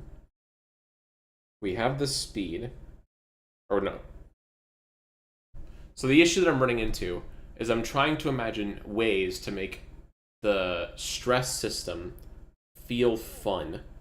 And part of the issue with that is that when I'm thinking of the examples, I'm not taking into account the current speed the round is, or the current cycle. Like, I'm not taking this into account when I'm thinking of these examples.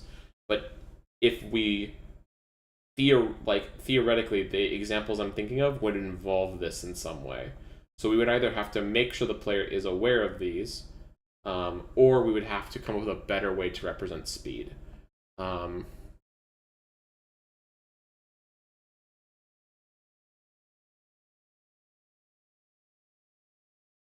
So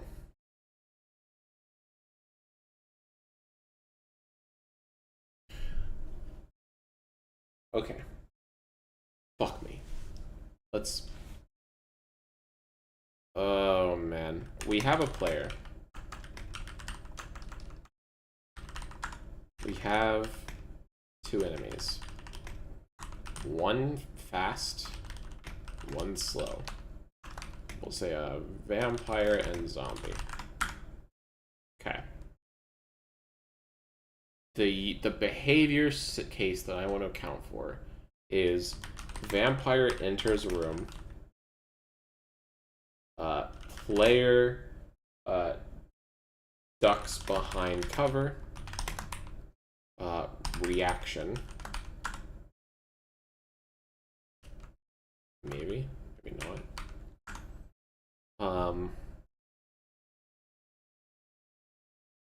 Vampire sweeps through room.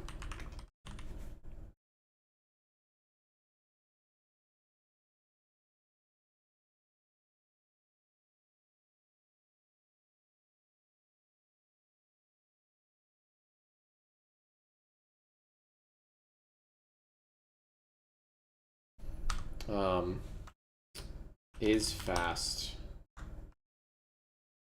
Sweeps the room quickly. Just some difference in action economy / speed between vampire's turn and player's. Player creeps out of room.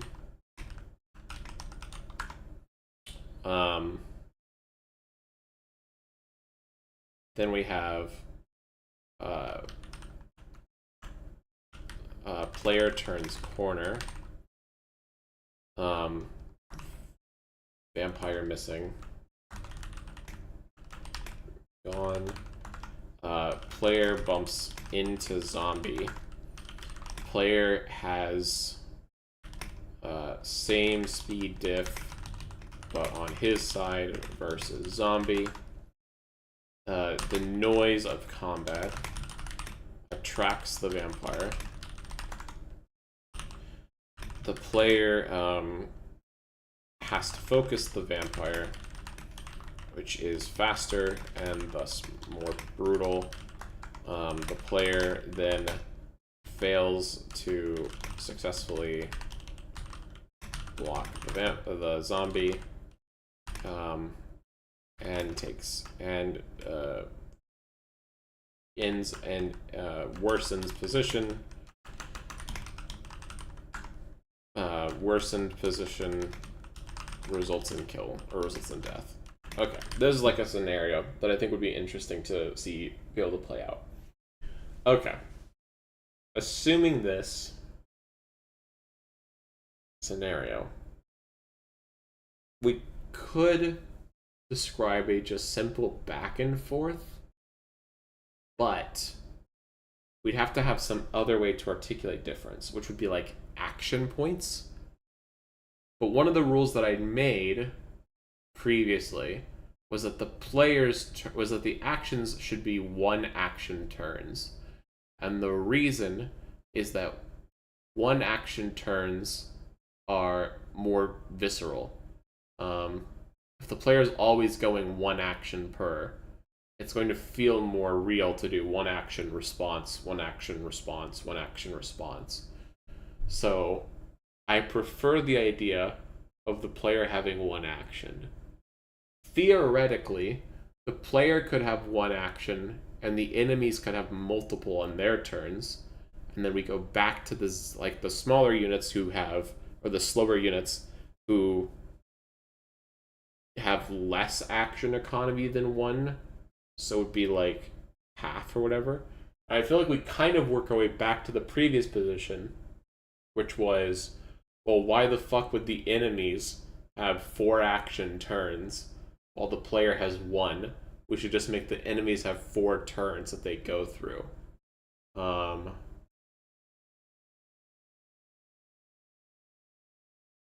then similarly, how would we try to create half action turns?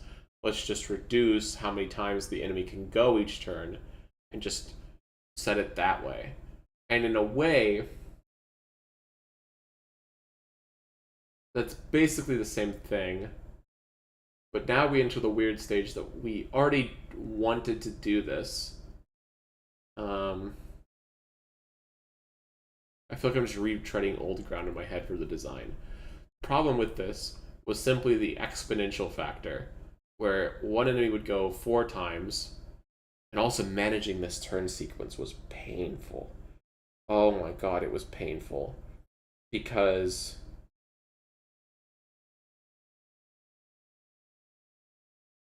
then you hit the weird thing of like, okay. Because here's the... It all works until you include one idea, and then everything breaks.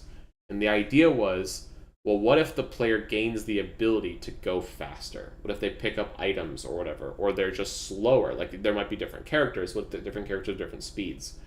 Okay, well, what then? Well, now we need a thing that sorts how many turns the enemies get built around the speed that the player has.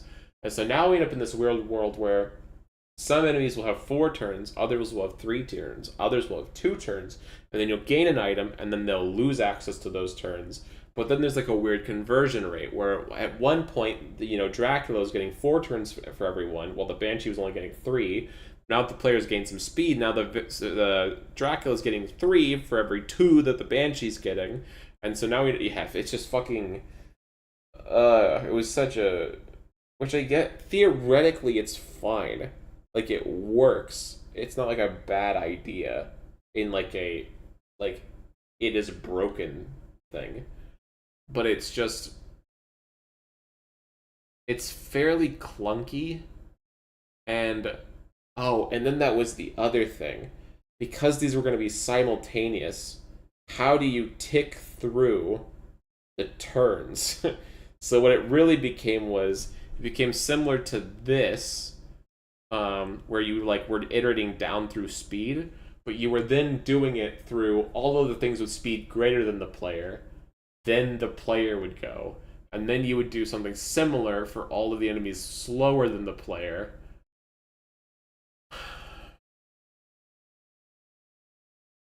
And then there was this weird thing now where, if you did the math comparing the speed between a vampire and the player, it would be a very different ratio than between the vampire and the zombie. And you would end up in the situation where if you compared vampire to zombie, then it should only be that the vampire is getting, I don't know, 4 turns for every 1 that the zombie would get. But when you compare vampire to player and then player to zombie, you could have a situation where the vampire is getting 8 turns or 10 turns or 12 turns for every 1 zombie turn. And so then that caused issues. It was like, okay, well, what if we just flatten it? And we just make it so that we have like a static speed, and then as you iterate through, you get a turn. That's what we end up here. But now, the issue that we're hitting is, because we're going back and forth,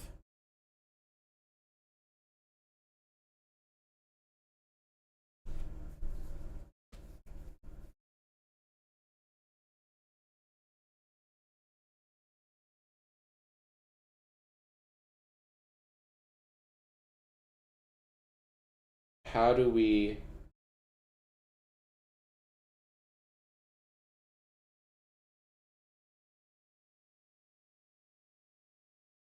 accommodate for the static speed in the player's head? Because when the vampire enters the room and the player respawns, is that when the vampire is at speed 50 or when the vampire is at speed 10? Because that could fundamentally change everything about this interaction. Because it could be that the vampire comes in at speed 50, well, the player's not allowed to respond at speed 50, so the vampire fucking blinks in the blink of an eye because the player can't account for how fast that is. Okay, cool. Well, now the player is fucked. Versus if the vampire comes in at speed 10, okay, well, now the player can respond. It's just a... Oh, there needs to be... Fuck me. Hold on.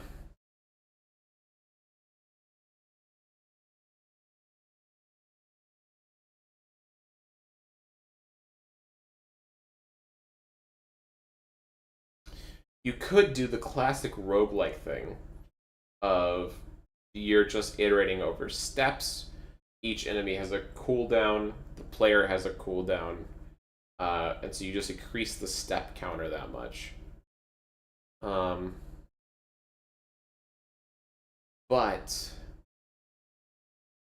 and that could work. My concern is that if I do that, one, reactions get pretty complicated, I think. But maybe not. But then two, God, I'm so sick of these fucking bots. /ban disillusion.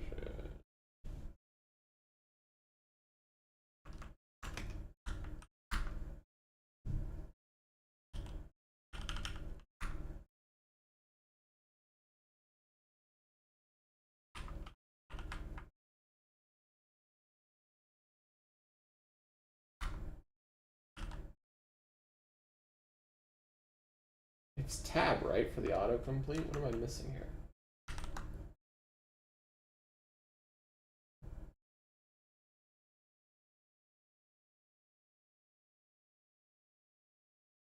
Oh, it wasn't published to chat.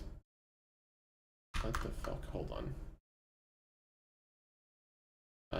Grab you. Go to Twitch.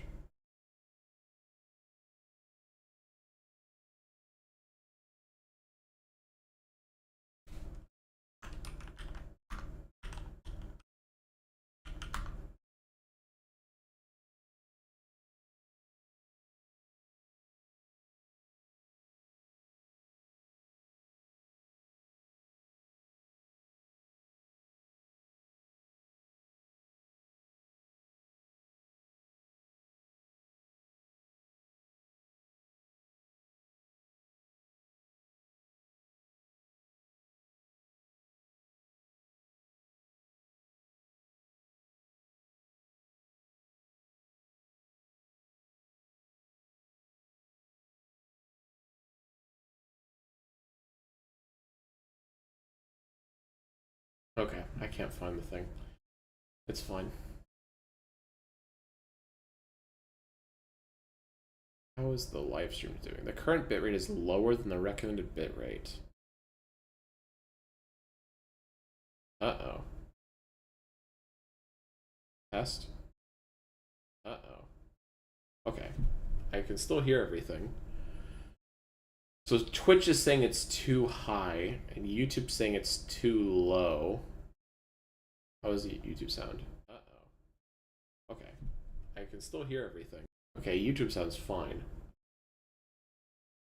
I need to figure out a way to manually set how much bits each of these streams are getting. I think that's going to be fixing the issue, hopefully.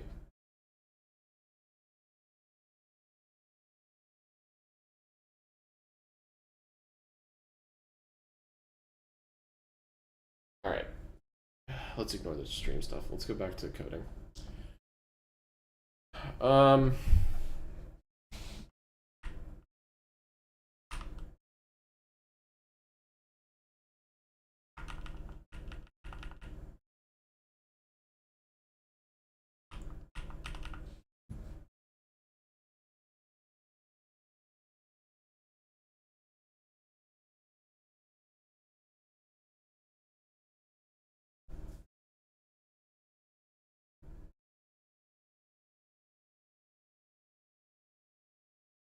Fuck.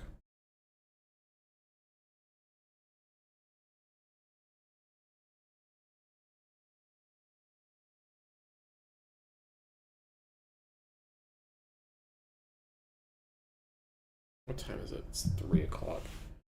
I should go to bed. I feel like I need to go back to the drawing board.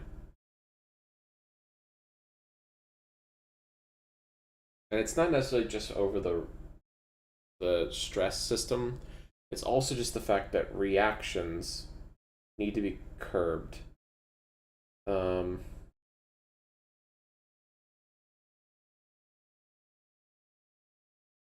Reaction should be like an instinctual, oh fuck, I need to hit this button.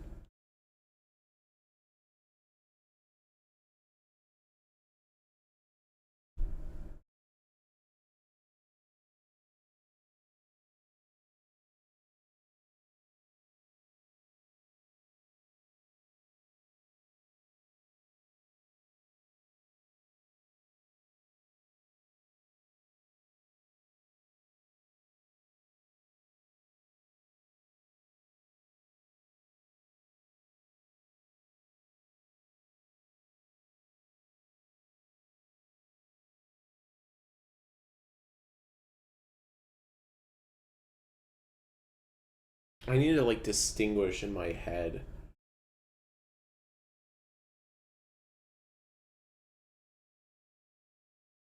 I like the idea of being able to react to anything.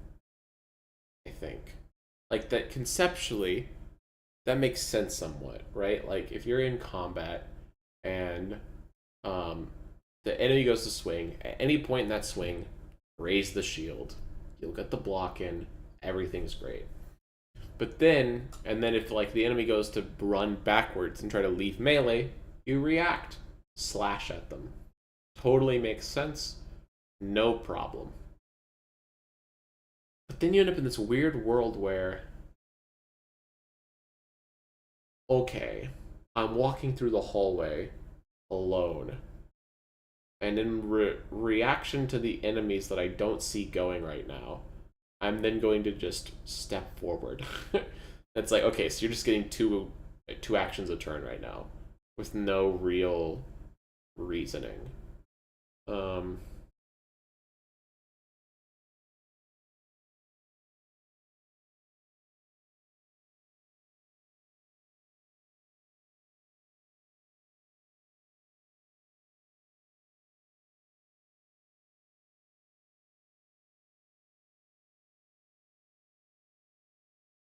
But then you'd think that, I feel like that vampire example coming into the hallway, I feel like you would want to react to that.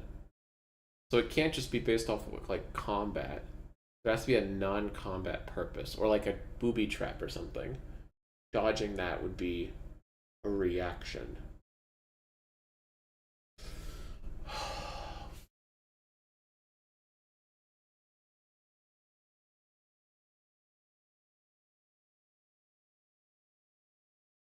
Maybe it's a stance, like proximity to enemy triggers an effect that allows you to then react.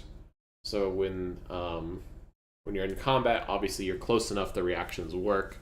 But then if you're not in combat, but like the enemy like dashes into your room, oh fuck, you know, the heart rate monitor kicks in.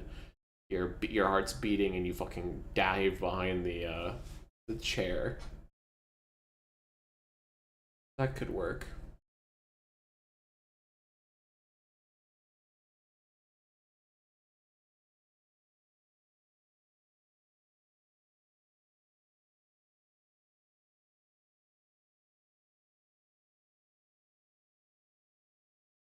Okay. Well, unless the enemy's hiding, because if the enemy's hiding, then you shouldn't be able to respond to it until it pops the stealth. So there would have to be a player awareness of knowing that the enemy is there and then responding. So I guess in the same way that we do, we'd have to have like a stealth check or something. As long as that's not true and they're within 10 tiles or whatever, flip that reaction.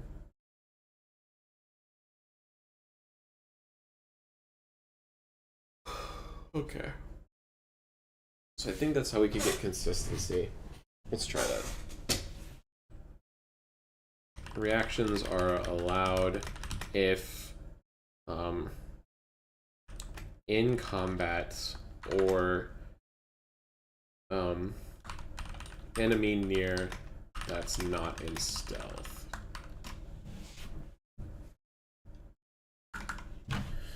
And then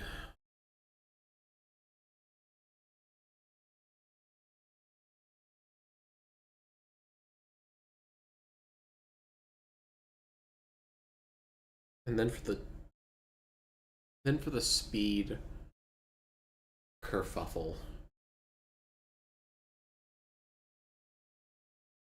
So I think if we limit reactions down,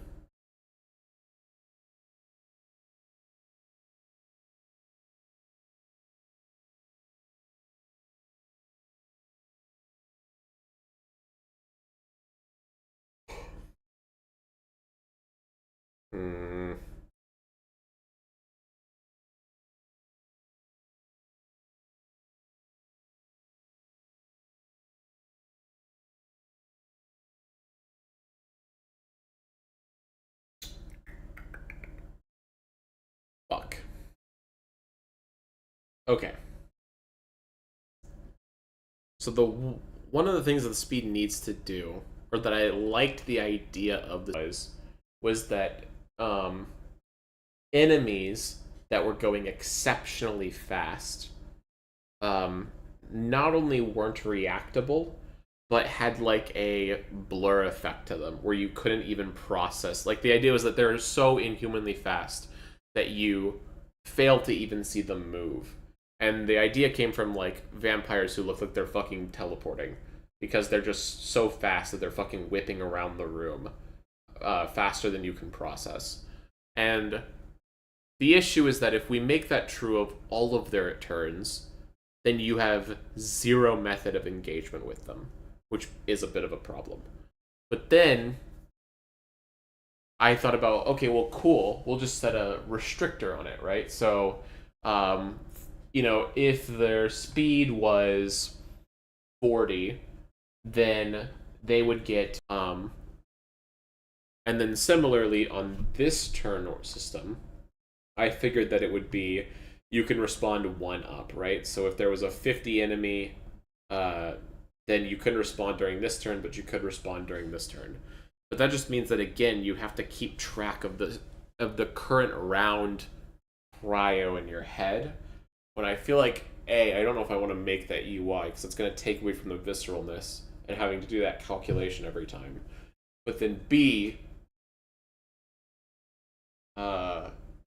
having the... Yeah, it's too... This causes an issue where you actually have to know at what point in the turn that you're going, as opposed to just going back and forth between you and enemies. That is an issue that has to be fixed. That is too bad, I think. It's too egregious for what I want.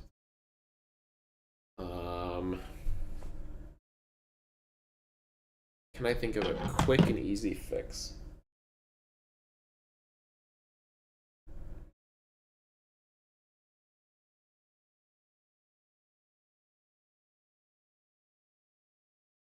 I guess we could go back to exponential turns.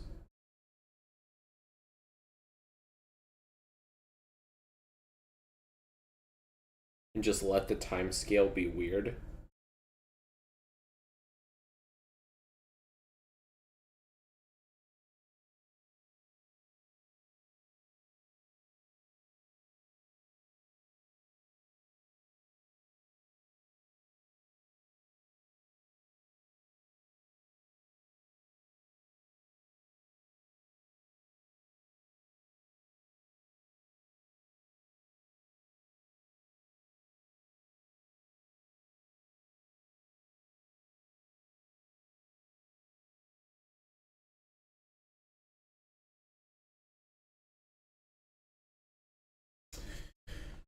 Yeah, I guess if we let the time scale be weird and we restrict reactions, maybe it's better. So we have max speed is 50, so our speeds are 1 to 50. One has speed 4. Player has speed, I don't know, 25. Enemy 2 has speed 15. Cool. What does this mean? Well, what it means is we have the exponential way.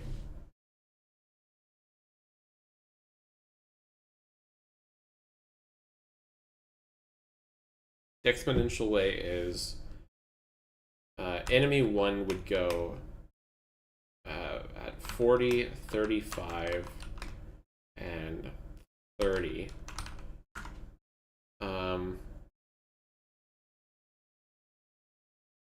Then the player would go... Oh, fuck. This was another issue with the exponential. If the player speed goes up, the enemy actually just loses turns.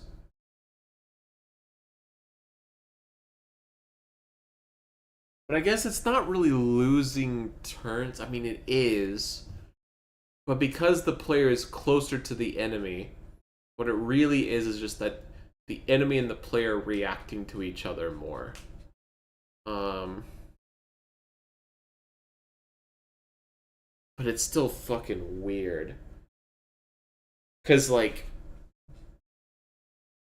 let's say we have enemy 2, or enemy 3 in this case. And enemy 3 has 35 speed. Okay, so what this means is the turn order in this case would be enemy 1, enemy 1, enemy 2, enemy 1, enemy 2.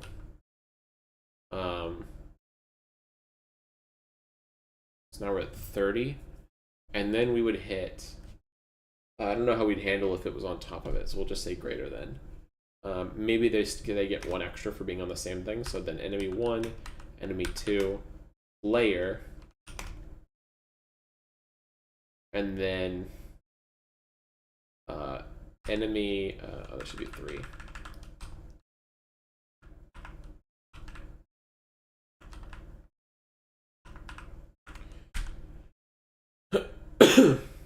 Enemy 2, depending on when the last time they went was. And then if we, let's say the player gains 5 speed. Okay, so now it's enemy 1, enemy 1, enemy 3, enemy 1, enemy 3, and then it's player, enemy 2. And that just feels really weird.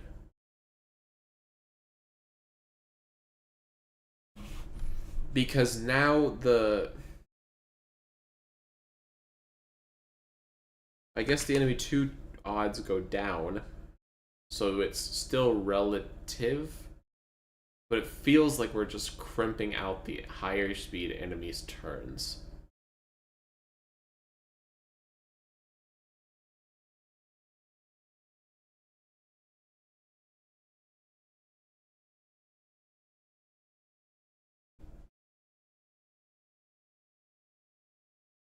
And now our ratio is also completely different. Now it's 3 to 2 as opposed to 4 to 3.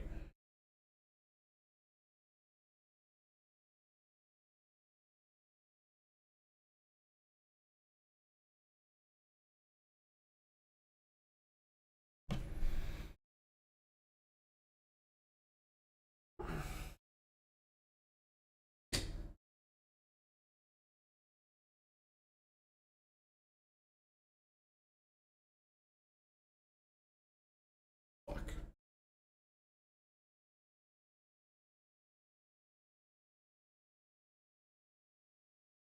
I need a cleaner way. I guess this could work theoretically.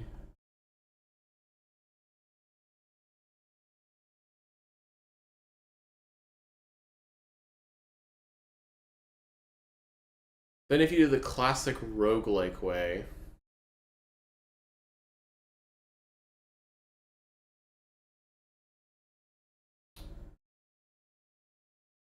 I feel like that also could work. So like, it's like a refresh rate. So you might have lower would then be better, right? So you'd have enemy 1 would have speed 2. Enemy 3 would have speed 3.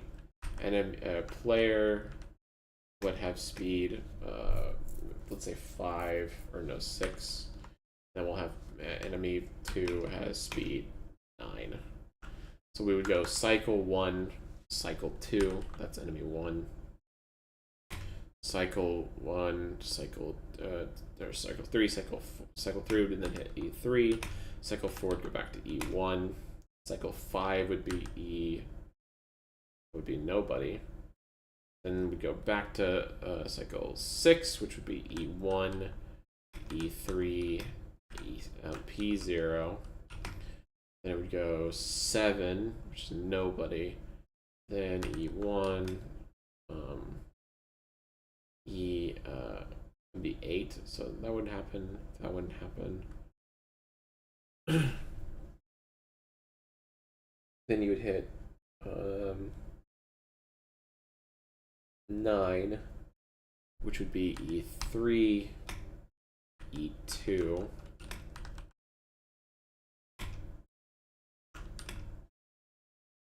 Ten would be E1. 11 would be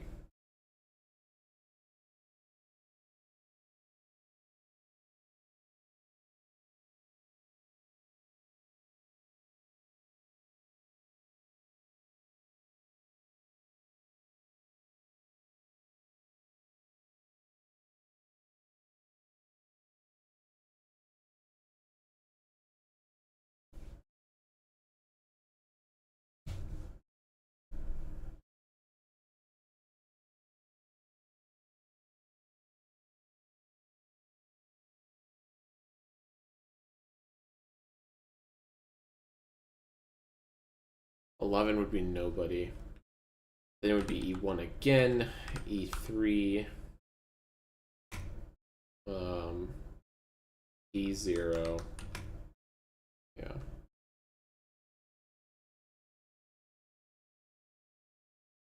One three one one three 13113. And they would just throw in the 2 every now and then. And then because we would then go to 18, this would then be 13 would be nobody, 14, 15 would be 3, 16 would be E1. Or no, hold on. 12, 13 is nobody, 14, 15, 16, 17 is nobody, and then 18 is E1, E3, PO, and E2.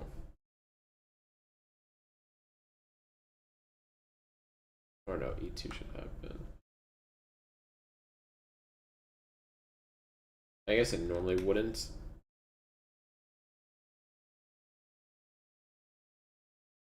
Oh, I say E2 to 15. Oh, so E2 is... Oh no, I say E2 to 9. Sorry, I looked up the wrong thing. So then, yeah, E2 would happen here.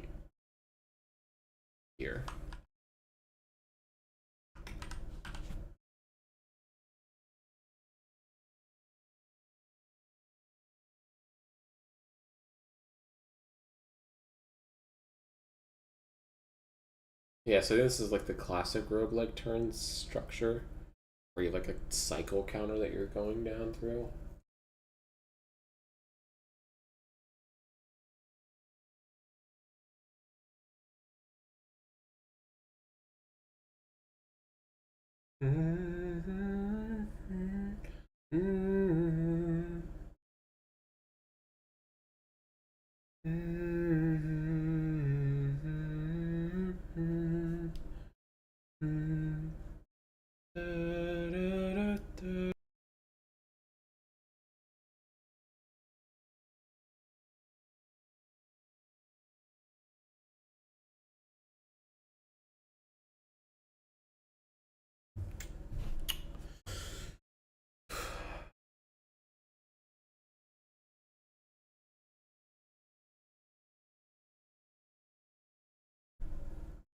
Yeah, I guess you could do it that way.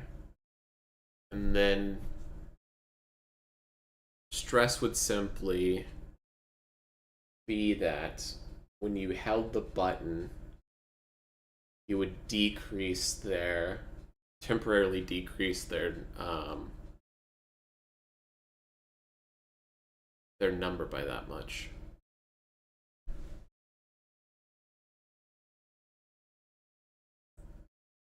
So if, you know, stress counted for a decrement by 2, then now you would start processing that quicker as well.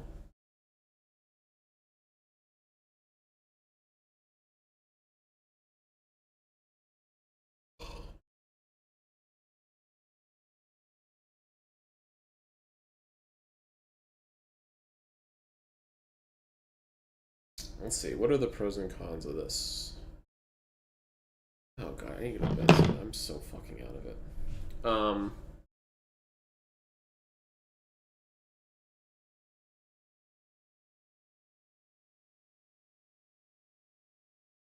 My brain is mush.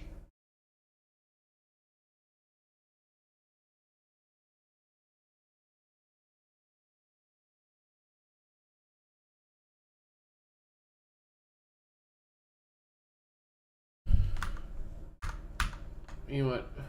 What we're gonna do? We're gonna look it up. Roguelike turn systems.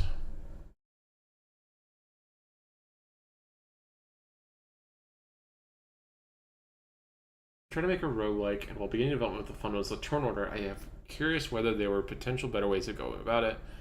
The system I chose was simply have each entity gain initiative every turn, and when the enemy gain the amount required, varying depending on its speed, whereas the most initiative gets an action on a given turn and then resets their initiative to 0.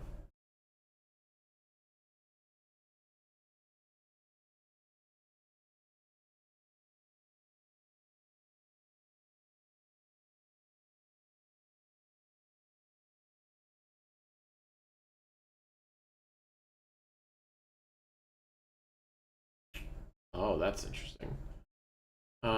You can use whatever system you like, but for most roguelikes, it works like this. Every turn, every energy is subtracted from the pool, with the amount depending on how slow the action was. So 10 energy for a regular attack, 5 energy for drinking a potion, and then their turn passes on to the next creature. This goes on until everyone runs out of energy.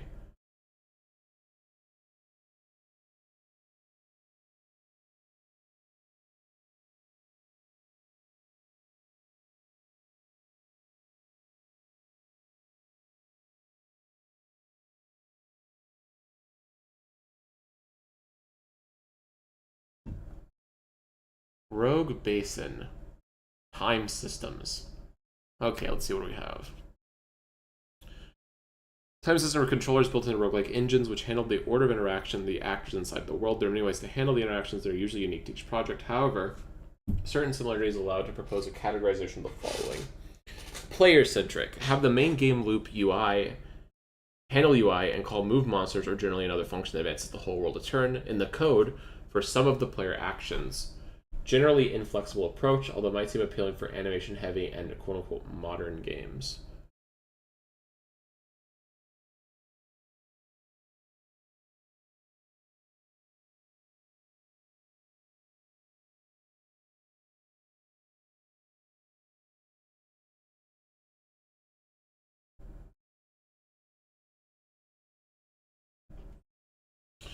You've got your main loop, so then there's simple turns. You've got your main loop that iterates over all actors, things that can act, be it the player character, the monster, or the self-closing door. Ask them what they want to do and perform it if possible.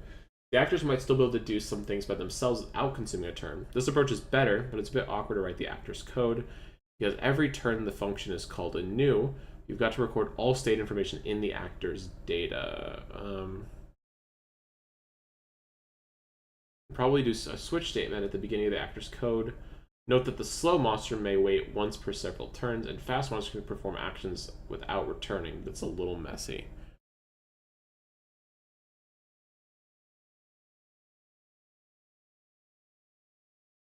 In this approach, in queued turns, you have kind of a priority queue or other similar thing that holds the actors. You remove actors from the queue, call their functions, perform their actions, then put them back into the sorted position in the queue. Interrupts can be handled in two ways. You can keep small steps for long actions, or you can use a more accurate system. Energy systems. This game is separate to ticks. I mean, it loop iterates over actors. It occurs in action. It's checked whether there's the energy for it.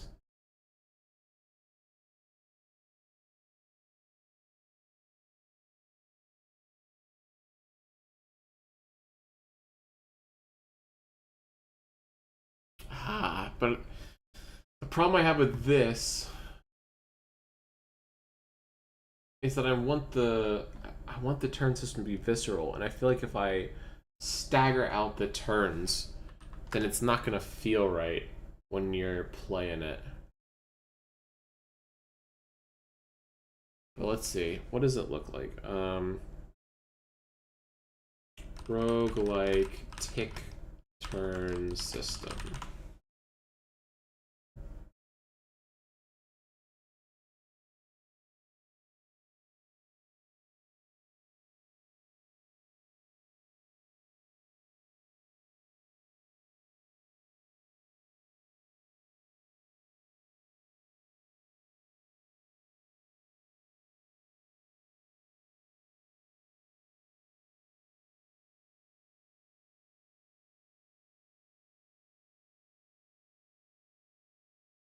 Roguelike energy turn system.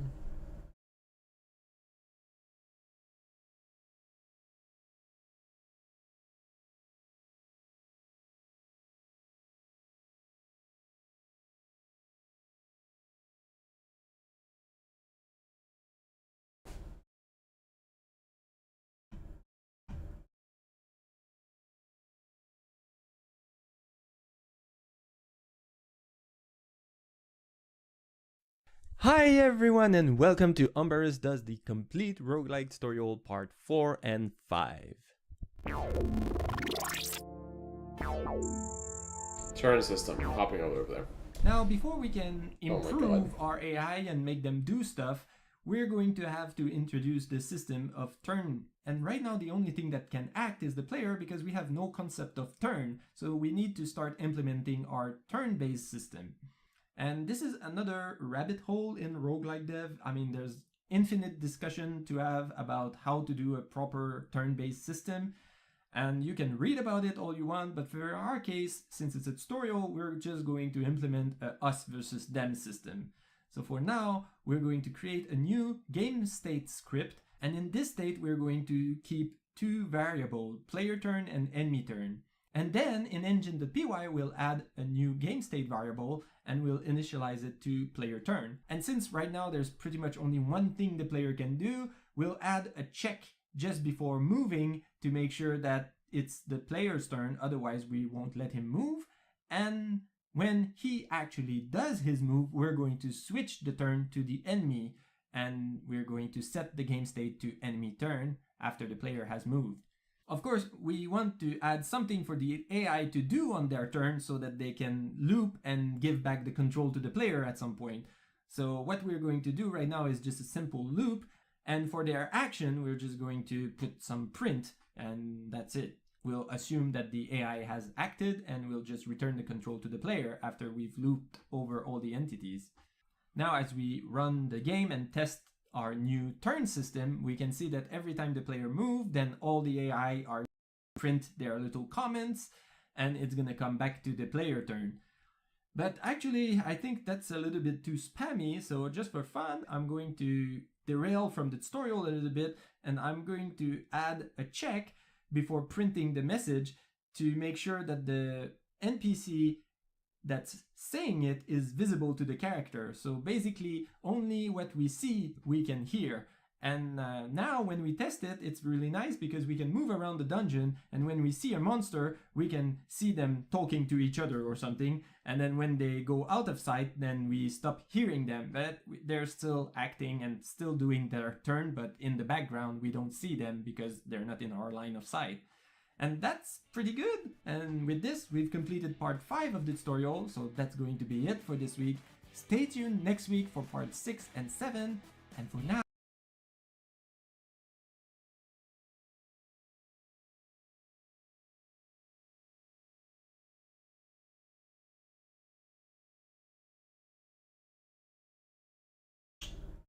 Okay. I feel like I'm gonna have to think about this some more. I God, I just want to move on to getting like more done, and so I don't want to like have to actually redo this turn system if I don't have to. So I'm gonna think about it for a bit, but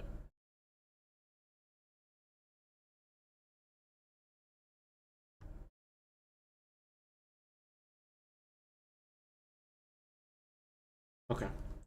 Either way, I need to go to bed. Thanks guys for hanging out. Sorry, this was not a productive stream. We got what 10 lines of code done, so thanks for hanging out, but